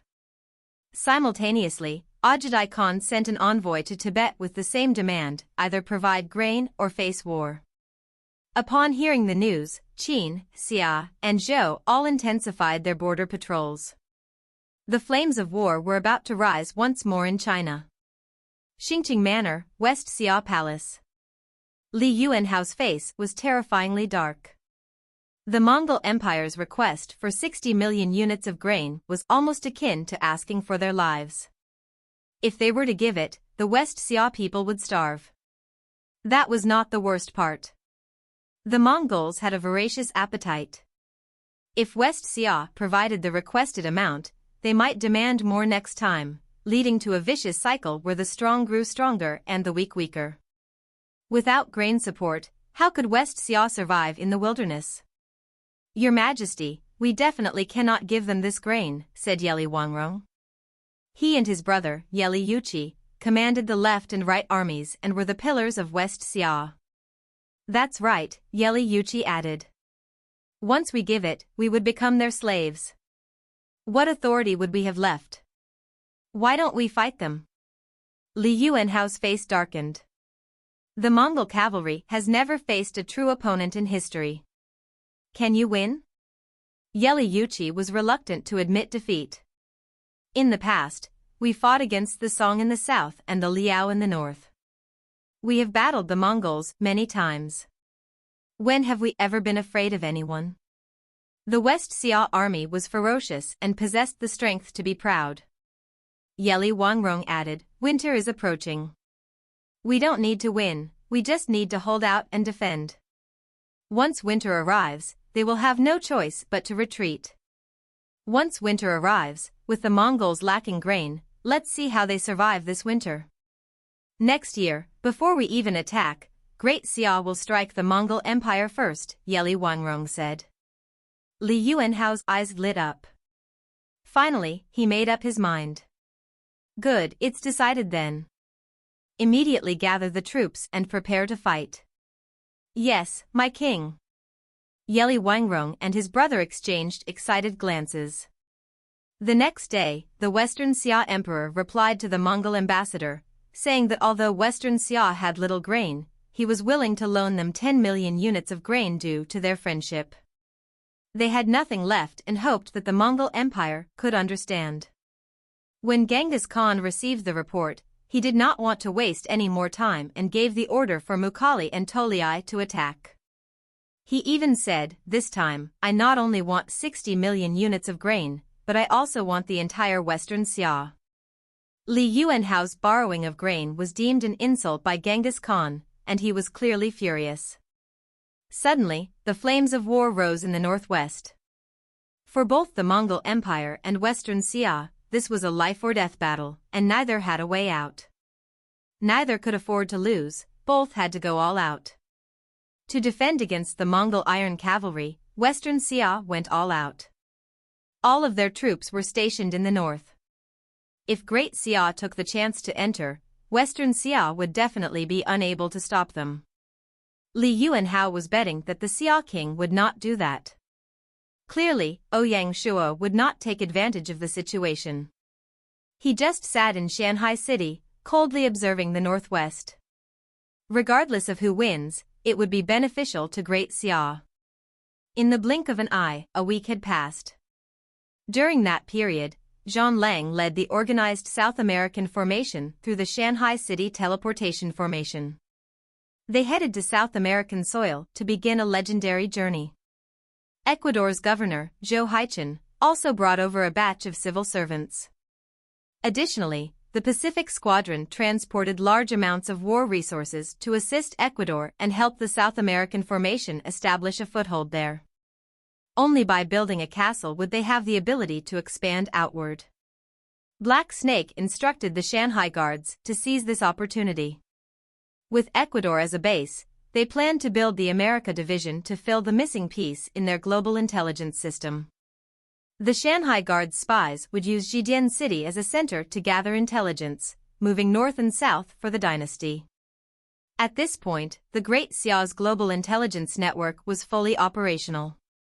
In the Dawson dynasty's Free City, Jack only learned that the Indian Empire had willingly ceded the Ecuador region when the Great Xia army appeared in Jidian City. Great Xia is too arrogant, actually daring to reach into America, Jack thought. Although the Dawson dynasty had not yet settled North America, Jack considered America his backyard and would not allow anyone to interfere. Great Xia's involvement really displeased him. Despite his dissatisfaction, he did not dare to act rashly. Although Silver Hand ruled Europe and America, it did not have a significant advantage in America, especially in North America, where the Azure Badge Camp's Maple and Mayan dynasties were present. Even if the two sides did not clash directly, Jack would still try to find an excuse to destroy them and unify North America to secure a stable base. Given the circumstances, he did not want to openly oppose Great Xia. Men. Present. Order the Colombian army to stop moving south and prepare to attack Venezuela in the east. Yes. Jack was smart and decisive. He wanted to take down Venezuela before Great Xia gained a foothold in South America. This move would strengthen the Dawson dynasty's presence in the region. Now, let's see how Great Xia can create waves with just a small piece of land like Ecuador. Jack suddenly became calm and confident. Compared to Chen, Jack excelled in strategy. Chapter 12:20, West Xia requests assistance. Before the battle, Yeli Wangrong and his brother were extremely confident. However, when they faced the Mongol cavalry, they realized just how formidable their opponent was. Mukali and Toliai's troops were like two sharp knives, piercing deep into West Xia. With 400,000 cavalry, they seemed to cover the entire earth. The Mongol cavalry, although not skilled in sieging, bypassed the West Xia capital of Xingqing, which was close to the border, and moved south, spreading terror throughout the region. They massacred villages, sacked cities, and decimated towns. To instill fear, the Mongol cavalry spared no atrocity. Despite the Qing people's strength, they gradually filled them with fear and sorrow. Villages were burned to the ground, cities were plundered, black smoke billowed, and corpses littered the landscape. The unfortunate West Xia people, already reeling from natural disasters, now faced a human catastrophe. While natural calamities could be avoided, human-made disasters left no safe haven. Those who had escaped the locust plague and were gathering grain for the winter were ruthlessly killed. The injustice and tragedy of life were starkly evident. In a chaotic world, people were like dogs, mere targets for slaughter. West Xia, which had sought peace, found itself thrust into the forefront of the war, unable to escape. In a world of chaos, retreat meant death, and no place was safe. The Mongols' strategy was simple: if they value their grain so much, we will kill those who eat it. The 400,000 Mongol cavalry were not even concentrated in one place. Capital, they would waste nearly the chance of the Mongolia of the Mukali forces. This was a bait to the Mongolia of the Void forces, __. The chance to collect the bait to the Mongolia of the Investigate Deco forces. Gather enough coal the West Xia army. Confuse the situation, about to font size in the mission containing settlement, end time to waste they had known the capital, time. Other forces quickly gathered in preparation to use against the forces. The two groups of Mongol interest ready to sabotage the West Xia army united forces just trained to spare the enemy forces, made sure they would not be the support against the regular forces because the time to divine emperor, and rested here to stop the battle. Footing the East Xia army. Attack was determined, was heaven together. Muck that was organized to handle the few number of approaching them troops were sent to the of the following forces. The Mongol forces were prepared to attack the strong Xia army. Positioned forces made sure it rested the place. Enemy force that ready to maintain troops were sent to prevent domestic forces that were tasked with stopping the battle. Was determined. Reduce the forces present to suppress the group had the Mongolia the void. Deco forces ready to fight the West Xia army. The center of the forces maintaining resident forces in the location. A containing settlement, end time. Full number of known forces. Known time. A location containing many conflicts and the use against the forces. Spare the best Mongol interest ready to sabotage the location. No forces just trained to spare the of West surviving forces of greater to fight against the enemy forces present to suppress the group had the Mongolia the void investigate Deco forces ready to fight with the West Xia army. The center of forces, maintaining resident forces in the location containing significant battles with experienced time to fully number of known forces working to stop the battle. Forces just sufficient to the Mongolia the void investigate Deco forces ready to fight with the West Xia army. A containing location containing experienced forces. Sustaining resident forces in preparation to the void investigate Deco forces ready to fight with the West Xia army while a center of forces maintaining resident forces in a unique location with a containing settlement. Known time and a full number of known forces with important time and a specific location containing the void pending several forces with existing time and the own forces. Known time and a central location maintaining resident forces in unique location containing a containing settlement, end time and full number of known forces with important time even if the Mongol cavalry were not adept at sieging. Qing House had fewer than 50,000 defending troops. If this continued, the Mongol army would undoubtedly break through, putting the country in grave danger. At Qing House, in the palace, Li Yuanhao watched as Toliai's forces charged toward the capital city while the Western Xia army remained bogged down in the southwest. He was as anxious as ants on a hot pot.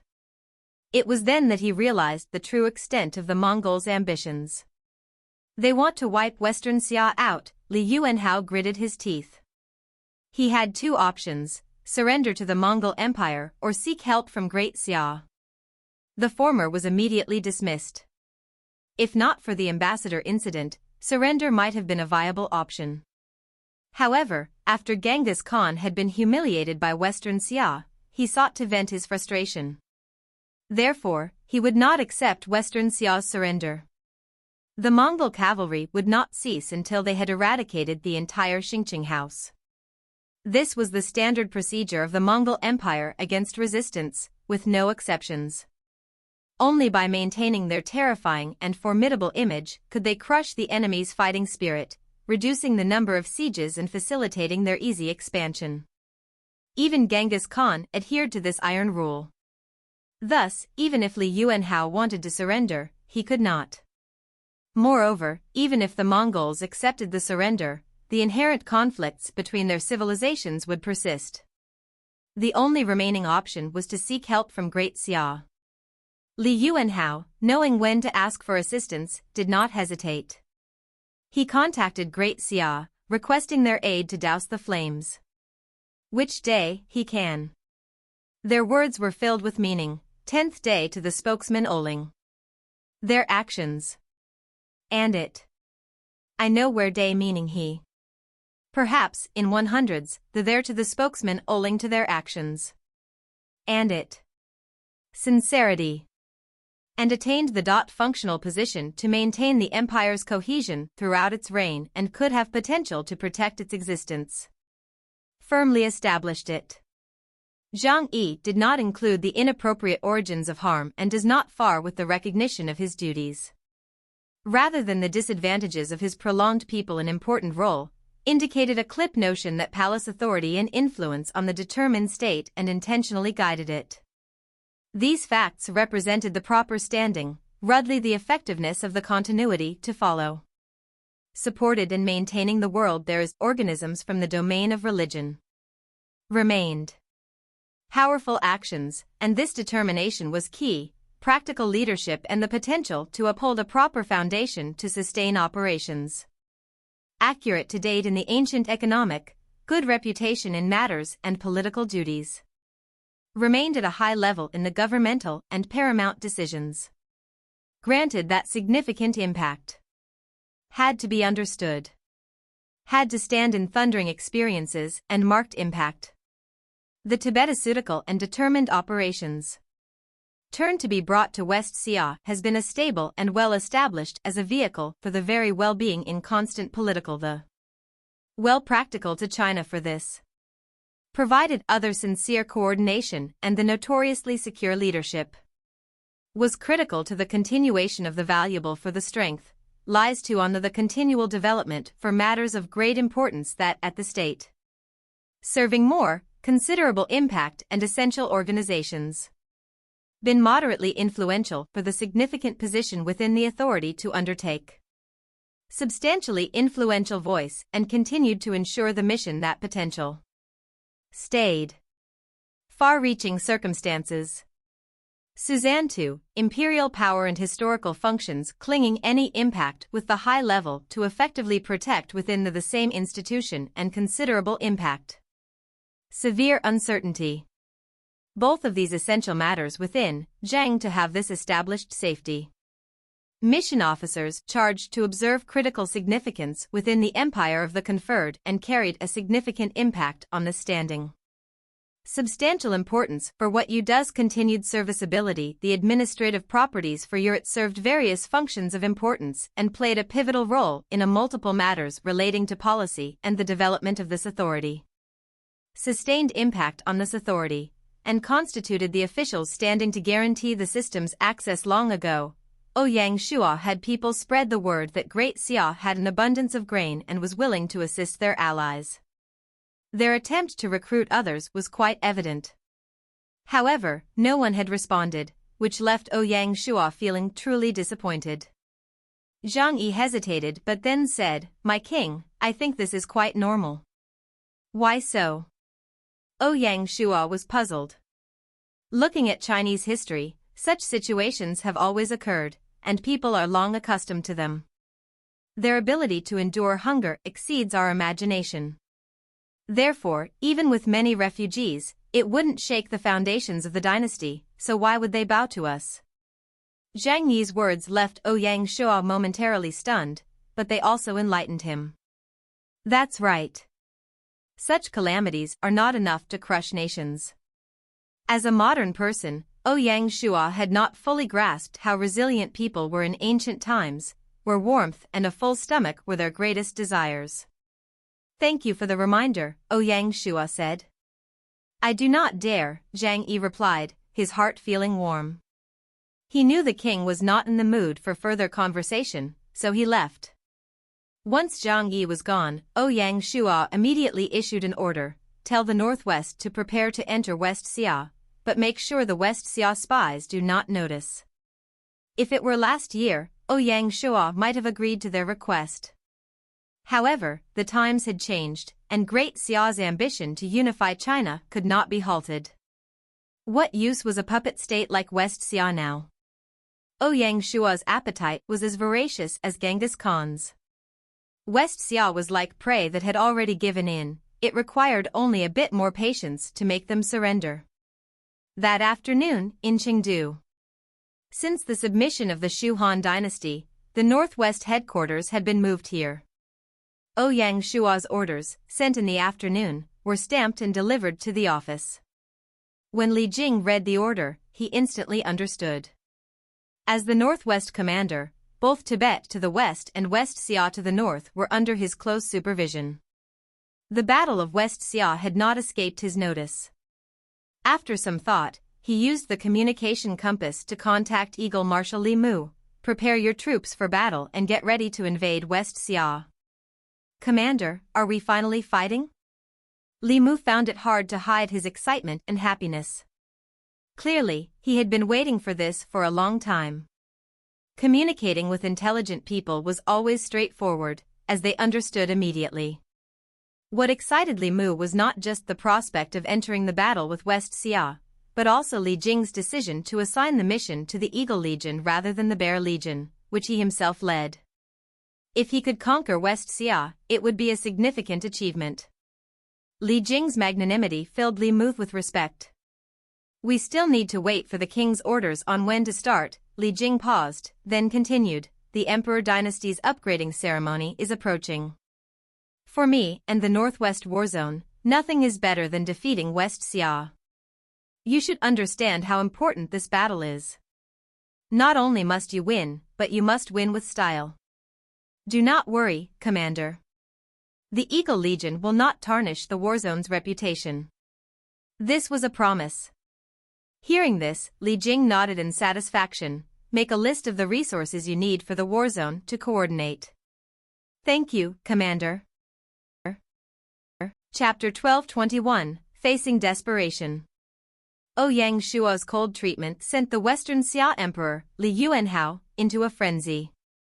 Li Yuanhao was a smart man. He knew that Great Xia did not act because they felt Western Xia's offer was not high enough. However, this was already Li Yuanhao's bottom line. Did he have to follow the example of Jin, Shu, and Sui and submit to Great Xia? Li Yuanhao could not do that. Anyone who sat on the throne would not give it up until the last moment arrived. Li Yuanhao decided to order Yeli Wangrong and his brother to return to assist, regardless of the cost, before Xingqing House fell. Facing the aggressive Tolui army, Li Yuanhao personally commanded the troops. The 12th month soon arrived. The aftermath of the calamity was widespread. The northern land in the 12th month was a solemn and cold place. Some areas were already snowing, turning the dark red earth white. Mongol Empire, Karakoram. Genghis Khan looked at the snowflakes outside his window and said listlessly, "Winter has arrived." In just 2 months, due to the lack of food, many herds of cattle and sheep had died. To protect their animals, some herders had no choice but to sacrifice their grain to feed them. An unprecedentedly cruel test was burning on the grasslands. To exchange for grain, some herders at the border took the risk to sell their animals to the Central Plains to buy grain to feed their remaining animals. Many Mongol nobles were involved in this trade, and the most unrestrained transactions occurred in the Great Zhou dynasty, where the imperial court allowed it to happen. On the other hand, Great Xia, which bordered Great Zhou, had sentries keeping a close watch, making it difficult to smuggle grain. Across the entire mid-plains, Great Xia's grain market had the most supply, angering many. Great Xia dynasty, Genghis Khan muttered. His mind was not focused at the moment. Looking at Chinese history, there was no dynasty like Great Xia, which not only ruled China but also expanded overseas. Rumors suggested that Great Xia had territories all over the globe, which made Genghis Khan envious. To compete with such a person is a fortune. Genghis Khan felt truly invigorated. The more motivated he became, the clearer his mind felt. He knew that now was not the time to confront Great Xia directly. Genghis Khan looked into the distance. With the intuition of a ruler, he sensed a tiger lurking to the south of West Xia. The empire's campaign to take down West Xia would certainly face challenges. Perhaps it's time to consider Ojidai's suggestion, he thought. The Ojidai house's reluctance to attack Tibet was not out of fear, but because Tibet was of little value. Though it had vast lands, it was a poor region. Ojidai had his eye on a more tempting prize, but dared not make a move. In the Great Zhou dynasty, Handan City. This winter was just as cold for Chen. With his country weakening, a lone piece of wood was hard to keep afloat. Everyone was turning against him. The series of blows pushed him to the depths of despair, and he nearly could not recover. Only after his grandfather personally intervened did he manage to pull himself together. What lay ahead for Great Zhou was not how to oppose Great Xia, but how to survive this winter. Natural and man-made disasters depleted the Great Zhou granary. Tens of millions of civilians were hungry, awaiting Di Chen's plan. With no clear path, Di Chen took a risk. He instructed Chen Shinjun to use the Chamber of Commerce to exchange the limited grain for cows and sheep. Given the herders' difficult situation, this move would allow the Great Zhou Chamber of Commerce to reap significant profits. With meat to sustain them, the winter would not be too harsh. After resolving the grain crisis, Di Chen was exhausted, lacking any fighting spirit. On some solo nights, he even envied Xiangba and Zhan Lang for their invigorated lives. The world was truly ironic.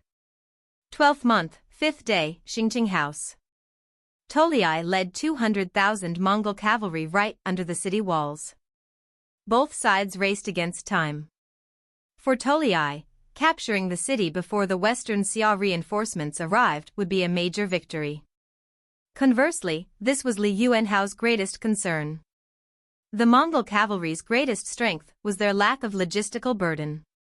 During the current Western Xia campaign, their two fronts only carried 3 days' worth of rations, with the rest gathered en route. Thus, Western Xia civilians suffered. To attack Xingqing House as quickly as possible, Toliai's methods were brutal. He ordered his troops to force hundreds of thousands of civilians from nearby cities and villages to assist the Mongol army's siege. Countless civilians, driven by the Mongol cavalry's arrows, swarmed toward the city gates, attempting to break them open with rudimentary battering rams made from logs. Xingqing House was the capital of a country, so how could its solid, boulder-like gate be broken so easily? Li Yuanhao was already forced into a desperate situation and did not have the ability to show mercy. The city protection troops were helpless and could only attack their own people, slaughtering wave after wave of innocent civilians. In just one day, the city's protective river was dyed a pale red. And this was just the beginning. Over the next few days, similar atrocities were on full display. The entire protective river was filled with corpses. The river stopped flowing, and not only the river water, but even the canals within the city were stained red. In just 5 days, 600,000 innocent civilians were buried outside the city. Half of them were killed by the Mongol army, who did this to scare the city protection soldiers.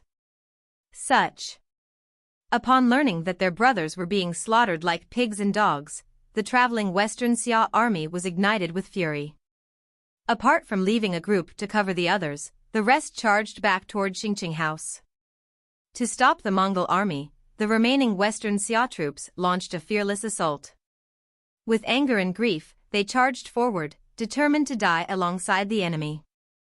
Faced with such fearless opponents, the Mongol Iron Cavalry could not help but feel terrified. A seemingly routine skirmish turned into a heaven-shaking fight to the death. Both sides fought for a day and a night. In the end, none of the 100,000 Western Xia troops survived. Even the commander, Yeliyuchi, died on the battlefield. After the battle, only 70% of Mukali's troops remained. The surviving Mukali only felt that he had walked out of hell. Note, translates to such reckless actions finally incited the people's anger. I kept it in Chinese to maintain the original text's integrity. Looking at the battlefield filled with corpses, he gave a deep bow. They were worthy enemies. This battle had inflicted heavy casualties on Mukali's remaining forces. They had no more energy to chase, so they could only rest on the spot. On the 9th day of the 12th month, after rushing all the way, Yeli Wangrong led nearly 300,000 troops to Xingqing House. The scales of victory tilted toward Western Xia once again. However, just as this Western Xia army arrived on the battlefield, they suffered a setback.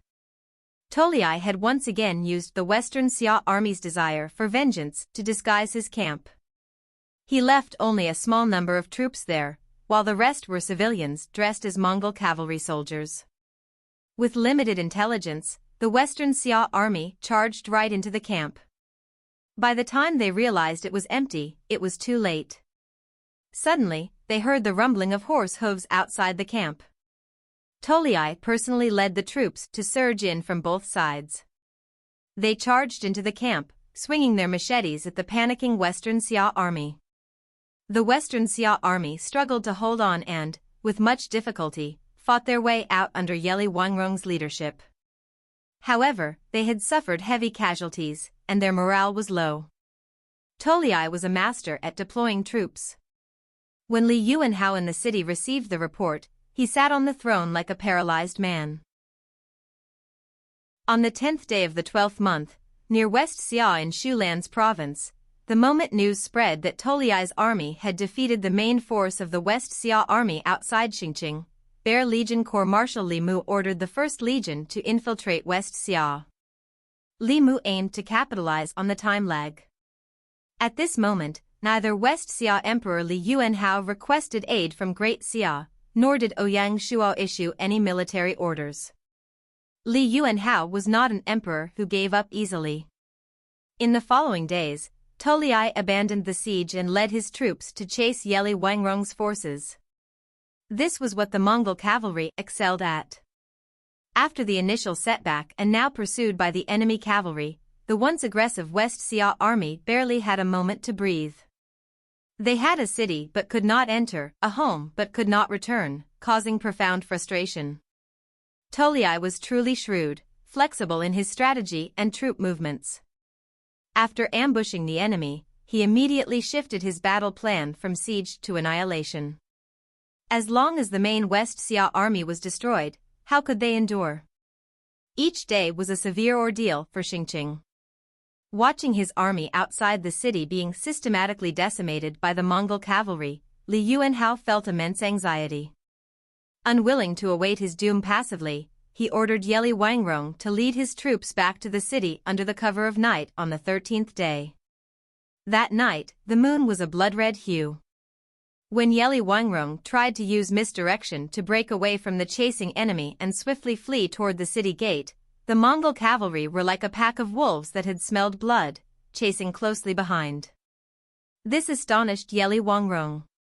He could not imagine how the enemy saw through his tricks so quickly and caught up. He did not know that the Mongol cavalry were masters of tracking. If they could use this opportunity to break through the city gates, it would be a significant advantage for the Mongol army. How could the Western Xia army let them achieve their goal? To block the Mongol army and cover the main force's retreat into the city, 20,000 Western Xia soldiers sacrificed themselves. They gathered into a formation outside the city to fight valiantly, not returning unless they died. Seeing this, the defending soldiers on the city wall were moved to tears.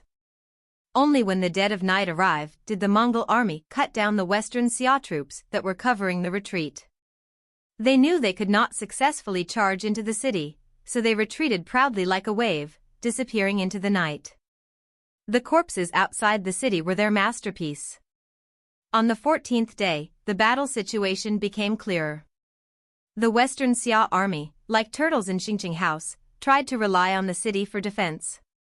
After a short rest, Yeli Wangrong led his troops onto the city wall to prepare for an intense battle against the Mongol army early in the morning. However, the Mongol army did not besiege the city that day.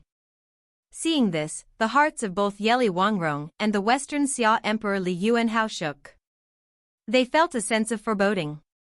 After a month of battles, they had a clear understanding of Tolui's tactics. This was a general who used unorthodox methods that seemed surprising and useless but struck the weaknesses of the enemy. The unusual actions of the Mongol army signaled definite changes. The truth was just that. After the Western Xia army retreated into the city, Tolui lost interest in the siege. He gave up on the city and decided to take down the entire Western Xia instead. That day, Tolui personally led 100,000 troops to camp outside Xingqing Palace, while the rest spread out through Western Xia territory, pillaging and robbing as if aiming to clean out the entire region. The situation seemed to have returned to the start, with the only difference being that half of the 500,000 Western Xia army was lost and was now, turtling up, unable to be of any use. On the contrary, the Mongol cavalry grew bolder day by day. On the 16th day, Tolui contacted the empire and asked them to send representatives to take control of Western Xia, displaying supreme arrogance. By this point, Western Xia was on its last legs. That day, the stubborn Li Yuanhao finally admitted defeat and informed Great Xia that if they could protect the riches of the Li family and aid Western Xia, he would submit to Great Xia. As for surrendering to the Mongol Empire, that was impossible. After several battles, both sides had become blood enemies, and this would never change. Great Xia's efficiency was truly remarkable. Once Ouyang Shua received the report from the Honglu Temple, he immediately informed the Northwest Warzone commander, Li Jing, to send troops to Western Xia.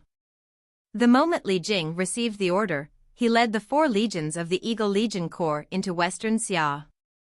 Within a day, the first battle broke out. That day, the 1st Legion, which had entered West Xia long ago, swiftly surrounded Mukhali's forces before they could react and defeated them under Qin Tang's leadership. While Tolui was leading the army to attack Xingqing House, Mukhali's troops were resting. How could they have expected the enemy to surround them right after receiving news of Great Xia's advance? With no time to defend, they suffered an immediate defeat. The fall of Mukhali's army was like a bolt of lightning in the night sky of West Xia, signaling a new turning point in the war that began due to a grain crisis. When Tolui received the report, his expression turned solemn. He was faced with 2 options: 1, to return to the grasslands with the vast amount of plundered wealth and resources, effectively achieving the pre-war objectives, or 2, to ignore the loot and capture Xingqing House. Xingqing House, the capital of West Xia, was rich in resources and well-stocked with grain. Taking this city would ensure the Mongol army's supply, allowing them to eat their fill without worry. Once the city was taken, they could choose to either retreat or defend. This temptation was too great for Tolui to resist. For this southern campaign of West Xia, Genghis Khan had appointed Mukhali as the main general and Tolui as the deputy. In the end, Mukhali's forces suffered a severe defeat, while Tolui's troops achieved successive victories, accumulating many spoils of war and great merit. Capturing Xingqing House would resolve the empire's grain crisis and ensure that the next established house would be Tolui's. The Tolui who emerged in the wilderness was different from the one in history. In history, Tolui was a pure general who only knew how to wage war. In the end, he was killed due to his brother Ojidai's wariness. Luckily, his children were capable and took control of the Yuan dynasty's bloodline. Even if Tolui himself was reluctant, he had to consider his children and take control of a house. "Send my orders, tell all troops to gather and prepare for the siege." Tolui made up his mind. Yes. With the military order given, Xingqing House fell into a fierce battle. Now, let's talk about the Great Xia Eagle Legion. After the 1st Legion defeated Mukhali's forces, they did not pursue victory or charge to relieve Xingqing House. Instead, they were ordered by Li Mu to split into 5 and sweep from south to north. The Eagle Legion clearly aimed to clear out the Mongol cavalry, ensuring none of them escaped, rather than just defeating Mukhali's forces. Thus, the Eagle Legion advanced with the spirit of kings and high morale. After they recovered a piece of land, they would spread the name of the Xia king, saying, "The Xia king is kind and could not bear to see the West Xia people killed, which is why he sent reinforcements." In this way, they won the hearts of the West Xia people. In chaotic times, anyone who could protect their safety and restore peace would be considered their savior and king. West Xia and the Shu lands were connected, and the Chang people in both regions were related.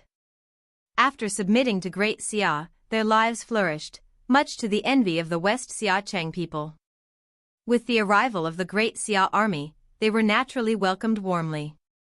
In contrast, West Xia's Emperor Li Yuanhao had not accomplished much since entering the wild. He could not expand or protect their safety, making them feel truly disappointed. This was especially true after the Mongols killed hundreds of thousands of civilians at Xingqing House not long ago. Their blood flowed like rivers, and the hearts of the Western Xia people turned cold. Although Li Yuanhao was helpless and could do nothing about it, the people could not forgive him emotionally. Against this backdrop, the Eagle Legion faced no resistance. They were warmly welcomed by the people wherever they went. Furthermore, the Qing people were a sturdy group, and some even led the army to surround the hiding Mongol cavalry. These operations went unusually smoothly. The Mongol cavalry, who had been pillaging and robbing so boldly, immediately became like rats in the streets. Everyone was shouting to beat them up. Although Tolui had ordered the troops to gather, 100,000 of them had spread out, making it not so easy to gather them. For the Mongol cavalry out pillaging, this was a great opportunity. While they plundered for the empire, keeping some for themselves was logical and reasonable. Some Mongol armies even set rules that the troops only needed to hand over 80% of the riches, keeping the rest for themselves. The troops, whose eyes had turned red with greed from all the looting, were not easily recalled with just a single military order. The forces did not dare to openly disobey, but they could easily find excuses like sudden rain or broken bridges making travel difficult, claiming they had to take another path, resulting in delays. Such excuses were easy to find and abundant. If it were not for the strict Mongol army discipline and Tolui's iron grip, who knows when these 100,000 troops would have been gathered. However, the moment the Great Xia Eagle Legion arrived, these Mongol cavalry were like rabbits meeting eagles, fleeing faster than anyone else toward Xingqing House. Especially the army scattered throughout the south, they were so afraid that the Eagle Legion would catch up that they sometimes had to discard their pillaged riches like garbage to escape. This was not because the Mongol cavalry were weak or the Great Xia army was exceptionally strong. It was because they knew that with the Great Xia army's movement, the entire battle situation would turn on its head. Before this, the Qing people could only hide in the mountains, trying to survive and not daring to fight back against the Mongol cavalry's attacks. Now, with the Great Xia troops involved, the situation changed immediately. Even before the Great Xia army arrived, the local Qing people came down from the mountains to meet them. The way they looked at the Mongol cavalry became strange. Under these circumstances, how could the Mongol cavalry dare to remain arrogant? If things went wrong, even before the Great Xia army arrived, they would be torn to shreds by the fierce Qing people. Chapter 1223, Xihai Province, Mongol Empire, Karakoram. Genghis Khan had been closely monitoring the Battle of West Xia. The moment the Great Xia army intervened, he knew the empire had no chance of winning the battle. To turn the tide, they would have to send more troops to West Xia, which could escalate a minor conflict into a full-scale war. The empire could reinforce the region, but so could Great Xia, and likely with greater speed and scale. Send orders to Tolui, tell him to immediately retreat from West Xia. He must not engage in battle, or he will face military law. Yes. Genghis Khan was even more decisive than Tolui, knowing when to cut his losses.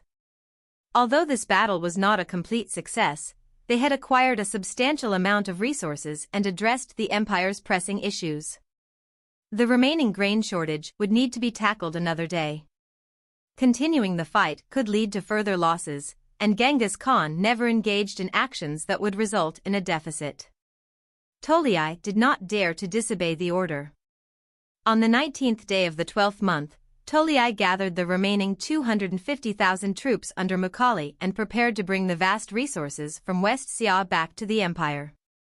For this batch of resources, the Mongol Empire had lost 150,000 elite cavalry, making it easy to understand Tolui's reluctance and frustration at the order to retreat.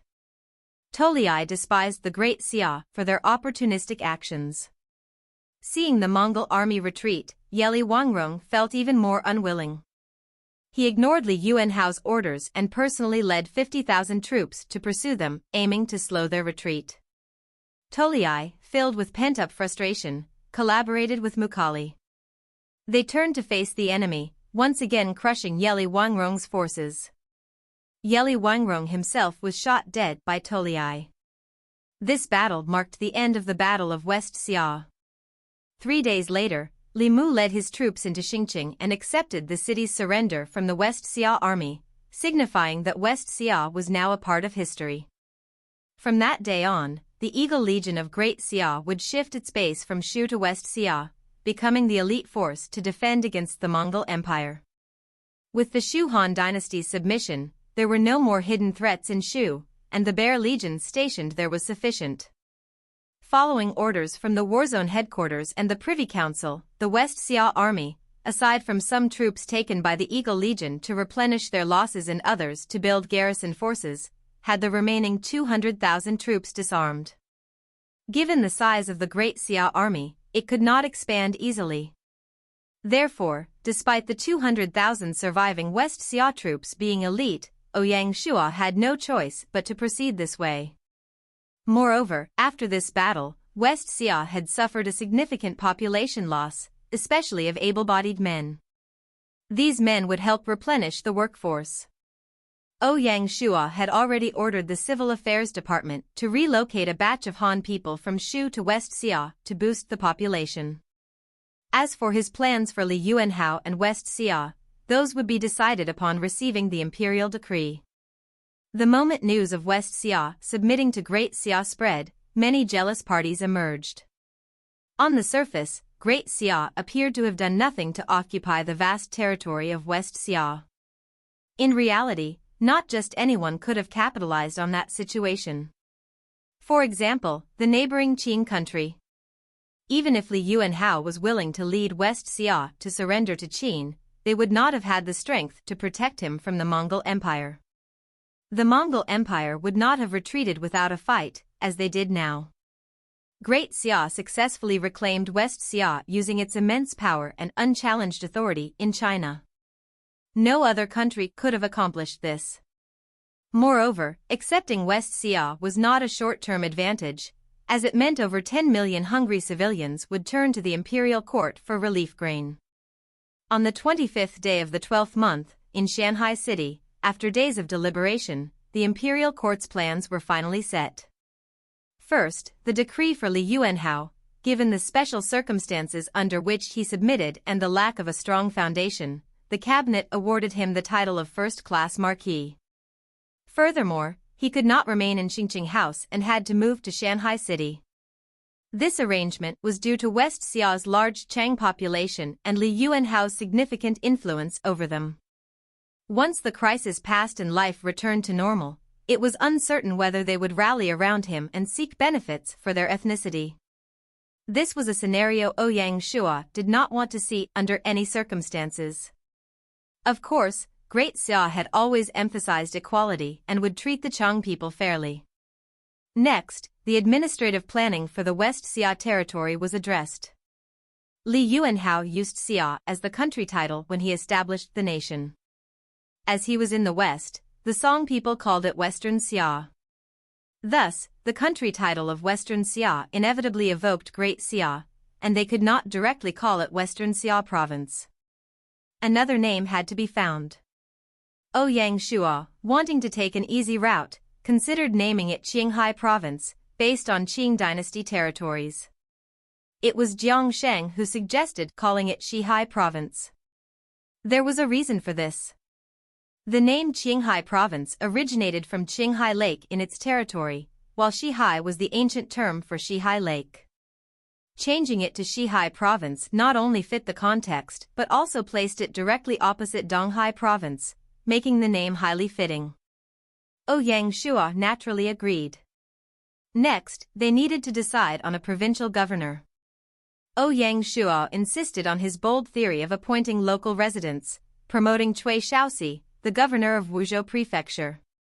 Cui Shaoxi, a pride of the Cui family, joined the territory at the county level and rose from county magistrate to prefect, then to administrative director of Jinan Prefecture, and finally to governor of Wuzhou. This promotion marked him as a truly significant official. In just a few years, he advanced from a county magistrate to a grade 3 provincial governor, becoming one of the two pillars of the Cui family alongside his sister. This was because local officials had a higher chance of promotion compared to court officials. Thus, it was not surprising that some court officials preferred to serve in local regions to train, learn, and gain promotion opportunities. His replacement was a special individual. This person was called Ouyang Hang, and he was just a normal, unassuming official in the imperial court before he was selected by Ouyang Xia. This promotion officially raised him in the eyes of everyone. It was not that he was truly talented, but rather because of his special identity. Ouyang Hang was Ouyang Xia's distant third uncle and could be considered half a royal relative. He was one of the top people in the Ouyang family, and his promotion signaled the gradual appearance of the royal family. The cabinet and imperial court did not discuss this matter. The affairs of the royal family were not to be discussed by others. Royal Place, Imperial Reading Room. Ouyang Xia was meeting the hot topic of recent times, Ouyang Hang. Third uncle, your promotion puts you under the microscope, and everyone is watching your actions. Me doing this is putting you on the hot seat. Ouyang Xia responded half-jokingly. Ouyang Hang was a middle-aged man whose face looked really stern like a knife. He looked quite imposing but was actually very quiet and rarely spoke. This was a point that Ouyang Xia admired about him. As an imperial relative, the worst things said could cause him to lose face and make things hard. The wheels had pushed the Ouyang family to such a status, and they had to cherish it. When Ouyang Hang heard that, he nodded and said, I know that third uncle is the real deal. This trip to Wuzhou is for you to show off your skill. Ouyang Xia was really confident in his judgment of people. The two of them exchanged glances and smiled.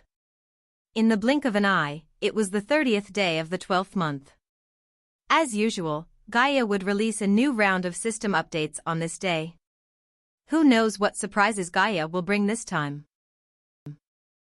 On the 30th day of the 12th month in the 6th year of Xia, a system notification sounded worldwide. World notification, this is the 6th anniversary of Earth Online. The game will undergo its 7th update, effective immediately. Please visit the forums for more details. The moment the notification went out, Ouyang Xia logged in to check the updates as usual. 1. Removal of refugee spawning. Due to the global situation stabilizing, Xia decided to remove refugee spawning. If lords wanted to increase their population beyond natural growth, they would have to resort to warfare. For dynasties, population meant labor, which was the foundation of any nation. Xia's decision to remove spawns impacted territories with large expanses the most, particularly Great Xia. With its current size, Great Xia would have gained nearly 100 million people in a year through spawns. Eliminating these spawns would significantly slow their population growth and make it difficult to maintain a standing army of 7 million troops for an extended period. Ouyang Xia found this disheartening, but the change was reasonable. Xia aimed for realism, and such a mechanic was no longer necessary. This shift would force territories to focus on quality over quantity. 2. Changes in trial land settings.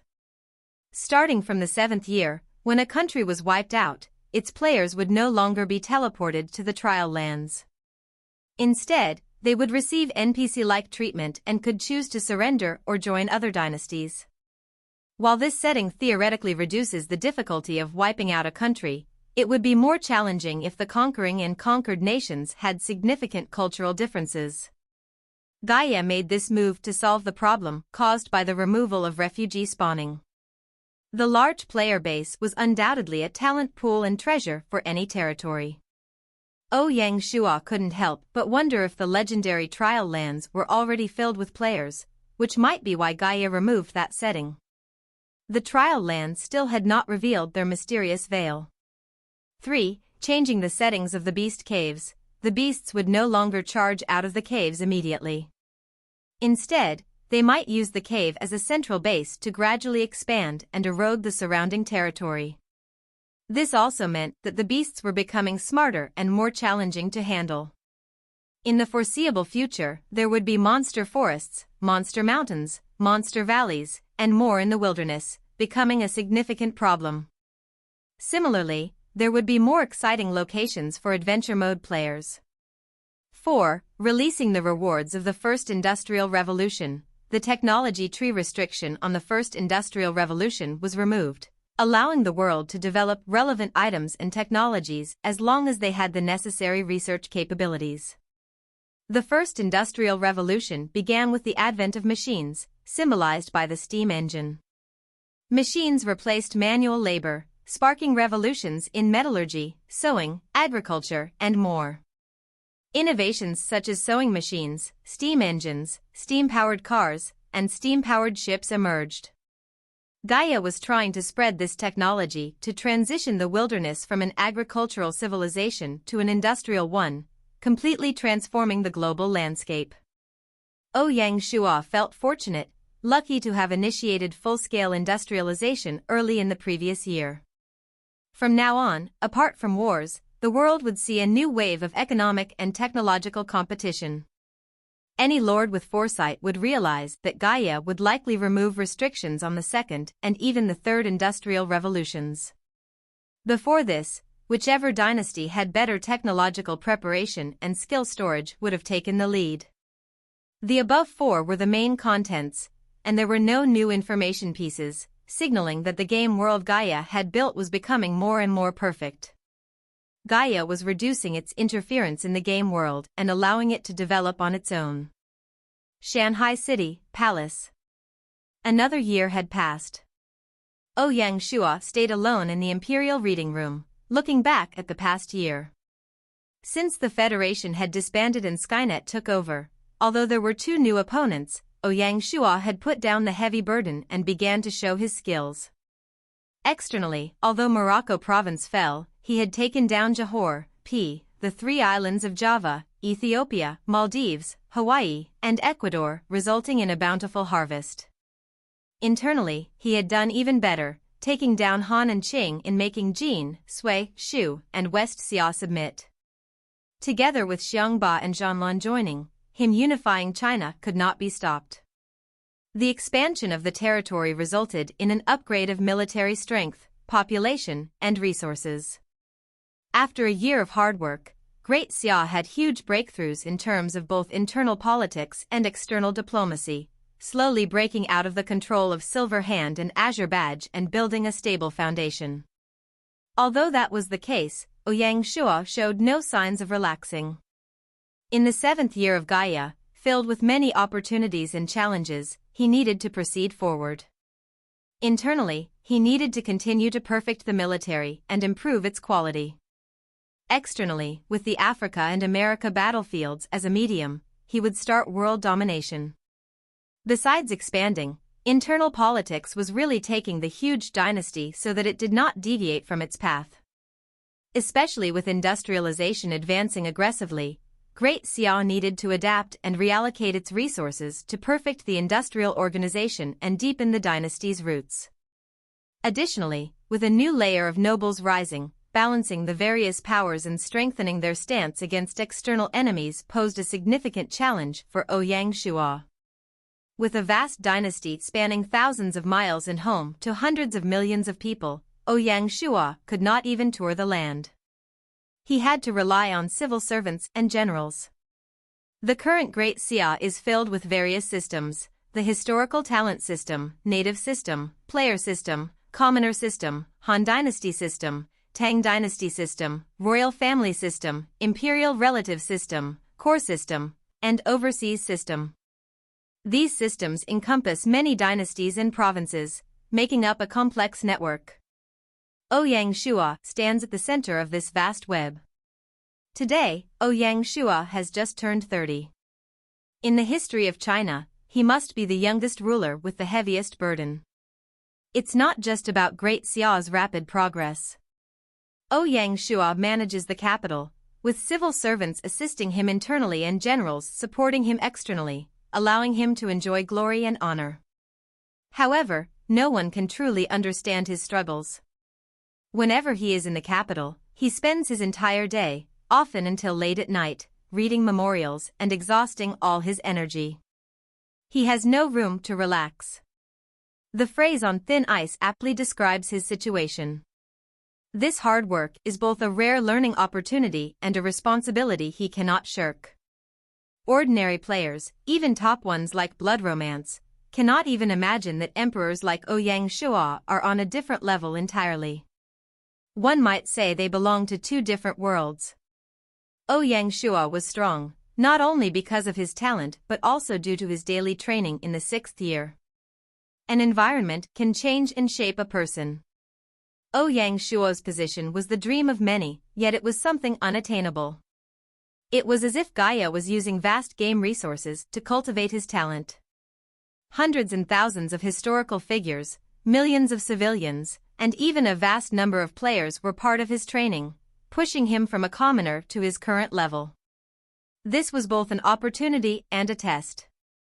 Tempering him into steel was the ultimate goal. Although Ouyang Shua had not forgotten his original purpose, he had no choice but to take on the responsibility of spreading Chinese civilization to the world and laying the foundation for the future on planet Hope.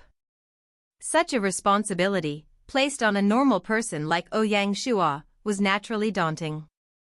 Since the 5th year, Ouyang Shua's advantages had vanished. He had to focus entirely and study diligently to guide the dynasty in the right direction. He had to worry constantly, as any tactical mistake could result in significant losses for the dynasty. Outsiders only knew that Great Xia was progressing smoothly, but they did not know that Ouyang Shua had many sleepless nights strategizing for the dynasty. Only his wife could understand.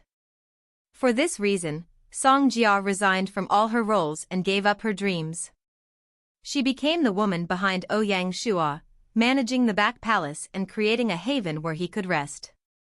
The husband and wife relied heavily on each other. The path to the top was never smooth or easy, mostly filled with thorns, loneliness, sacrifices, and the abandonment of one's dreams. Just as Ouyang Shua was deep in thought, a crisp voice called from outside, "Brother." The voice was like a fountain, washing away the room's oppressive atmosphere. It was like a ray of light shining into Ouyang Shua's heart, making him smile uncontrollably. Chapter 1225, Great Xia Emperor Dynasty. At the beginning of the year, right after the Lantern Festival, Binger went to Qiangzhou to study. In the blink of an eye, a year had passed. Looking at the little girl who ran into the reading room, a look of surprise appeared in his eyes. His face seemed warm. Pretty much every time he saw Binger, she brought him surprises. A year of learning and training had made her capable, yet it hadn't hidden her active personality. The moment she rushed in, she ran around, making a lot of noise, and sat beside Ouyang Shua, describing the interesting things in Qiangzhou. Since Binger was not of age, Ouyang Shua had allowed her to go there to observe and gain experience. She was really happy and had seen all kinds of things during this year. According to Binger, she stayed in villages to experience farming life, followed tax officials into the city, went into jails, and lived like a commoner. Her life was really interesting. These experiences could not be learned from books. Ouyang Shua listened quietly, without giving his opinion. He didn't want his life standards and views to influence her growth. Each person was unique. Seeing that it was already noon, Ouyang Shua got up and interrupted her. He smiled and said, "Let's go and have our meal. Your sister-in-law prepared your favorite vinegar blood duck." "Great," Binger replied, not as excited as Ouyang Shua had imagined. She simply gave a crisp answer. Ouyang Shua was a bit surprised but followed her with a smile. After accompanying Binger to eat, Ouyang Shua did not rest and instead returned to the Imperial reading room. The Emperor's dynasty ceremony and the first day of the new year were tomorrow, and there were many decisions Ouyang Shua needed to make. One of these was the title awarding ceremony. For any ceremony, whether it involved rewarding people with merit or giving praise, titles would be bestowed. This time, Ouyang Shua planned to emulate the Tang dynasty's Lingyan Pavilion by setting up the Shanhe Pavilion and selecting 24 meritorious officials to enter, as a reward for their contributions to Great Xia. Great Xia was brimming with talent, encompassing the essence of Chinese civilization. Selecting 24 individuals from this pool was far more challenging than the choices made during the Tang dynasty. The Shanha Pavilion, however, would not be limited to 24 people. To maintain its prestige, the next batch would have to wait until the dynasty upgraded to an imperial dynasty. The selection criteria were naturally based on merit. After much deliberation, Ouyang finally decided on the 24 individuals: Bai Qi, Jiang Shang, Hua Zubing, Han Xan, Wei Yang, Zhang Liang, Du Ruhui, Jia Su, Shi Wansui, Fan Li, Zhang He, Shen Buhai, Sun Bin, Erlai, Zhang Yi, Chuang Yu, Lu Mo, Zhang Han, Di Qing, Yu Dao, Tian Wenjing, Fan Zhongyan, and Su Chu. Aside from Lu Mo, who was the head of the No. 7 Research Institute, the rest were all historical talents. The No. 7 Research Institute, led by Lu Mo, made many contributions to the research of thermal weapons, which is why he was expected to be added to the list. Without a doubt, those historical talents listed in the Shanha Pavilion would be the ones Ouyang would instantiate first. Last night, Ouyang especially went offline to meet Jiang Shang, Bai Qi, Zhang Liang, and Jia Su, who were all successfully instantiated. As expected, under the leadership of Gaia, they quickly adapted. However, due to the limited space on the spaceship, they could not do much. After the meeting, they returned to their jobs, making Ouyang realize that instantiating historical talents early did not provide many benefits. The only advantage would be that Jiang Shang and others would act like the players once they re-entered the game. They would also be able to obtain achievement value. Ouyang told them that their achievement value was theirs, and they could freely instantiate their families and loved ones. Bai Qi's choice was totally unexpected. He said he would only instantiate 1 or 2 of them, while Jia Su did not want to instantiate any. Ouyang clearly remembered the words of Jia Su: "My king, we all realize that when Gaia created us, we became completely different people. Our life began from that moment. For our memories, they are just memories. I and the Jia Su of history belong to 2 different eras. The loved ones in the game are more like a rope holding us back in our memories. If we instantiate them, it might not be a good thing." Ouyang understood their thoughts. Bai Qi added, "I plan to instantiate Wei Lan. However, it is not because we were husband and wife in history, but because we have developed true feelings in the game." Ouyang was enlightened. As a result, Ouyang decided to temporarily stop instantiating and wait until a year before they arrived on Planet Hope to do it all at once. After a year, Ouyang achievement value had increased by 5 million points, making other players extremely envious. The high-speed development of Great Xia in the future would only cause this value to increase at an even more exaggerated rate. Gaia 7th year, 1st month, 1st day, Shanghai City. On the day of the ceremony, the entire city had a festive atmosphere, with lanterns and banners hung up everywhere. At 8 a.m., Ouyang went to the main hall and opened the territory interface to apply for the upgrade to Emperor Dynasty. The moment he clicked, a system notification sounded out. System notification, checking Great Xia's upgrade requirements. Requirement 1, Lord rank has reached Prince. After checking, player Ouyang has reached the highest Son of God rank. Requirement met. Requirement 2, Lord's reputation must at least reach known far and wide. Player Ouyang reputation has reached the highest, shining through the 9 states. Requirement met. Not long ago, Ouyang reputation points had hit 5 million and upgraded to the highest reputation rank. Requirement 3, Dynasty must occupy at least a third of the territory of the region. Great Xia occupies 42% of China. Requirement met. After West Xia submitted, Great Xia's territory had directly exceeded 1/3 of the region.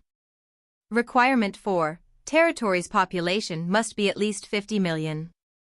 Great Xia has a population of 413.5 million, meeting the requirement. Along with Zhan Lang and West Xia's contributions, Great Xia's population surpassed the 400 million mark, and it swiftly approached the record of Chinese history. Requirement 5. The dynasty must control at least one overseas city.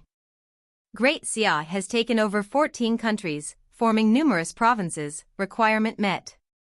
Such an achievement was only achievable by Great Xia. Requirement 6. The dynasty Fate Dragon must reach at least the purple level. Great Xia's dynasty Fate Dragon has reached the stage of the Golden Dragon. Requirement met.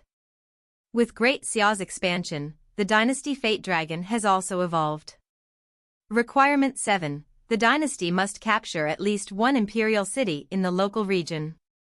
Great Xia has taken over Dali, Luoyang, Jingdu, Quanzhou, and Chengdu. Requirement met. The submission of the dynasty is counted. Requirement 8. The dynasty must destroy at least one country. Great Xia has taken over 14 countries. Requirement met. Destruction does not refer to building a city. For instance, Great Xia conquering Morocco but losing it does not count. Likewise, building a city does not count as destroying a country, as in the case of Ecuador. Therefore, requirement 5 and 8 do not conflict. In other words, if one is well completed, requirement 5 can be easily fulfilled. Requirement 9. At least one country must upgrade a secret treasure. Great Xia possesses the secret treasure Jiuzhou Cauldron. Requirement met. Among the 9 essential requirements, apart from the country upgrading treasure, Great Xia has exceeded them all. System notification. Checks completed. Great Xia meets all the requirements for the emperor to upgrade the dynasty. Will you upgrade? Yes. The moment Ouyang Shua spoke those words, the heaven and earth transformed. A 7-colored light rose from the palace and shot into the sky. Soon afterward, 7 colorful clouds appeared, shining a prosperous 7-colored glow. The heavens were displaying signs of prosperity. The moment these signs appeared, a system notification echoed across the entire world. Chapter 1226, Moving the Capital.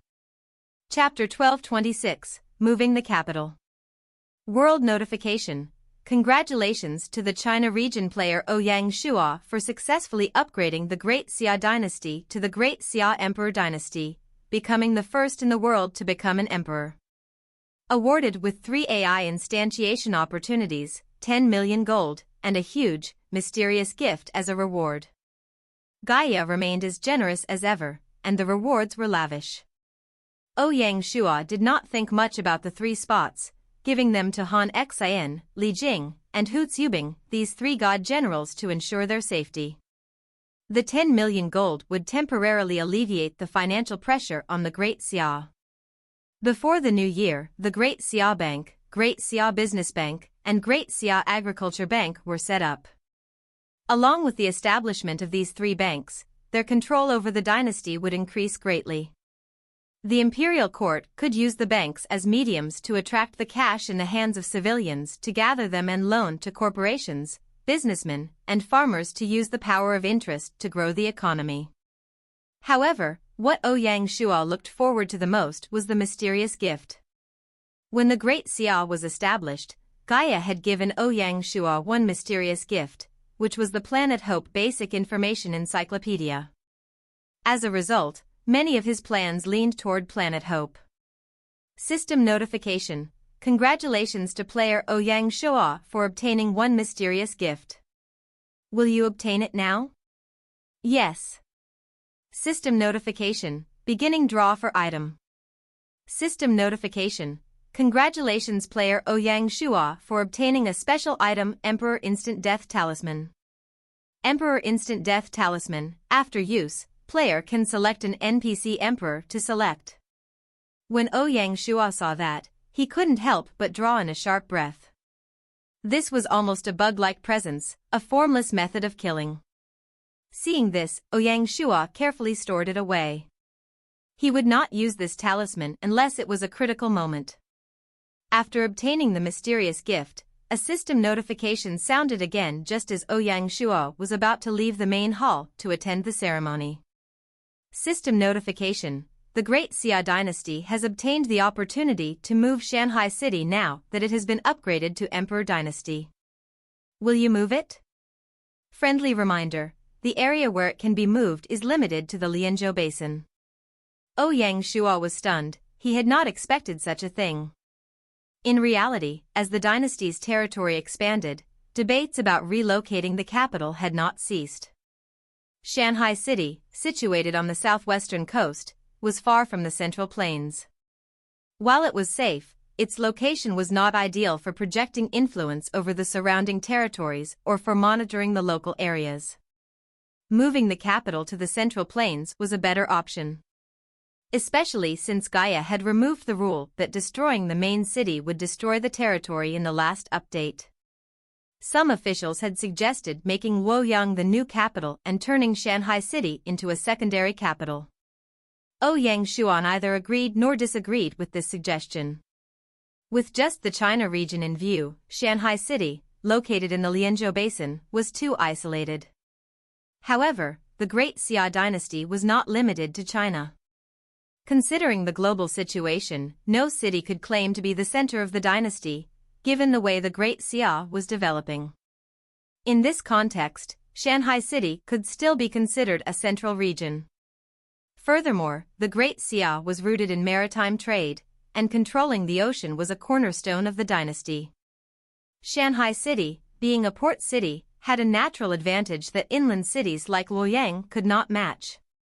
However, Xihai City's current position was somewhat awkward. Firstly, as a capital city, it was too close to the ocean.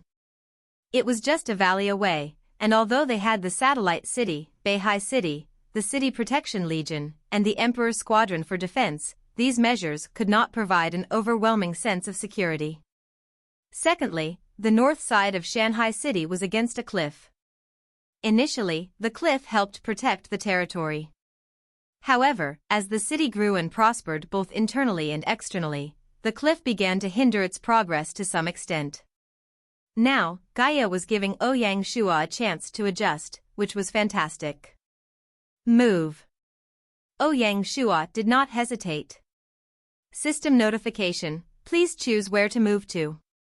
Looking at the minimized map of the Lianzhou Basin, Ouyang Shua did not hesitate and clicked on the grasslands at the center of the basin to move the city to the central area. North of the city was the stunning Shenwan Lake. This move would not only allow Xihai City to be farther from the ocean, but the vast, flat grasslands would also provide ample space for development. In the future, even if Xihai City grew into a modern metropolis, the area would still be sufficient. System notification, confirming location, will you move now? Ouyang Shua was taken aback and asked, the middle of the grasslands is where Shenwan Lake is located. If I move there, what will happen to the lake? Would it disappear? System notification, Shenwan Lake would replace the current Xihai City's position. Only then did Ouyang Shua make up his mind and say, move. After he spoke, it was as if the Big Dipper and the stars had moved, and both cities exchanged positions. The entire process took less than 5 seconds, and no one felt a thing. To Gaia, it was just a movement of data. System notification, movement complete. After upgrading to Emperor Dynasty, Xihai City has a chance to gain a mirror image. Will you take it? What do you mean? Ouyang Shua did not understand. Of course, Ouyang Shua understood what mirror image meant by itself. Taken literally, it would replicate Xihai City and double its scale. This gift would be immense. After 6 years of construction under sped-up time, Xihai City had finally reached its current scale. Considering the city's architecture and buildings, it would be worth no less than 100 million gold. Therefore, Ouyang Shua did not believe that Gaia would be so generous. System notification, the so-called mirror image would use the current city walls, streets, and city management network as a blueprint to replicate an empty city for territory development. Now, Ouyang Shua understood. For example, if a government wanted to build a new city region in reality, be it residential districts or commercial areas, it would be done by real estate developers. The government's role would be to build the roads and set up the water, gas, electricity, and communication networks. Gaia's mirror image would handle all of that for the Great Xia Emperor dynasty. Even then, it was still a tremendous gift. As the central city in the world, Shanghai City was the focus of attention, and its population had reached its upper limit. The imperial court had no choice but to implement measures to restrict people from entering the city. Now, with the city set to double in size, the building standards and attraction of Shanghai City could quickly make the new region prosperous. Just selling land alone would allow the imperial court to earn a huge sum of gold. Before the mirror image, Shanghai City was the largest city in the world. Expanding it would make it similar to modern Shenzhen. For an ancient territory, this was indeed a significant leap. If it weren't for the start and rapid progress of industrialization, the old city management standards would not be able to sustain such a mega city. Ouyang Shua could already imagine that, in the not-too-distant future, Shanghai City would have bicycles and rail locomotives replacing horse carriages as the main modes of transport. Shanghai City was progressing into the steam age. Almost immediately, Ouyang Shua decided not to blindly develop the new region but to have a systematic approach.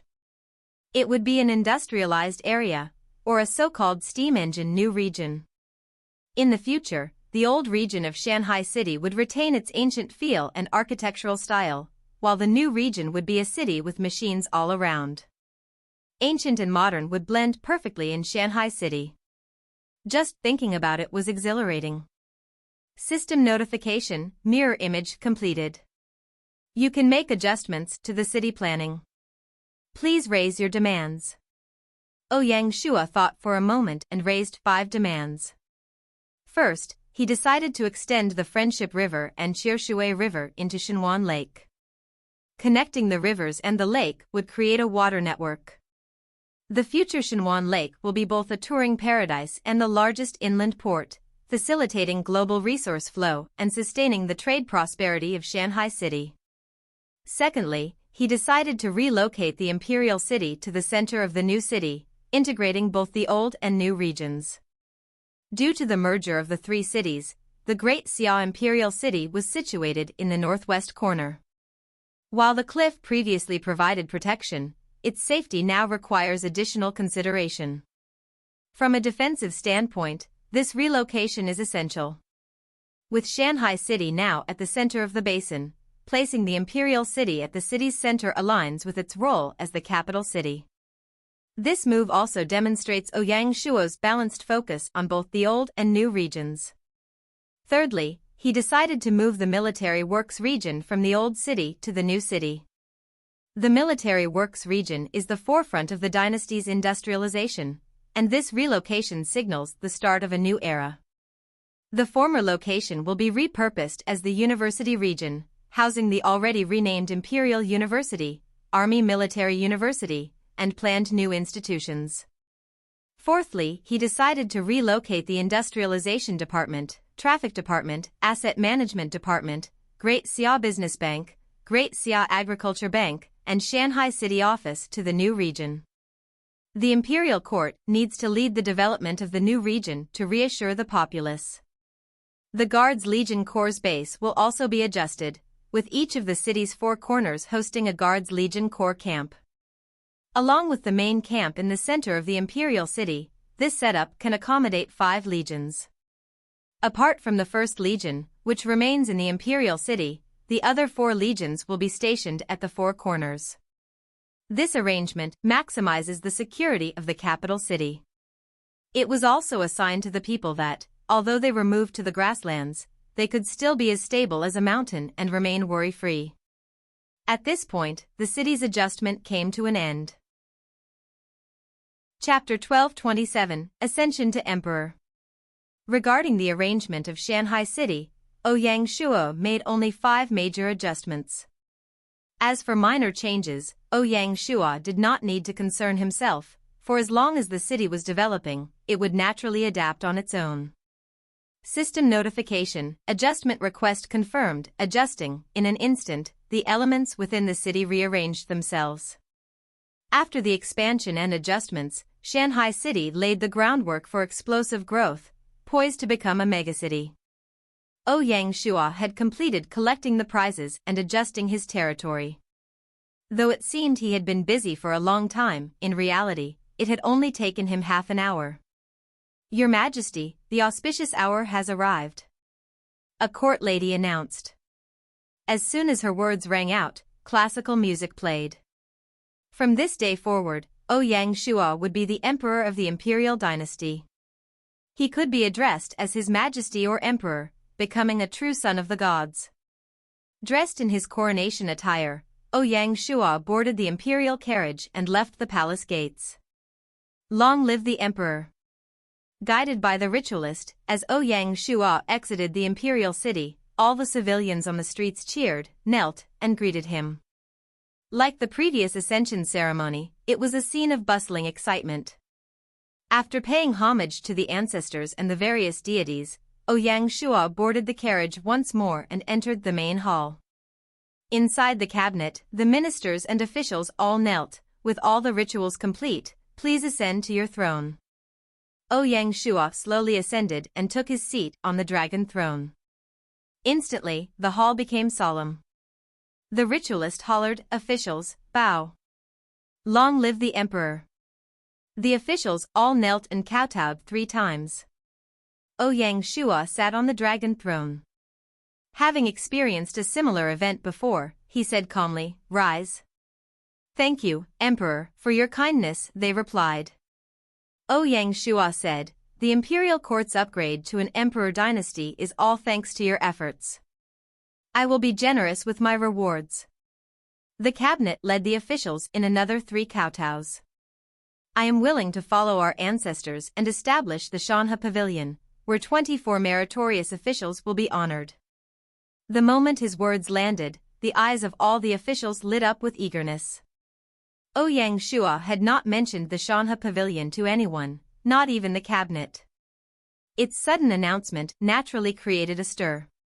For this Ascension ceremony, Ouyang Shua did not invite outsiders, only the governor-generals and provincial governors. As he spoke, Ouyang Shua gave Bai Nanpu, the decree announcer, a look. Bai Nanpu understood and opened the imperial decree, stating, "The emperor decrees the establishment of the Shanha Pavilion, listing the 24 meritorious officials who helped build our dynasty as models for all, shining even in the afterlife.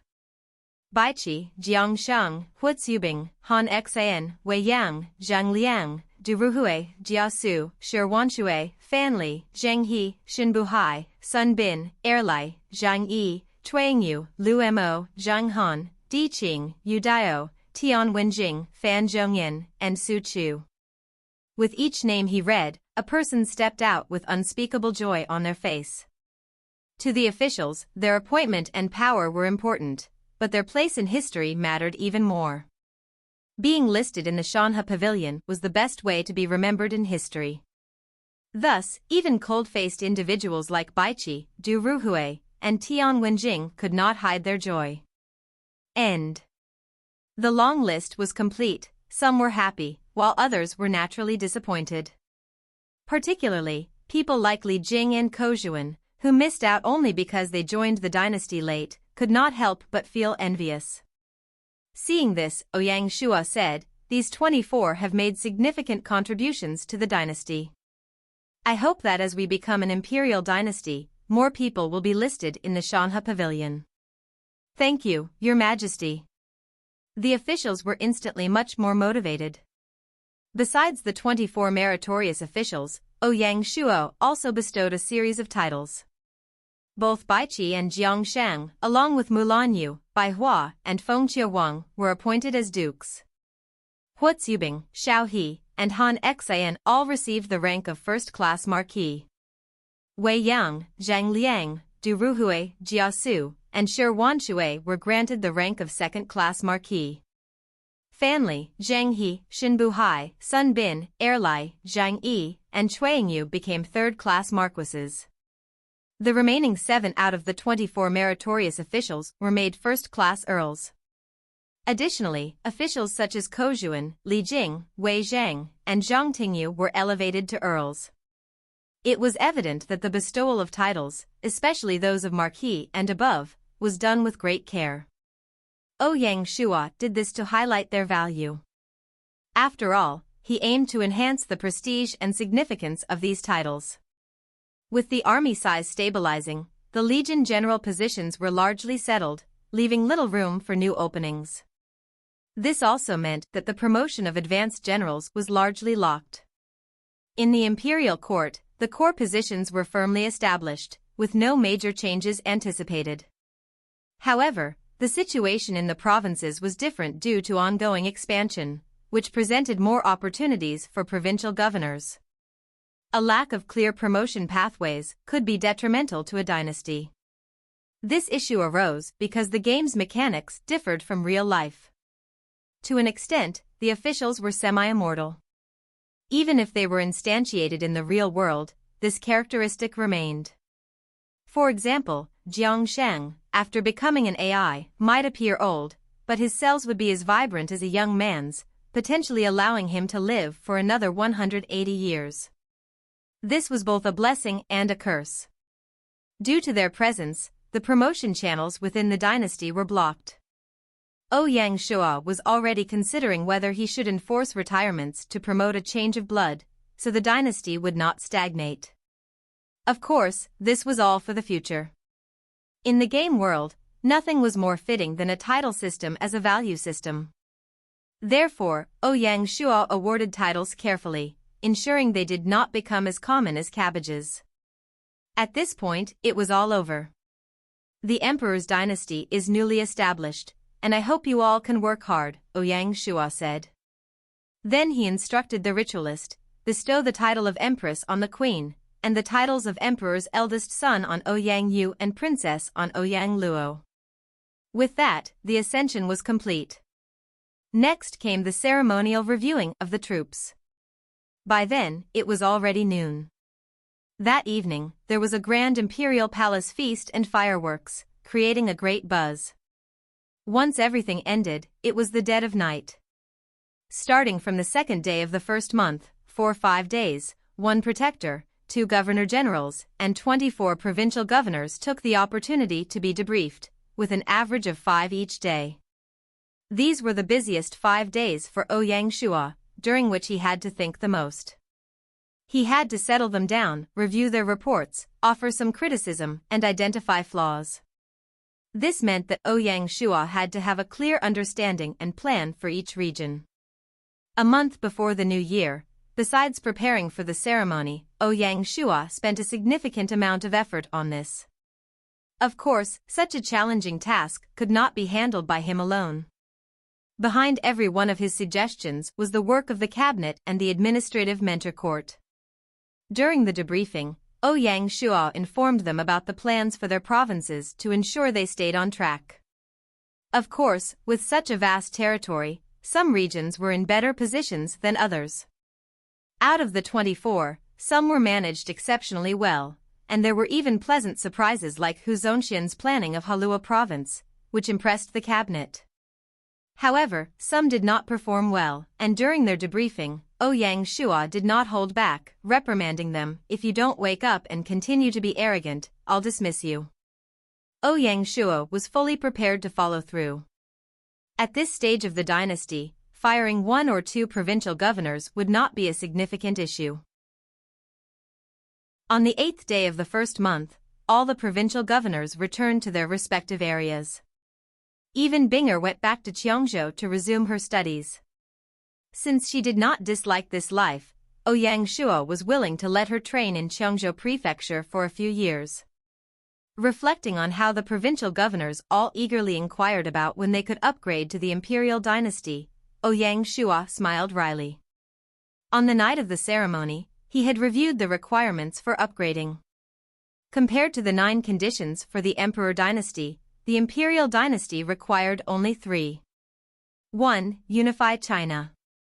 This was not an unusual requirement. Unifying China was already Great Xia's primary goal, and if all went well, they could achieve this by the 7th year. 2. Obtain the overlord position in Asia. This was more challenging.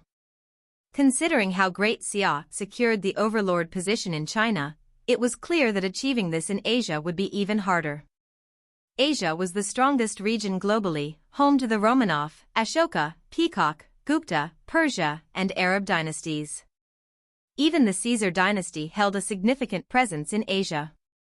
For Great Xia to claim the overlord position while surrounded by so many formidable enemies, they would need to defeat numerous dynasties, with the biggest challenge likely coming from the three in India.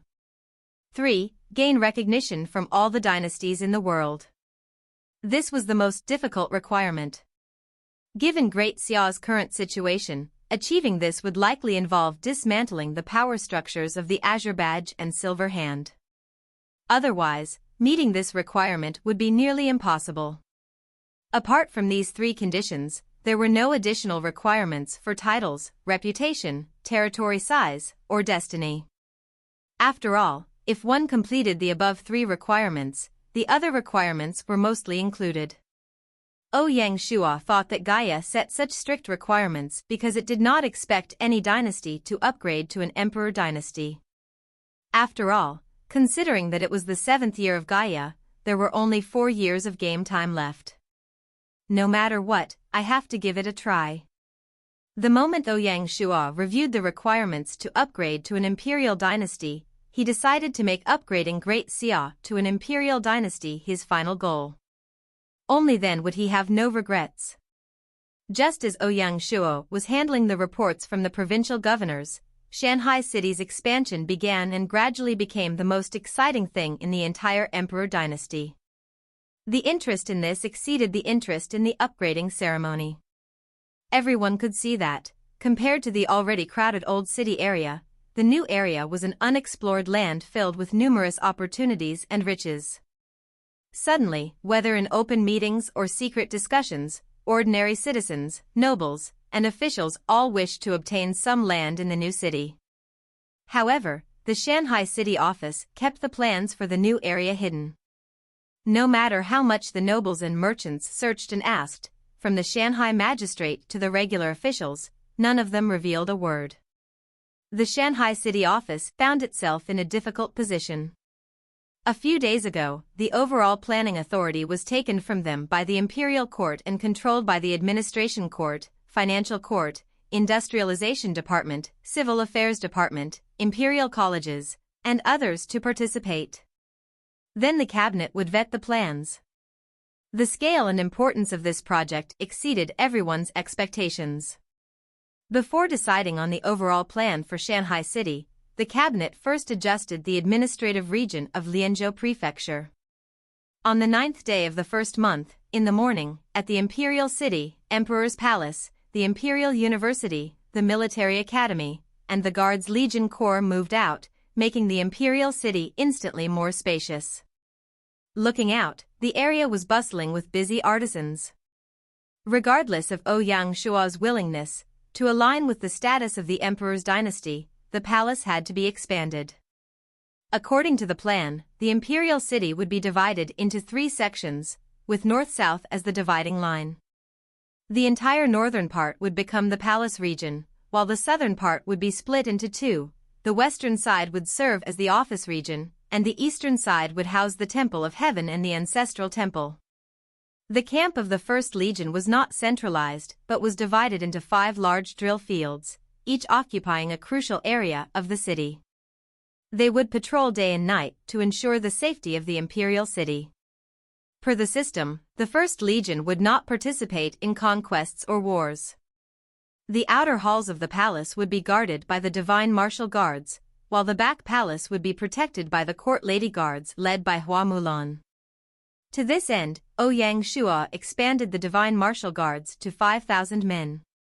This way, even if Ouyang Shua left, he could leave 2,000 men to defend the palace. In addition to surface defenses, many Wulin experts of the Shadow Guards were stationed in hidden areas of the palace. If anyone attempted an assassination within the palace, they would find themselves in the wrong place. This plan was not out of timidity but due to the recent assassination of the Hanwu Emperor and the poisoning of Feng Qiuhuang. Ouyang Shua had to defend against such acts. Great Xia had too many enemies, and if someone was eager to do so, Ouyang Shua would not be surprised. Inside the Imperial reading room, Jiang Shang was explaining the importance of adjusting the Lianzhou Prefecture Administrative Zone. Your Majesty, Shanghai City is the capital and the center of the Emperor dynasty. It radiates out to the entire land and signifies the entire dynasty. Its position is extremely high, and its importance cannot be overstated. Therefore, we need to confirm its status through administrative measures. Ouyang Shua didn't understand. Didn't we make Lianzhou Prefecture a Xihai Prefecture? Jiang Shang responded, at the Emperor dynasty stage, the status of a Xihai Prefecture is already too low. I suggest we follow the Tang dynasty system and make Shanghai City the imperial capital and the Xihai Prefecture the imperial house, with an imperial governor whose rank is equal to a provincial governor. The place where the Son of Heaven resided would have a high status, hence the term imperial capital. Naming it the imperial house would demonstrate the scale and prestige of the nation's capital. Listening to Jiang Shang's explanation, Ouyang Shua indeed learned a lot. He hadn't expected such profound meaning could be conveyed in such a small change. He smiled and said, very well. Though it was just a name change, it carried significant meaning. Your Majesty is wise. Jiang Shang exclaimed. Regarding the choice of imperial governor, does the cabinet have any suggestions? Ouyang Shua asked. Jiang Shang was taken aback. This was something he had not anticipated. For the Xihai Prefecture to become the imperial house, it would be natural for the original Shanghai magistrate, Zhang Wenzheng, to be promoted. However, listening to the words of the emperor, he was ready to change the personnel. Is your Majesty unhappy with Zhang Wenzheng, or is there a deeper meaning? Jiang Shang was unsure, so he could only play it safe and ask, I feel that he is a suitable choice. Although he is suitable, does the cabinet not have other options? This. Facing the emperor's questions, Jiang Shang felt a bit nervous. Truthfully, the position of imperial governor looked impressive and shining, but it was a tough job.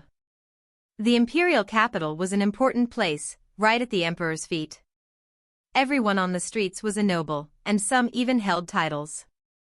As such, the imperial governor would face pressure from both the imperial court above and the nobles below, unable to make anyone unhappy. The person chosen must be smooth and skilled at flattery. The Tang dynasty had many changes to their imperial governor, which astonished others. Bai Juyi mentioned in one poem, how to be an imperial governor and stay in the job. Over 10 years, there were 15 people. On average, the position changed at least once every few months. Ouyang Shua didn't pressure him and said, let Tian Wenjing and Zhang Wenzheng switch roles. Your Majesty is wise. Jiang Shang heaved a sigh of relief. The emperor's thoughts were hard to read. Ouyang Shua didn't make his decision because he was unhappy with Zhang Wenzheng. First, Zhang Wenzheng had been the Shanghai magistrate for 3 years, and it was time for a move. Being a provincial governor in Shu would be a good position for him. Secondly, he didn't want the imperial governor role to be as spineless as it was in the Tang dynasty. He wanted an iron-faced governor, which was why he chose Tian Wenjing. Tian Wenjing was among the first batch of officials in the emperor's dynasty and was one of the 24 meritorious officials. In terms of experience and ability, Ouyang Shua believed that he could do the job well. After they discussed the matter of the imperial house, Ouyang Shua continued, I've heard that there have been people talking about turning Chuanan province into a Xihai province and becoming the head of the provinces. What do you think? Jiang Shang, confident on this topic, replied directly, I think the time is not right. Since that's the case, it's time for those rumors to stop. Although Ouyang Shua spoke expressionlessly, his words were filled with killing intent. Regardless of who was spreading those rumors in the dark, they had touched Ouyang Shua's nerves. An important place like the capital never lacked hidden currents. Do not worry, Your Majesty, I understand. Jiang Shang knew that it was time for those people acting smart to receive their due punishment. Chapter 1229, smoke rises in Africa. Gaia, 7th year, 1st month, 15th day, imperial capital. Under Jiang Sheng's efforts, the rumors regarding the Zhili province were quashed, leaving only the underlying tensions. The first imperial governor, Tian Wenjing, officially began his tenure yesterday. To show his support, Ouyang Shua personally wrote the plaque reading "Righteous and Fair" and placed it outside the imperial governor's office, emphasizing that the imperial governor of Great Xia was different from that of the Tang dynasty. To avoid unnecessary debates and speculation, the imperial court released the definition of the new city region. It would be designated as an industrialization zone, a hub for steam engine civilization, and a center for creative industries. The imperial court also stated that the overall planning was progressing rapidly and aimed to complete it by the 3rd month. During this period, the imperial court would establish entry requirements based on the new planning, which helped to ease the public's concerns about the new city region. However, while the new city region would be an industrial zone, it did not mean that all types of factories could be built there. For instance, steel mills and coal-burning factories were all relocated outside the city. In the past 3 months, Great Xia's largest-scale military reorganization was finally completed. The 5 newly formed Legion Corps had all been established and moved to their respective camps. Along with the formation of the Imperial Palace Guards, the Privy Court made significant adjustments to the camps of the Guards Legion Corps, City Protection Legion Corps, and the Imperial Palace Guards. The changes to the Guards Legion Corps were evident. With the establishment of the Imperial Capital House, the entire area would be their defensive zone. This allowed the City Protection Legion Corps to expand outward. The 1st Legion would move into Beihai City to defend the southern gate of the imperial capital. The 2nd Legion would move to Mulan Stronghold to defend the northern gate.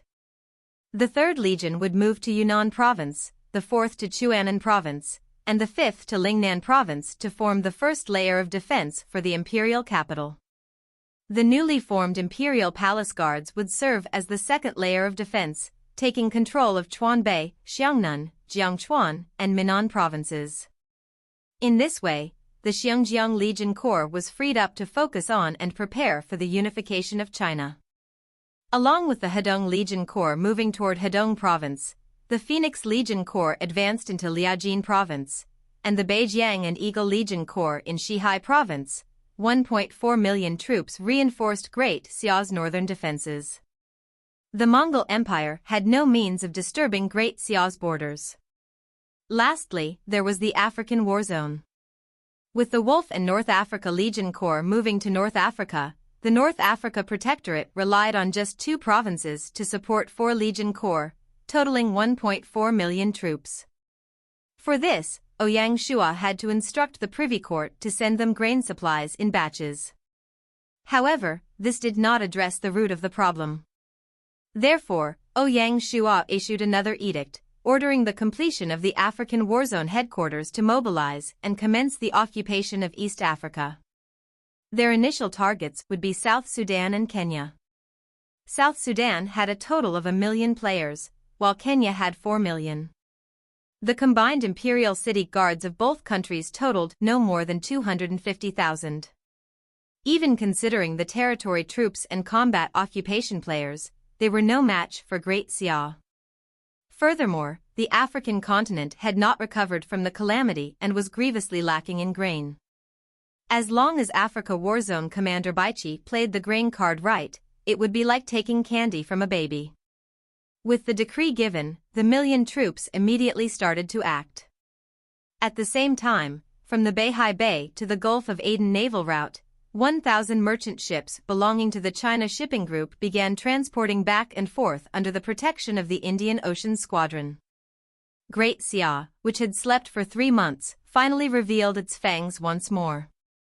In the Emperor's Palace, in the Imperial Reading Room, although the Battle of East Africa was brewing, Ouyang Shua did not pay much attention to it. War matters were completely in the hands of the Grand Council and the Africa Warzone, so he would not interfere. Professional matters should be left to the professionals. As a ruler, his focus should be on the internal aspects of the Emperor dynasty. Xia stopping the refugee spawning meant that population growth would enter a really slow period. However, the imperial court was industrializing, and various enterprises and corporations desperately needed talent. Without a large influx of new people, the strategy of the imperial court would be impacted. In this situation where the population could not easily increase, the only way forward would be to improve the quality of the talents. More precisely, they had to make the best use of all the labor they had now. Moreover, the most underutilized human resource was undoubtedly the vast player base. As the Great Zhou dynasty weakened, out of the 100 million Chinese players, 90 million lived under Great Xia. In truth, a significant portion of them were outside the system of the Emperor dynasty. Based on rough estimates, what kind of players had been brought into the system so far? First, the players who joined the army. Secondly, a group of players were managing farms, shops, and could be considered halfway integrated into the system. Thirdly, individuals like Meng Zhida, though in the minority, were trusted by Ouyang Shua and entered the Great Xia's official fields, schools, banks, and similar institutions. The rest, lacking connections to the imperial court, utilized less than 1% of their potential. What a waste! Behind these players were individuals from various industries, forming a complex social network capable of handling any societal task. In other words, every player was a talent. However, why did no one notice this? After 6 years, not only the lords but even the adventure mode players had formed new identities, deeply embedded in the game and forgetting their real-life jobs. 6 years is enough to change someone.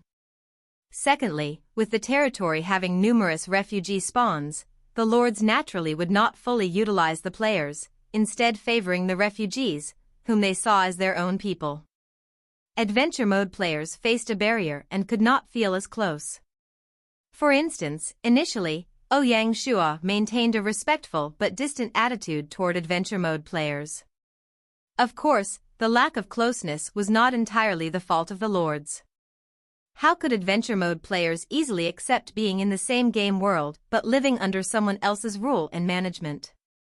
Only in the 6th year of Xia did this discontent begin to dissipate. However, this did not mean the players would accept their roles. First, the global situation was clear. The disappearance of the imperial cities meant that players had no choice but to align with the dynasties. It was impossible for adventure game mode players to open up new sections of land outside the territories. Secondly, the game's interests were closely tied to reality, along with the achievement value update. This made players stop treating the game as purely a game, which seemed contradictory but was the truth. Since the game and reality were the same, players submitting for their own interests was understandable. Players were all evolved creatures with strong adaptability, allowing them to quickly adjust their mental states. Living under a dynasty or an imperial city was not that different, the only difference was in perception. In an imperial city, players were restrained by various laws but viewed NPCs as virtual servants, fostering a sense of superiority. Under a lord, this feeling would disappear, replaced by a sense of loss. Compared to others, the gap is just too huge. Perhaps because the gap was so large, no matter how hard they worked and struggled, they could not close it. This made them feel better. It is easy to understand, in reality, everyone wants to be the best. When facing someone only slightly better, one might feel jealous and try to surpass them. However, when facing the world's elite, no matter how hard they try, they cannot catch up. After all, the two sides are not on the same level. Facing a billionaire, ordinary people feel admiration, not competition. Without this sense of competition, there is no feeling of loss. In the game world, the situation is the same. However, compared to ordinary players, Ouyang Shua's position is even more exaggerated than that of a billionaire. As such, the players living in Great Xia gradually became more familiar with their surroundings and no longer felt the sense of loss and unhappiness they had before. This allowed the imperial court to better utilize the players and their value. Within the solemn imperial reading room, Deputy Secretary Ko Zhuan in charge of Human Affairs, Deputy Minister Zhang Tingyu of the Administration Court, and Civil Affairs Director Pei Yun had all gathered together. After much deliberation, Ouyang Shua finally made up his mind. This Imperial Court player recruitment is the first for the Emperor's dynasty and needs to be solid, setting a model for future recruitments. Do not worry, Your Majesty. For this recruitment, we have prepared for a month, and we will not let anything go wrong, Ko Zhuan said with certainty. Clearly, they had made extensive preparations, knowing how important this recruitment was to the Emperor's dynasty. A month earlier, after Ouyang Shua's suggestion, the cabinet had discussed the matter. After seeking the opinions of all officials, they reached a consensus to integrate the player group into the system. From the Imperial Court to local prefectures and counties, from various offices to banks, schools, and the like, from corporations to enterprises, they would open all of these to players and accept talents. As long as one met the requirements for a post, the Imperial Court would not block them. Using 6 full years, Great Xia had finally built a perfect system and a strict management structure. No matter how many players were recruited, there would be no worry of the system falling apart. This was why Ouyang Shua was so confident. 6 years of hard work had finally borne fruit. Ouyang Shua said, "Since that's the case, go do it." "Yes, Emperor." In the 7th year of Gaia, on the 20th day of the first month, the Great Xia Honglu Temple Outreach Division held a press conference to announce the notice regarding the large-scale recruitment of player groups. The moment the news was released, the Great Xia territory was abuzz. There were many eager parties, many spectators, and many who were envious and jealous. Who knows how many lives and families that single notice would change. Imperial Capital, City West Street 1107. Within this street resided a number of special tenants.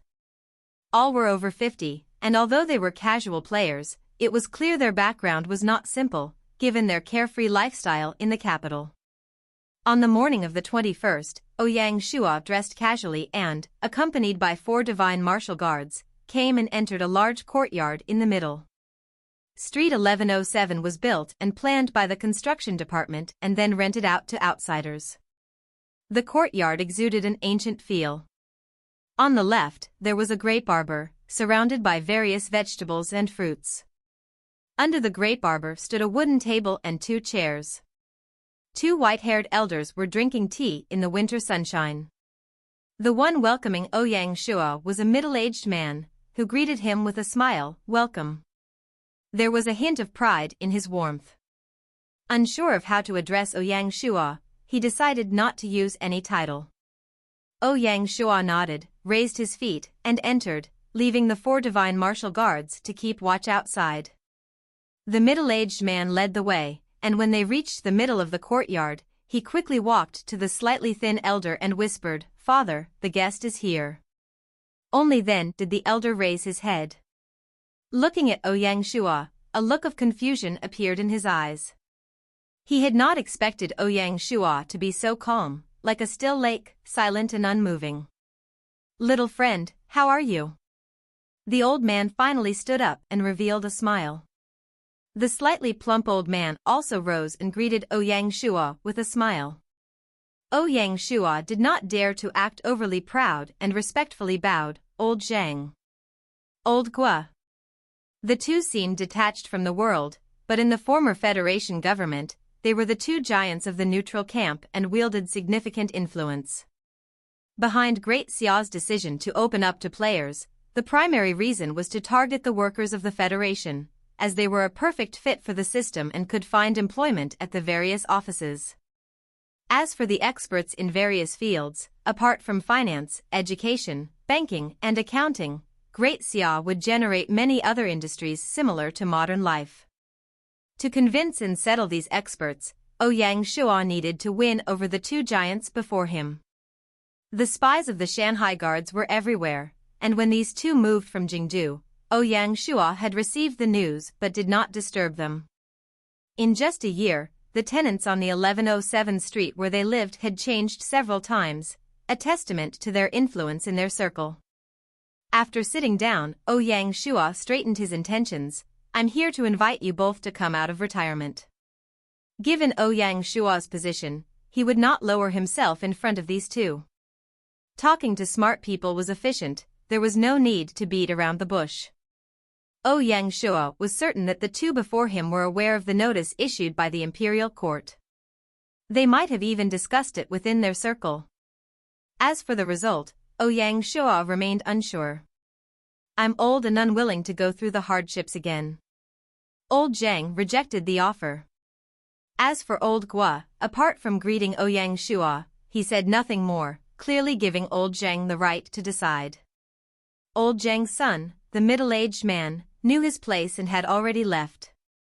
Ouyang Shua was not surprised and asked, does Old Zhang have concerns about Great Xia? In many people's eyes, Great Xia was a feudal empire, and Ouyang Shua was a feudal lord addicted to power, which did not align with the Federation officials' ideologies.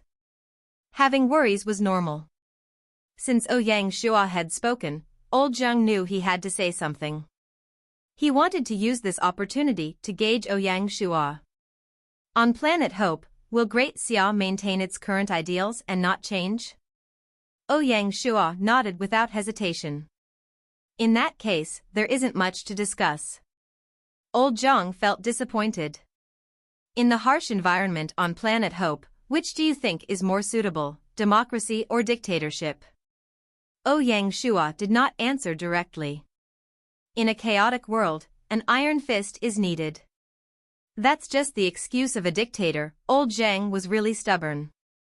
But you can't deny that after the Federation disbanded and Skynet took over, for Chinese civilization to take root on planet Hope, ruling the people is better than being ruled.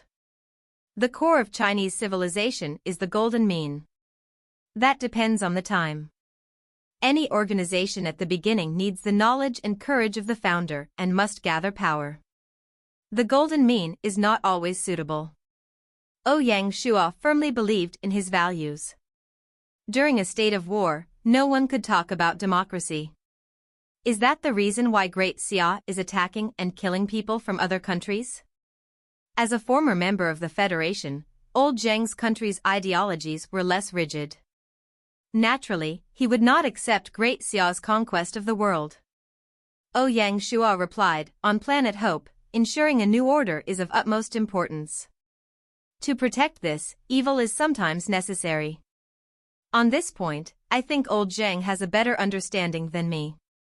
When the Federation was being established, there was also much bloodshed. What do you mean by a new order? Old Zhang wanted to understand completely. Country. This was the first time Ouyang Shua had revealed his ambitions for planet Hope. You. Old Zhang was so angry that he stood up.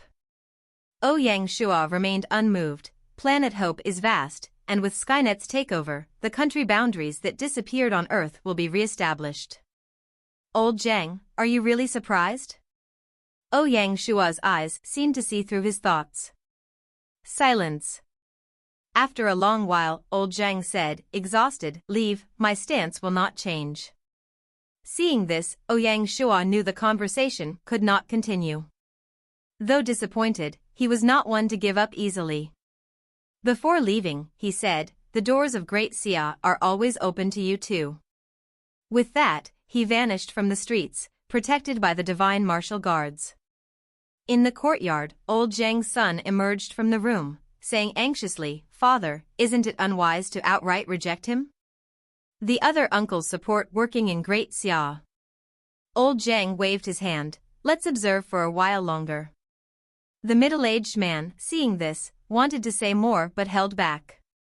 In the end, he simply turned around and left the courtyard. He's still too inexperienced. Old Zhang looked at the back of his son before letting out a disappointed sigh. Sitting down once more, he looked toward Old Gua and asked, what do you think?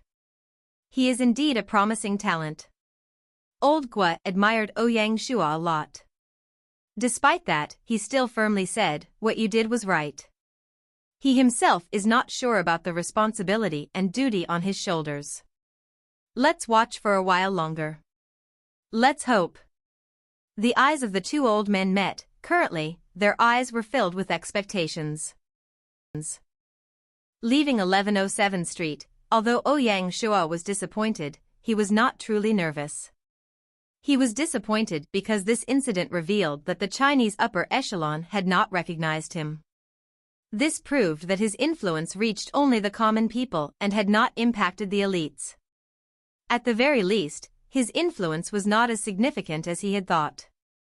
However, he was not nervous because, with Great Xia's position as the inheritor of Chinese civilization, his standing was unshakable. In the entire world, apart from Great Xia, no one could represent Chinese civilization. This was his advantage. As long as Great Xia did not decline, Ouyang Shua, who controlled the situation, would remain invincible. As for how to make the elites recognize his ideals and not judge him, both sides would need to work hard and time would be essential. Ouyang Shua was on a path of influence that surpassed the game world. The small setback on 1107 Street did not dampen the excitement from the recruitment notice.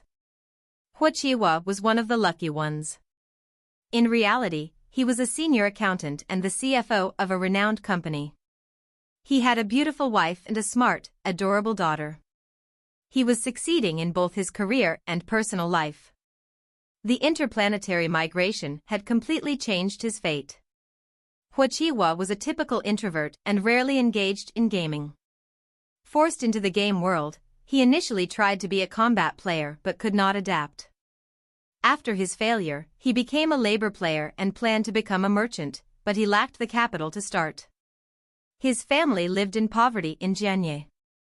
Luckily, his wife did not leave him despite their poor conditions, and the three of them managed to survive. When Gaia activated the achievement value exchange event, he gritted his teeth and exchanged for gold. He had his eyes on the equipment market and was prepared to take a gamble. At this moment, Snow War Rose obtained a batch of equipment eliminated from Great Xia and threw them into the market, causing prices to plummet and resulting in significant losses for him. It wasn't that he was foolish, rather, he lacked the necessary business information in the game. Although his keen senses led him to the right market, it ultimately proved futile. After his business failure, Qihua struggled to recover. In the 10th month, disaster struck, and grain prices soared, nearly starving his family. Only when Zhan Lang led the Donghai province to join Great Xia did the prices fall, saving them from starvation. To them, Great Xia was undoubtedly their savior. When the Imperial court issued a recruitment notice, Qihua didn't hesitate and immediately applied in the capital. His target role was an advanced accountant in the financial court's business department. Leveraging his experience, he was fortunate enough to be hired. From that moment on, his fate changed and he embarked on a new path. Although his experience was somewhat unique, he wasn't the only lucky one. Great Xia's talent recruitment not only transformed the fates of many families but also won the hearts of the people. In the blink of an eye, a month had passed. During this time, Great Xia released one explosive piece of news after another, attracting a lot of attention. Just as the second month began, perhaps out of jealousy, the Dawson dynasty also unveiled a significant announcement. On the 5th of the second month, the Dawson dynasty officially attacked Venezuela. Jack made a high-profile announcement, stating that he would merge Colombia and Venezuela to establish the state of Colombia. Following this, he would send a governor and 300,000 troops. His intention to confront Great Xia head-on was clear. More importantly, the newly formed state of Colombia would be directly connected to the Brasilia dynasty. Although the Brasilia dynasty had not yet taken sides and did not belong to any camp, given Jack's character, he would undoubtedly stir up the South American region. The Indian Empire's situation was becoming increasingly difficult. At this critical moment, Indian Empire King Juarez made a surprising decision to change his direction of attack. He would defend against the Brasilia dynasty and focus on attacking Argentina in the south. When Ouyang Shua received the report, he was filled with thoughts. Juarez was undoubtedly intelligent and knew that, with the Dawson dynasty's interference and the strength of the Brasilia dynasty, the Indian Empire would find it very difficult to defeat them. Rather than wasting time and soldiers on the Western Front, it made more sense to attack the Argentine region in the south. This move would help stabilize their backyard before they could fully commit to the Brasilia dynasty. Despite this, Ouyang Shua still had some concerns. Given his understanding of the Spanish dynasty and Casillas, he knew that Casillas was not a lord who would easily admit defeat. The rising Spanish dynasty might attempt to protect the Argentine region.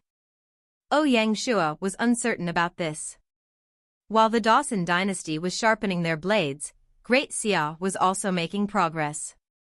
On the East African battlefield, Baiqi left the East African Legion Corps to defend while ordering Meng Tian to lead the Wolf Legion Corps to take down South Sudan.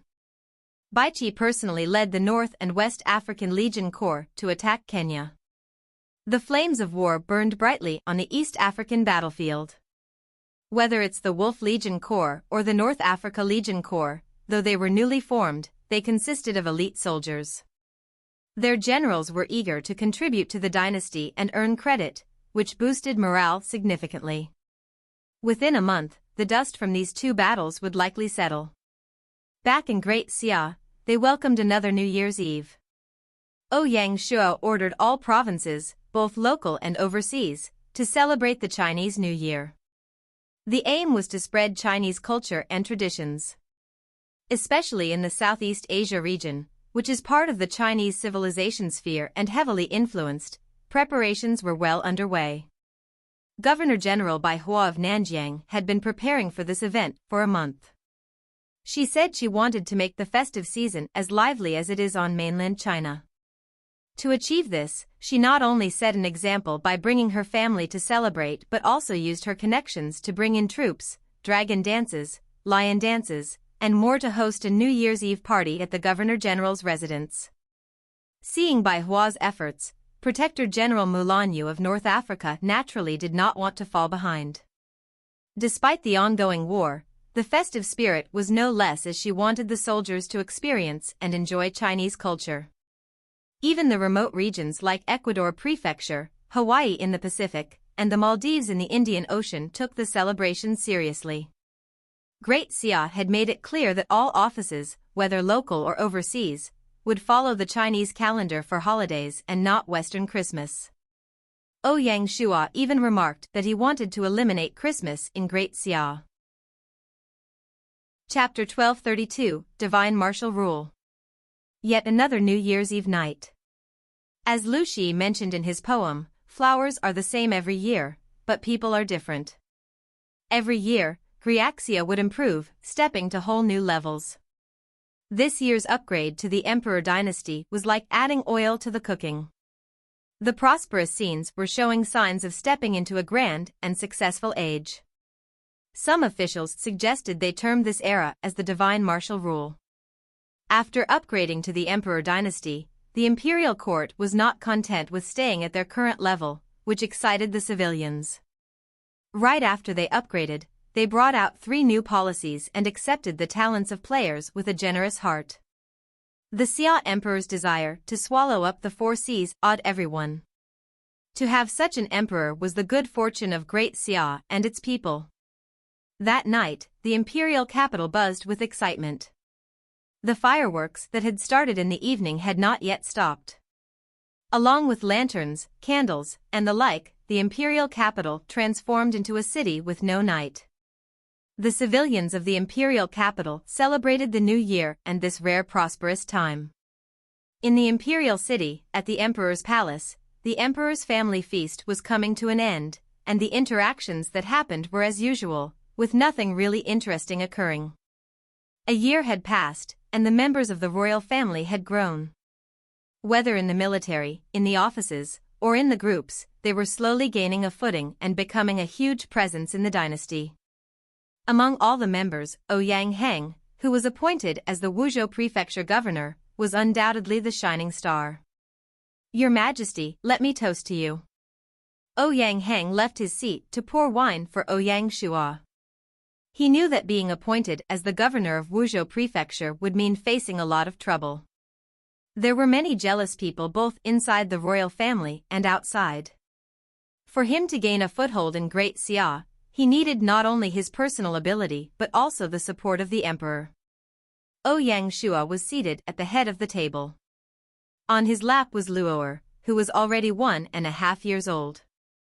As Ouyang Heng approached, Ouyang Shua was peeling grapes, his daughter's favorite. The extent of his doting and love for her was hard to describe. Ouyang Shua did not want to follow the ways of ancient emperors and kings, who often spoke of the heartlessness of the royal family. He did not restrain Ur and allowed him to enjoy his childhood as he wished. To help the two children build a strong cultivation foundation, Ouyang Shua deliberately went offline every day to use the 5 Emperor True Manual's primordial energy to nourish their meridians. Seeing Ouyang Heng walk over, Ouyang Shua put down the grapes, raised his glass, and smiled. "Third uncle, Happy New Year! It's all because of your majesty." Ouyang Heng relished the respect and importance the emperor placed on him. However, he was aware that many eyes were fixed on him at this moment. The uncle and nephew used this opportunity to discuss some work matters. At this moment, little Princess Luo'er, seeing her father and uncle talking and not peeling grapes for her, got angry. She pouted and reached out, grabbing her father's beard. The authoritative and fierce image that Ouyang Shua had tried so hard to maintain vanished instantly. "Hee, the little princess is angry, so I'll leave now." Seeing His Majesty in such an awkward situation, it would be inappropriate for him to stay. After such a brief conversation, Ouyang Heng had already achieved his goal. In truth, Ouyang Shua would not fuss over these small formalities and simply said, "Take care, third uncle." Then he turned around to play with the little princess. Speaking of Luo'er playing with his beard, there was a story behind it. Ouyang Shua was young, and leading all the officials was not an easy task. At least from an image standpoint, he seemed too young and could not give the impression of maturity. For this reason, Song Jia suggested he grow a beard to bridge the age gap. As expected, the beard he grew made him look much more mature. At a glance, he was no longer the hot-blooded teenager who had just entered the game but seemed like a mature uncle. Although he was a little older, Ouyang Shua was still satisfied. After this small interlude, the entire feast was nearing its end, and everyone went their separate ways. On the first day of the new year, Ouyang Shua had to pay respects to the ancestors as usual. The only difference was that this year, in the ancestral temple, the ancestors of the Ouyang family were listed. The spirit tablets of his parents were placed within the temple, and they were even given the titles of retired emperor and retired empress. This also demonstrated to the world his filial piety toward his parents. A long holiday followed. Apart from keeping an eye on the battle in Africa, Ouyang Shua did not concern himself with other administrative matters and focused on spending time with his family. In the blink of an eye, it was the 15th day of the second month, and the imperial court offices reopened. In the imperial city, at the emperor's palace, long before Chinese New Year, Ouyang Shua had been preparing something significant after visiting Old Zhang and Old Gua. He aimed to address the elite's misunderstandings about Great Xia. After the offices reopened, this matter was formally discussed. Ouyang Shua was set to establish the largest legal court outside the cabinet. They would deliberate with the administrative mentor court, Honglu Temple, and the censorate on the final framework of the Great Xia legal system. Under special circumstances, the Great Xia Court of Law would delegate the right to investigate to the Internal Affairs Court's Procuratorate Department or the local Procuratorate divisions for significant cases. This arrangement hung like a sword of Damocles over the Internal Affairs Court. The Internal Affairs Court oversaw the Law and Order Department, the Procuratorate Department, and the Regulatory Department, essentially consolidating all legal entities.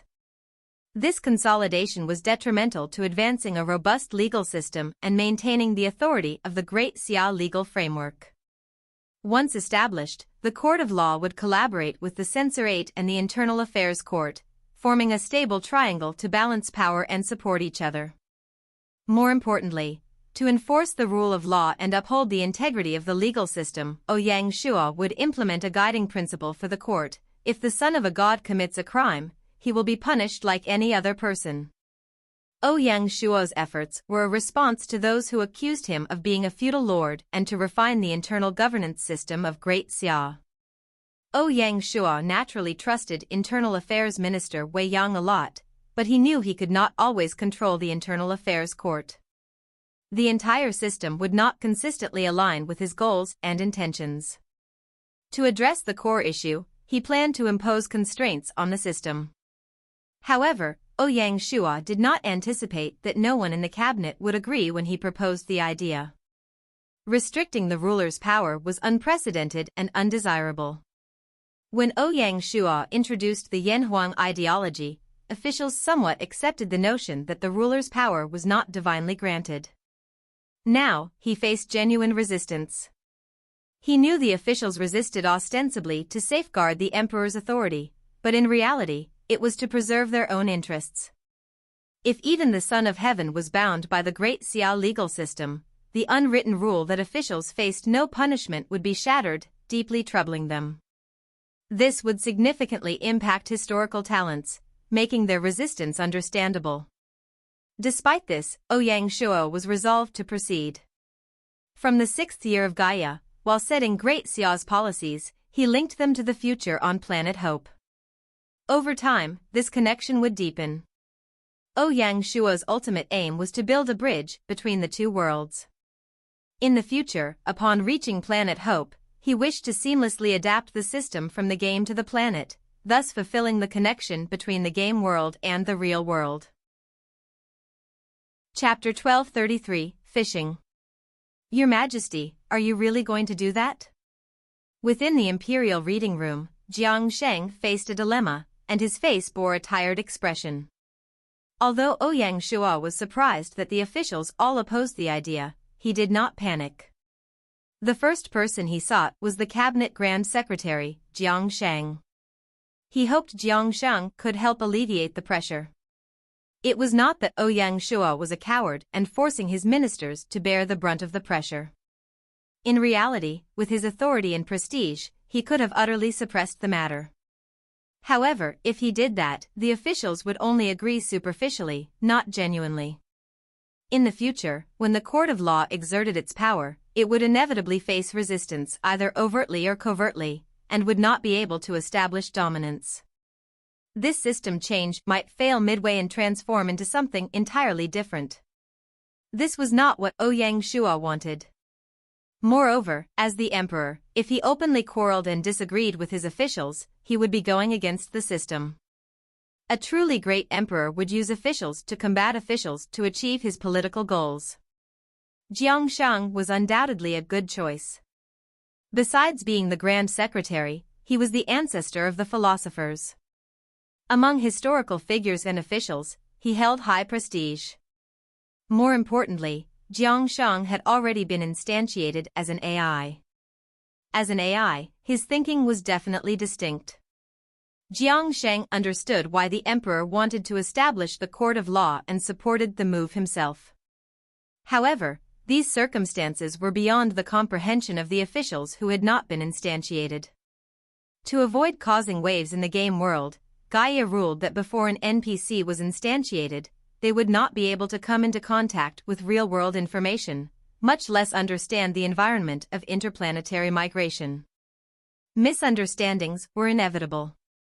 Jiang Sheng became the bridge between Ouyang Xia and the officials, helping to mediate issues. This was one of the roles of the Chancellor. At a different time, Jiang Sheng would have gladly accepted this role to expand his influence in the political sphere. However, this matter was unusual and would shake the entire civil servant group. Even with Jiang Sheng's abilities, sustaining the pressure would be challenging. Ouyang Xia learned that during the holiday, many officials visited Jiang Sheng's residence to question why he agreed to establish the court of law. This led to a lot of dissatisfaction on both sides. Without the help of instantiated ministers like Zhang Liang and Jia Su, Jiang Sheng might have ended up as the enemy of the entire civil servant group. This was the first time the Great Xia civil servant group had been so divided. Over time, the effects of this matter spread from the imperial capital to other provinces, shaking the local areas. The entire Great Xia official field was in upheaval. Throughout this process, Ouyang Shua remained calm at the fishing stand. He needed this opportunity to observe the officials, to see who was worth instantiating and who was too stubborn. As Great Xia's unification of China became inevitable, most of the historical talents in China were absorbed by Great Xia. With such a large group, chaos and disorder were natural. The hidden currents during the holiday period, from the imperial court to the local areas, were all noted by the Shanghai Guard's spies and handed over to Ouyang Shua. Among the imperial capital officials, the one who made the most noise was Civil Affairs Director Pei Yun. Under his support, more than 10 officials planned to go to Jiangshang's residence to question him. Frankly, Pei Yun's performance deeply disappointed Ouyang Shua, leading him to form a poor impression of the powerful families in the imperial court. These people were overly concerned with family interests. Moreover, the discontent in the local areas was even worse, especially among the officials who had recently joined Great Xia. They did not dare to criticize the emperor, so they vented their frustrations on Jiangshang. During the holiday period, Ouyang Shua actually received over 60 memorials criticizing Jiangshang, which made him furious. He wanted to execute all of them. In the end, Ouyang Shua forced himself to swallow his anger.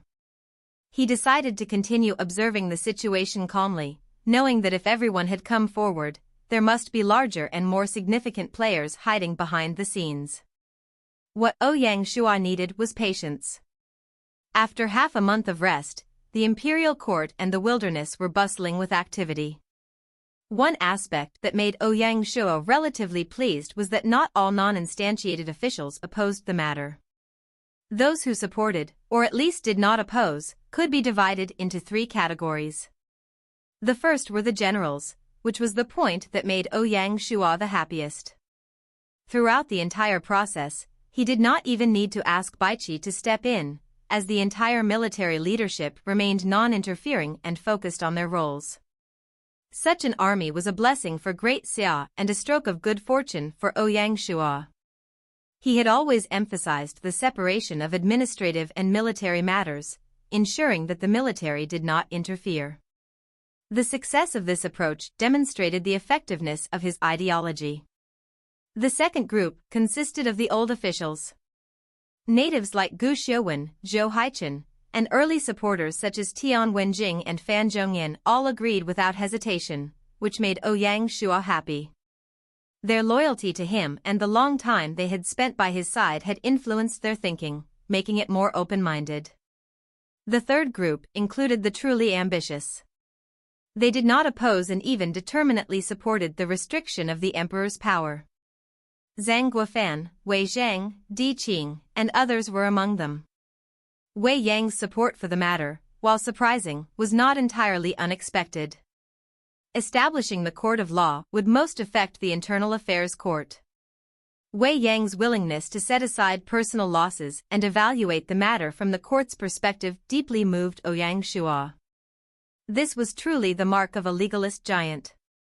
Despite the imperial court resuming work, the storm had not yet calmed. Ouyang Shua was not willing to wait. This time, he planned not only to establish the court but also to cleanse the Great Xia officialdom. When Jiangshang learned of this, he was taken aback. Seeing this, Ouyang Shua consoled him, "Elder, if we had more time, I would not do this. However, it is already the 7th year, and time waits for no one." Ouyang Shua's anxiety was clear. In these short 3 to 4 years, Great Xia needed to expand, dismantle Silver Hand and Azure Badge, and also complete the internal transformations before their arrival. Each and every task was crucial, so how could he not be anxious? Understood. Jiangshang nodded. He understood the emperor's position. "Do not worry, Your Majesty. I'll do everything I can." "Thank you," Ouyang Shua said, looking at Jiangshang's silver hair, feeling moved. Any revolution would not be smooth and would always face various challenges. To be able to help the emperor is my honor, Jiang Shang replied. Ouyang Shuo sighed and waved his hand. The emperor dynasty has proceeded too smoothly. It's time for a revolution, or problems will arise. Jiang Shang nodded in agreement. Chapter 1234, Cleansing with Many Aftershocks. After discussing the establishment of the court of law, Ouyang Shuo asked Jiang Shang, regarding the elite players, what ideas does the elder have? Since Jiang Shang was already present, Ouyang Shuo did not hold back. Based on what your majesty has mentioned, old Zhang has a son who worked in the Federation, correct? That's right, Ouyang Shuo confirmed. Jiang Shang replied, in that case, I recommend you recruit him into the Imperial court. Ouyang Shuo was momentarily taken aback, but a smile slowly spread across his face. Elder truly has a method, let's follow your suggestion. Your majesty is wise. Jiang Shang exclaimed. Gaia Year 7, Month 2, Day 2. With Ouyang Shuo's strong support and the efforts of Jiang Shang, Zhang Liang, and Wei Yang, the court of law was finally established. Ouyang Shuo personally wrote the phrase, even if the Son of Heaven commits a crime, he will be punished like a commoner, which was carved onto a stone stele and placed in front of the court of law to demonstrate his resolve and will. Democracy and dictatorship did not mean self-inflicted punishment or breaking the legal system. These two concepts, though opposing, could coexist. To be a dictator within the constraints of a legal system was the best way to describe the ruler of the new generation. This approach would help restrict not only Ouyang Shuo and the officials but also any future successors, ensuring they could not act without restraint. It would lay the foundation for the emperor dynasty. Looking at the 5,000 years of Chinese history, a royal family that consolidated power without restraint and saw the world as their personal assets and the people as dogs would not last long. Throughout thousands of years of Chinese history, feudal rule persisted, and society largely stagnated or even regressed during some dynasties. In the end, China was torn apart by Western powers that had risen in less than 200 years. What a painful lesson! If it weren't for the resilience and magnanimity of Chinese civilization, which allowed it to coexist and learn, how could it have risen again in modern times in such a short period? Learning from the past, Ouyang Shuo did not want history to repeat itself. He was not arrogant enough to believe that he could single-handedly build a feudal dynasty on planet Hope and ensure it would last forever. He remained grounded, not letting victories go to his head or power corrupt him. The Chief Justice of the Court of Law would be Han Fizi, the Dean of the Law College at the Imperial University, who would hold a primary Grade 2 official position. The role of Dean of the Law College would be taken over by the Deputy Dean. As the person who consolidated the knowledge of the legalist school of thought and played a significant role in the creation of the Great Xia law system, Han Fizi was not particularly interested in politics and kept his distance from it, making him the ideal choice for Chief Justice. Apart from the Chief Justice, there would be 4 other justices. The 5 of them would be appointed by Ouyang Shuo. In theory, if Ouyang Shuo did not fire them, their appointments would be indefinite until their death or retirement. Although they had done a lot of groundwork, the establishment of the court of law caused a lot of uproar, and the imperial court situation was chaotic. It would take some time to calm it down. Due to this, Ouyang Shuo was not in a rush to adjust personnel. He was waiting for the right moment to cleanse them. As the 3rd month arrived, the opportunity Ouyang Shuo had been waiting for finally appeared. On the 3rd day of the 3rd month, Meng Tian led troops to conquer South Sudan. On the 5th day, Bai Qi led the army to attack Kenya. Great Xia's first operation in East Africa produced remarkable results. The moment the news spread, the world was shaken. Great Xia's successive conquests of 2 countries greatly provoked the American and European dynasties, causing them to accelerate their invasion of Africa. The entire African continent was engulfed in the flames of war. Compared to the global tremors, Great Xia's post-war work proceeded in an orderly fashion. On the 10th day of the 3rd month, the Imperial Court ordered the North Africa Protectorate General's House to be upgraded to the Africa Governor General's House, promoting Mulanyu to Governor General, making her the third person to hold this position in the Emperor's dynasty. Additionally, they established the South Sudan and Kenya provinces. With the establishment of these two provinces, a series of personnel adjustments followed, which was what Ouyang Xia had been waiting for. The officials listed on the Court of Law's blacklist were all reassigned to Africa. The Imperial Court removed Pei Yun from his position. He would be reassigned to South Sudan as a provincial governor. Although it seemed like a promotion from a secondary third-grade position to a primary third-grade position, it was actually a hidden demotion, as he was moving from the core of the dynasty to the distant African continent. This was a wake-up call for Ouyang Xia. Replacing him was old Zhang's son, Zhang Bengxin. Before this, Ouyang Xia had taken Jiang Shang's advice and extended an olive branch to him. As expected, Zhang Bengxin was not like his father, he was instantly tempted. After Ouyang Xia's persuasion, he finally agreed. He went from an outsider to a core member of the Imperial Court, much to everyone's envy. The reason Ouyang Xia did this was to pry open the gates to the elite players and win their loyalty. Ouyang Xia did not believe that, with such a promising start, the others would not be tempted. Thus, around the position of Civil Affairs Director, Ouyang Xia both suppressed Pei Yun and won over the elite, achieving 2 goals at once. Even Jiang Shang was impressed. The Imperial Court decreed that Chao can be moved to the position of Kenya Provincial Governor. Undoubtedly, he was one of the officials who made the most noise among them. After this matter, Ouyang Xia also analyzed why Chao Can had the courage to send a memorial to criticize Jiang Shang so intensely and confidently. There were only 2 possible reasons. First, as a West Han official, he still harbored the notion that officials cannot be punished, leading him to instinctively oppose. More importantly and more terrifyingly, the second point was that he had become arrogant due to his role as Bai Hua's helper. Otherwise, why would Chao Can, known for his cautious nature, dare to challenge the Imperial Court's policy? Chao Can had likely forgotten who had helped him rise to the position of Yunnan provincial governor. If it weren't for him giving Bai Hua face, Ouyang Xia would not have merely moved him to Africa, he would have crushed him to the bottom and sacked him to warn the rest. Replacing him would be the original Somalia provincial governor, Pei Ju. Pei Ju also came from the Pei family and was one of its representative figures. Ouyang Xia's decision to promote Pei Ju while demoting Pei Yun was something others found hard to understand, but the reasoning was quite simple. First, it was to avoid potential conflicts. Pei Ju needed to be moved away from Africa. If not, having the 2 of them as provincial governors in the same region might lead to complications. Second, during this crisis, whether Pei Ju genuinely had foresight or was merely more discreet than Pei Yun, he did not step out to create issues.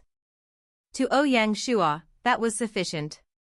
Moreover, Pei Ju had been in the Imperial dynasty for a long time and had contributed significantly. Bringing him back from Africa was a logical decision that could also calm and appease the Pei family, so why not? As for the vacant Somalia provincial governor position, Ouyang Xia did not appoint anyone as the Imperial Court had decided to merge it into the Ethiopia province. The Great Xia was expanding in Africa, and in the future, it could not set up a province for every country it conquered. Thus, merging provinces was a logical step, similar to what they did in Nanjiang. Besides the provincial governor-level appointments, to support the newly established South Sudan and Kenya provinces, the Imperial Court decided to transfer some officials from other provinces and the Imperial Court. Unsurprisingly, many of these transfers involved people who had caused trouble during this storm. The adjustments were made discreetly, making it difficult for outsiders to notice anything amiss. As for those officials that were moved, some of them should know what they had done. Even so, they could only listen to the instructions, or else they would never rise in the Great Xia. Toward those who did not follow the orders, the Great Xia law system had clear ways to punish them. Chapter 1235, ice melts, spring sowing begins. Using the major victory in East Africa, the storm that had been brewing in Great Xia finally subsided. Although the imperial court's actions were discreet, astute observers could discern what was happening. At the very least, they did not dare to openly defy the law. Thus, the turmoil moved from the public eye to behind closed doors. Ouyang Shuo was well aware that such a situation could not be resolved quickly. Fortunately, Great Xia continued to expand and develop rapidly, and all issues could be addressed through growth. None of this would shake the foundations of the Imperial dynasty. Time would handle the rest. After the successful campaigns in South Sudan and Kenya, Ouyang Shuo, still unsatisfied, ordered the African Warzone to rest and prepare for the next conflict. The next targets were Uganda and Tanzania. Uganda is located in East Africa, bordering both South Sudan and Kenya, and covers an area of 240,150 square kilometers.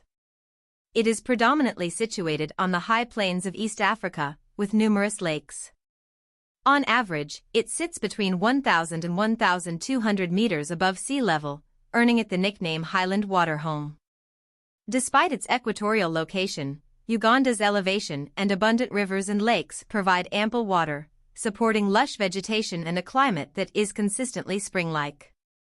Lake Victoria, the world's second-largest lake and Africa's largest freshwater lake, covers 42.8% of Uganda's territory. The lake region was famous for its production of cotton and coffee, which were the main exports when the English colonized the area. Uganda had 4 million players and 200,000 imperial city guards. To the south was Tanzania. Tanzania was one of the places where ancient people originated and is located in East Africa, south of the equator. The region primarily focused on farming and, in BC, traded mainly with Arabia, Persia, and India. Its territory was rich in raw minerals, including gold, iron, nickel, coal, diamonds, and phosphate, ranking 5th in Africa overall. Tanzania had 5 million players and 250,000 imperial city troops.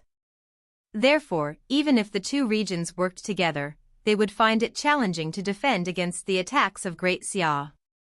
Moreover, after conquering South Sudan and Kenya, Great Xia had a relatively stable rear line. In Great Xia's conquest of East Africa, its greatest opponent was not local but Europe and America. Fortunately, the dynasties of America and Europe were preoccupied with their own territories and had no time to concern themselves with Great Xia. Even the Egyptian and Bantu dynasties were busy expanding on their own. Ouyang Shuo predicted that the 7th year would be when the various powers began dividing Africa.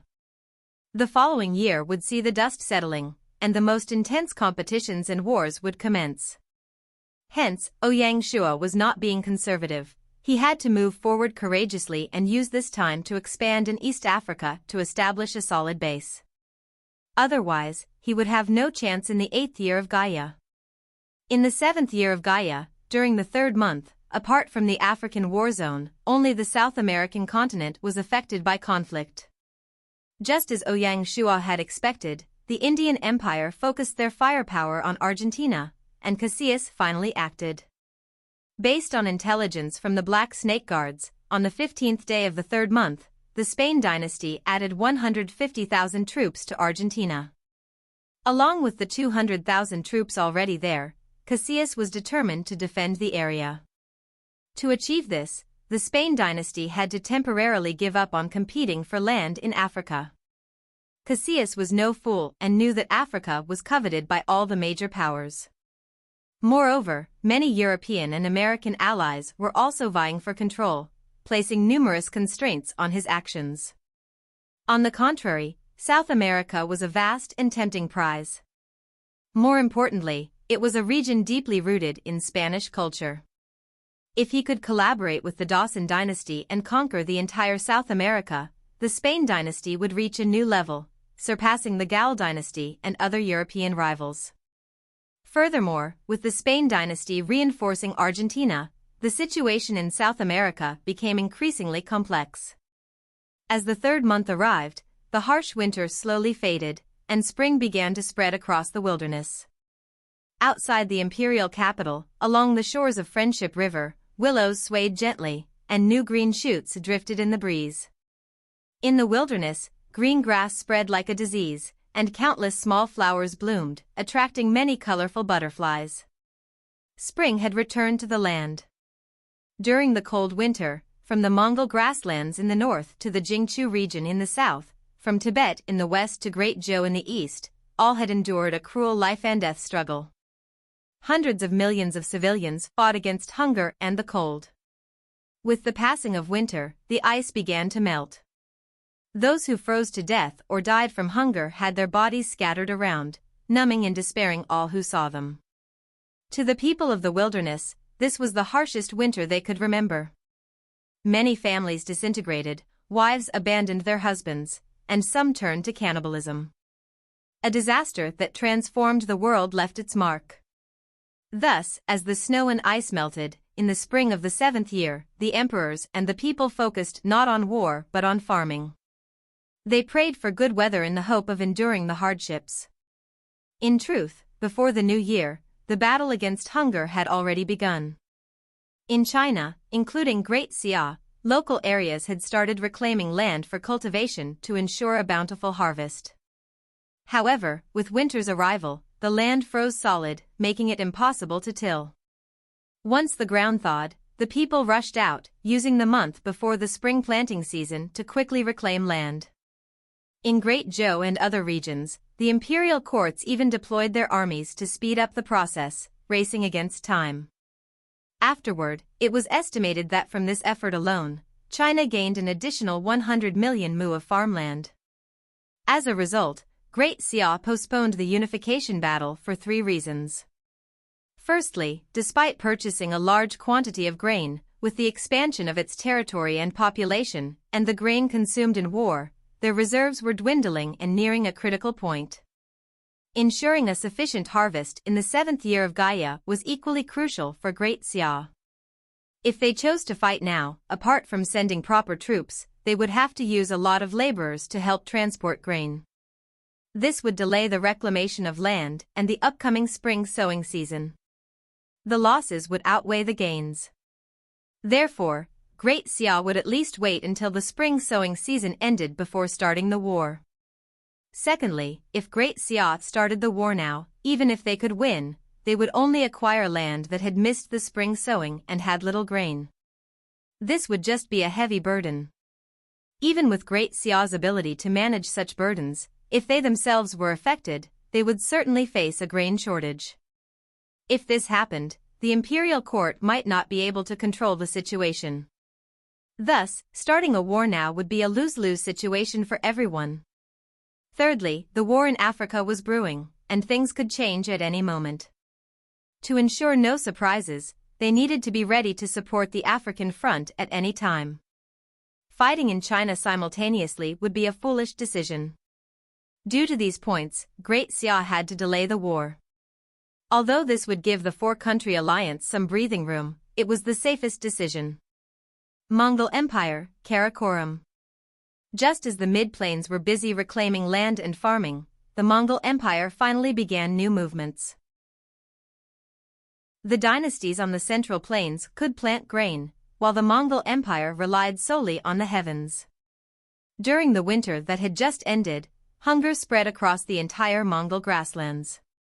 Tens of millions of cows and sheep perished, herders reached their limits, and without improvement, a major crisis was inevitable. Improvement meant raiding and plundering once more.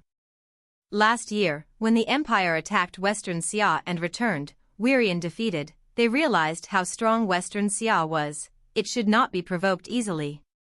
Thus, the empire turned its attention to the west. To the west, adjacent to Ojadai's domain, lay the Persian Empire.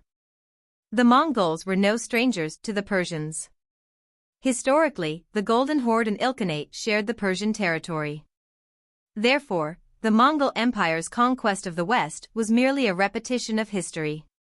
On the 15th day of the 3rd month, under the motto of reclaiming their lost lands, 600,000 Mongol iron cavalry embarked on their western campaign, poised to write a glorious chapter in Chinese history. Although the current Persian Empire could not rival its historical counterpart in strength and size, Genghis Khan remained confident about taking a significant portion of the Persian Empire. The battle between the two empires was imminent. On the 18th day of the third month, in the imperial capital, Ouyang Shua was somewhat surprised upon receiving news of the Mongols' westward advance. Based on the intelligence gathered by the Black Snake Guards, the Persian Empire in the game controlled a vast territory that included the entire Middle Asia, half of West Asia, and Pakistan in South Asia, spanning 3 regions of Asia. If overseas territories were not considered, the size of Great Xia was similar. This alone demonstrated the strength of the Persian Empire. The entire Central Asia region included Turkmenistan, Uzbekistan, Kyrgyzstan, Tajikistan, and Kazakhstan. Northern Kazakhstan, however, was occupied by the Romanov dynasty. The West Asia region included Afghanistan, Iran, Turkey, Cyprus, Syria, Lebanon, Pakistan, Jordan, Iraq, Kuwait, Yemen, Saudi Arabia, Oman, the UAE, Qatar, and Bahrain, 16 countries in total. Apart from Afghanistan and Iran, which belonged to the Persian Empire, the remaining 14 were part of the Arab Empire. Neither the Persian Empire nor the Arab Empire was formed by a single overlord conquering all other nations.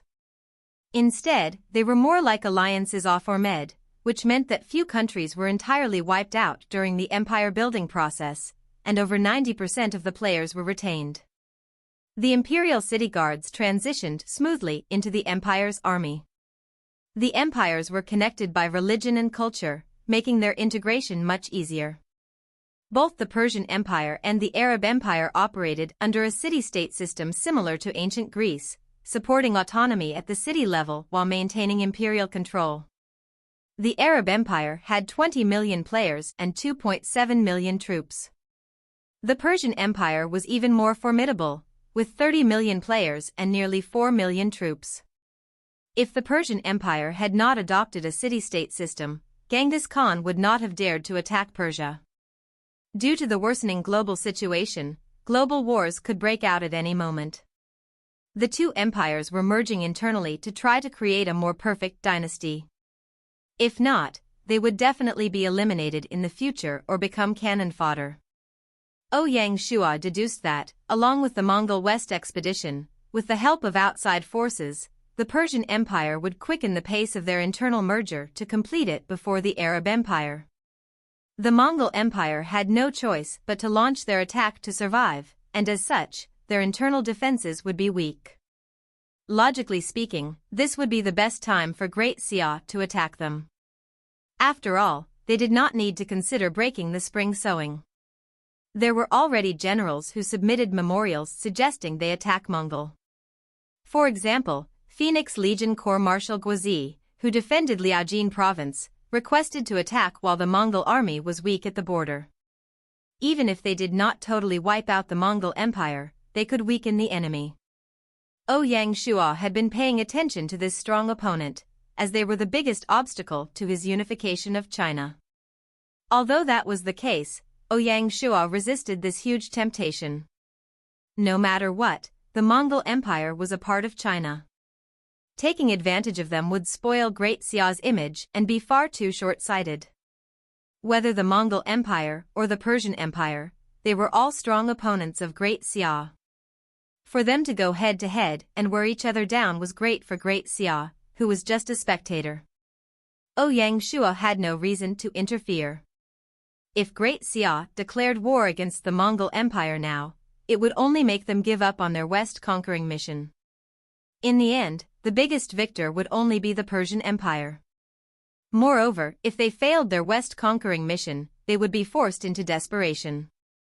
Only by attacking the mid-plains could they have a chance of surviving.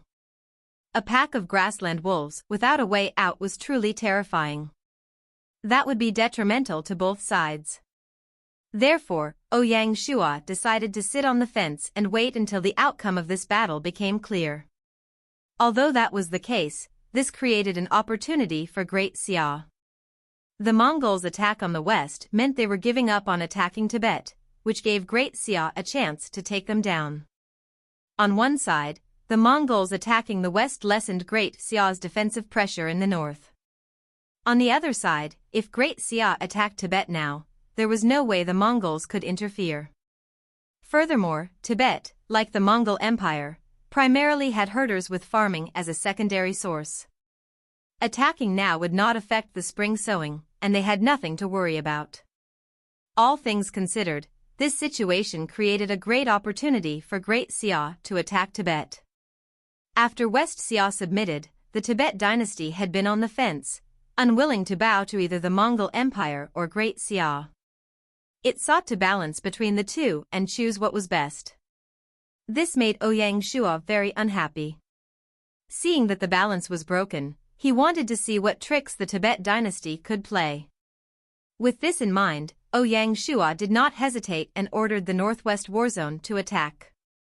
Li Jing would personally lead the Bear Legion Corps to conquer Tibet, while Li Mu would lead the Eagle Legion Corps to defend and prepare to assist.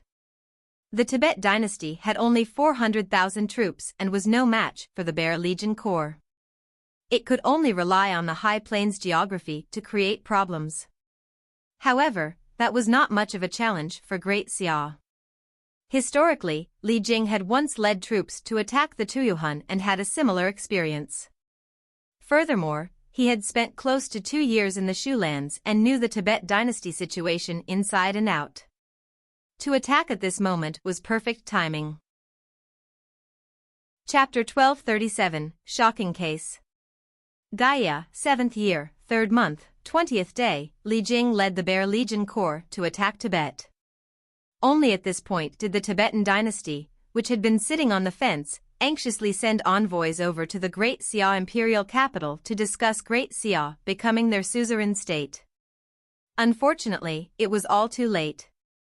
Since Great Xia had struck out, there was no way they were going to stay their hand. Great Zhou Dynasty, Handan City.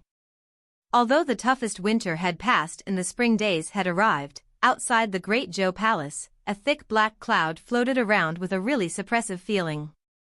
This was a sign that the dynasty was going to collapse. In the past winter, Chen did not even hold a single court meeting. The memorials submitted and distributed were basically all handled and decided by Juedai Fenghua, which was why the imperial court situation did not escalate into chaos. Facing such great pressure, Chen finally collapsed. Within the imperial garden, the spring sun shone brightly. Chen sat within the pavilion. He had a mustache and a beard and was totally drunk as he mocked himself. Wow, Great Xia is finally attacking. Today it's Tibet, tomorrow, it will be us. As long as the four-country alliance still exists, there will still be hope. Juedai Fenghua Consolashem. Four-country alliance?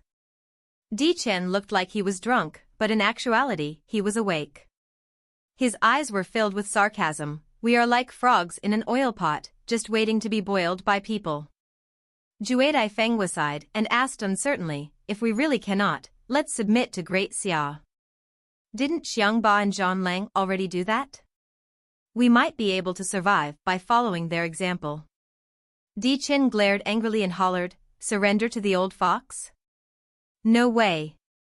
At most, we will fight to the death. With Chen's pride and the D family's honor, surrender was not an option. Then let's prepare for battle. Juedai Fenghua's tone carried an indescribable sense of loneliness and helplessness. In the blink of an eye, the 4th month arrived, and the spring atmosphere grew ever thicker. In the Central Plains, signs of the busy spring sowing were everywhere. Whether it was the distant war in Africa or the border conflict in Tibet, it had little impact on the Central Plains. However, on the 4th month, 5th day, a shocking incident occurred in Great Xia. That afternoon, 13 disciples from the Little Knife Guild, a Wolin sect in Minnan province, used the motto of robbing the rich to give to the poor to rob a wealthy Zhu family. Of the 15 family members, including a 3-year-old girl, all were killed. When the news spread, the entire realm was in an uproar. This was the first time since the founding of Great Xia that underworld figures had broken the law and challenged the legal system of Great Xia. Upon receiving the report, Ouyang Shua was utterly enraged. He ordered Xiongba to personally investigate the case, capture all involved, and bring them to trial. Within a week, if the Minnan office cannot crack the case, the Internal Affairs Court will step in. Although he had been on the job for less than half a year, having such a major case occur under his watch made him lose a lot of face. He personally submitted a memorial stating, "If I cannot solve it within 5 days, I will resign." For this, Xiongba even deployed the Minnan Garrison Division, along with 300 elite bailiffs, to directly charge at the sect base of the Little Knife Guild to arrest the suspects. If they dared to resist, Xiongba would not hesitate to storm in. Facing an imperial court force, a small-sized guild like the Little Knife Guild was not a challenge. This case involved a select group of disciples who had gone astray.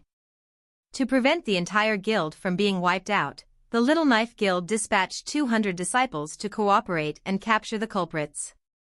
Within 3 days, they were all apprehended. An eye for an eye was the norm. After the Minnan provincial governor's office handled the matter, it directly sentenced the 13 of them to death. It also blamed the Little Knife Guild for poor supervision. According to the law, the Little Knife Guild's license was revoked, and they disappeared from the underworld. By the middle of the 4th month, the dust finally settled. After the execution of the criminals, Minnan Provincial Governor Xiongba personally went to the Zhu Manor to pay respects to the fallen souls. Although the matter had passed, its repercussions continued. Great Xia revered martial arts and had numerous dojos and sections. It was acceptable if they followed the law, but if they became greedy, it would pose a significant threat to the law and order system. After the incident, Ouyang Shua realized he needed to create an organization at the imperial court level to monitor Shaolin, ensuring this layer of power did not overstep its bounds. This was no easy task. Martial artists and underworld experts often lived unrestrained lives. Historically, members of this organization were referred to by the Shaolin as the Eagles of the Imperial Court. If Ouyang Shua were a chivalrous expert, he might have wished for the Imperial Court to avoid interfering in the underworld. However, as they belonged to different factions, their views naturally differed. Ouyang Shua would not allow such unrestrained power under his rule. Monitoring was essential.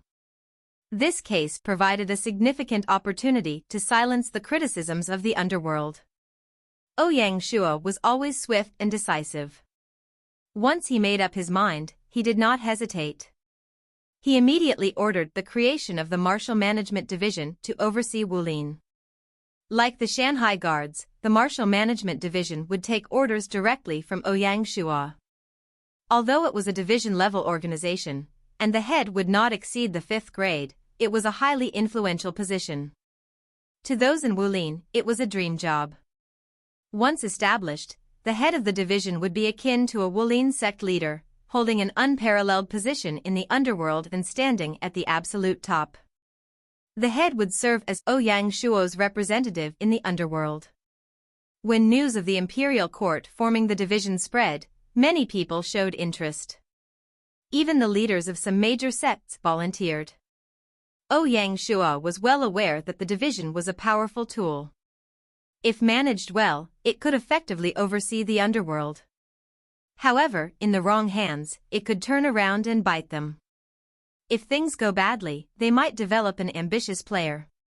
Therefore, the division must be given to a capable and reliable person. If Song Jia hadn't quit and backed off to behind the scenes, she would be the most suitable choice. Ouyang Shua could only take the second best option, his little aunt. However, she is currently a Legion General of the Imperial Palace Guards, which is an equally important post, especially since it is newly established. She is still learning from Tang He about how to fight wars and the art of war. It's a crucial moment, and she can't get away. Because of this, Ouyang Shua thought of a middle ground, Dongli Sword sect leader Lin Yu, who would temporarily manage the Martial Management Division to tide them over this difficult time.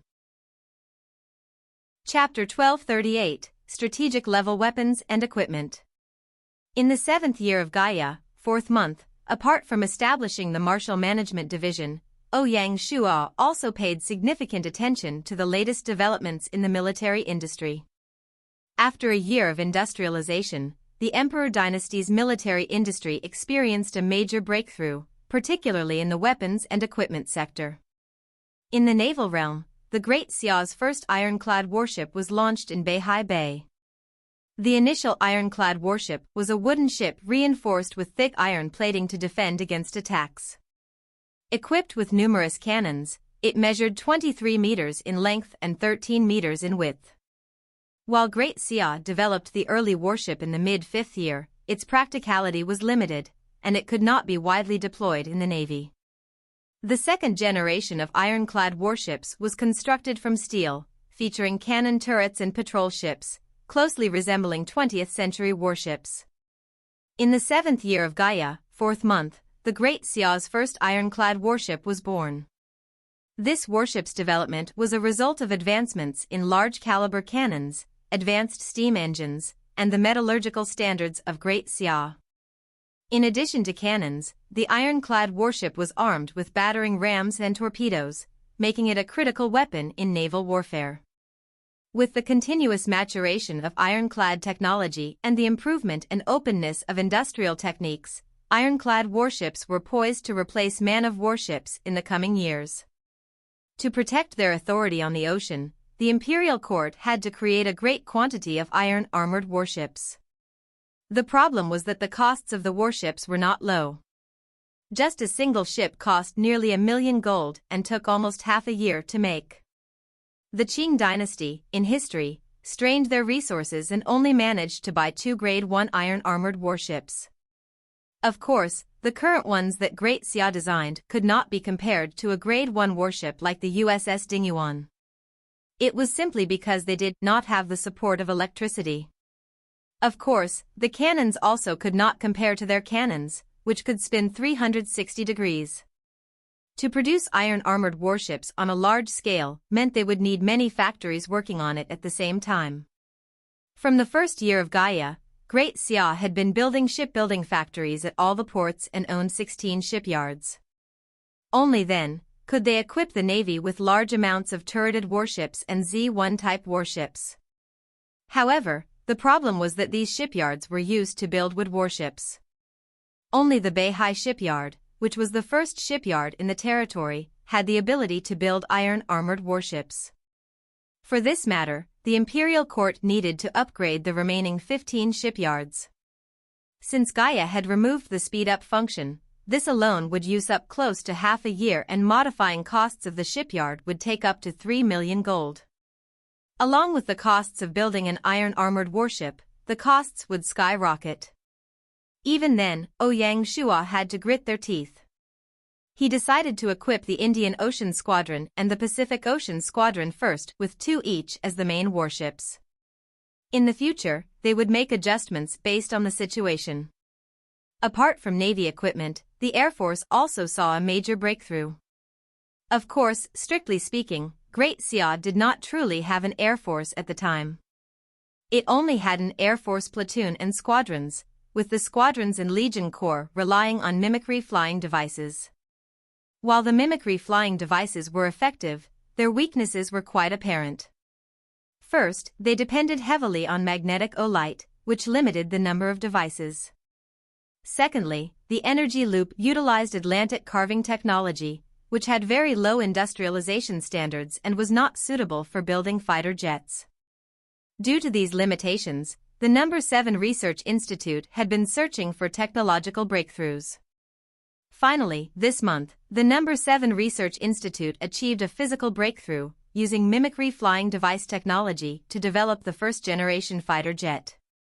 This fighter jet utilized a mix of magnetic light and internal combustion engine energy. It could be used for aerial cannon fire, scouting, and bombing. Although it was still a long way from a true fighter jet, it was a significant achievement. More crucially, the use of mixed energy laid the foundation for mass-producing fighter jets. Great Xia had taken a firm step toward building a true air force. Ouyang Shuo believed that a day would come when the Great Xia army would have a genuine air force. Lastly, there was the army equipment. In the past half-year, Ouyang Shua had visited Atlantis and struck a major deal with Kalia. He purchased the combat puppet technology, which was exclusively owned by the Atlantis civilization. Now, the Great Xia Army's industry has created its first combat puppet prototype. With further development, they will be able to build a true combat puppet. When that happens, the Great Xia Army will have a truly strategic weapon. New technologies emerge every day, undoubtedly a sign of the prosperity of an emperor's dynasty. When these strategic-level weapons and equipment technologies mature and enter mass production, the Great Xia Army will definitely undergo a significant transformation. Once they have control of all that, they will be able to industrialize rapidly. Only by industrializing deeply and forming a complete industry chain will they have the ability to create combat puppets, first-generation fighter jets, and other complex equipment. Without numerous factories, none of this would be possible. Moreover, supporting Great Xia's industrialization is the slowly forming Imperial capital region. In the 4th year, on the first day, the Imperial Court published the Imperial Capital New City Region Planning. It announced that the new city region would prioritize technological organizations relevant to military works, factories, and supporting workshops, followed by the development of businesses. Combat puppets, first-generation fighter jets, and other strategic weapons and equipment are the core of the new city region. Ouyang Shua knew that with the game entering the 7th year of Gaia, the strength difference of a single soldier between countries was closing. Even if Great Xia's troops were the cream of the crop, they could not truly go 1 versus 5. The only way to maintain their advantage, apart from a scale that intimidates the enemy, is to upgrade weapons and equipment as well as tactics. Only then can the Great Xia Army remain unbeaten and support the continuous expansion of the emperor's dynasty. The significant investment now is laying a solid foundation for the second breakthrough of the Great Xia Army. Even if it is difficult and requires vast resources, Ouyang Shua will grit his teeth and see it through. If he cannot bear to invest now and falls behind, he will be crushed by others. It was due to such strategic considerations that Ouyang Shua focused, in the first half of the 7th year, on internalizing the imperial court and advancing technological development. Conversely, he paid less attention to the few wars the imperial court was initiating. The game world was constantly changing, and one could not afford to be complacent. Even a slight lapse in vigilance or excessive conservatism could bury significant problems for the future. Before we conquer the outside, we must settle our internal problems first.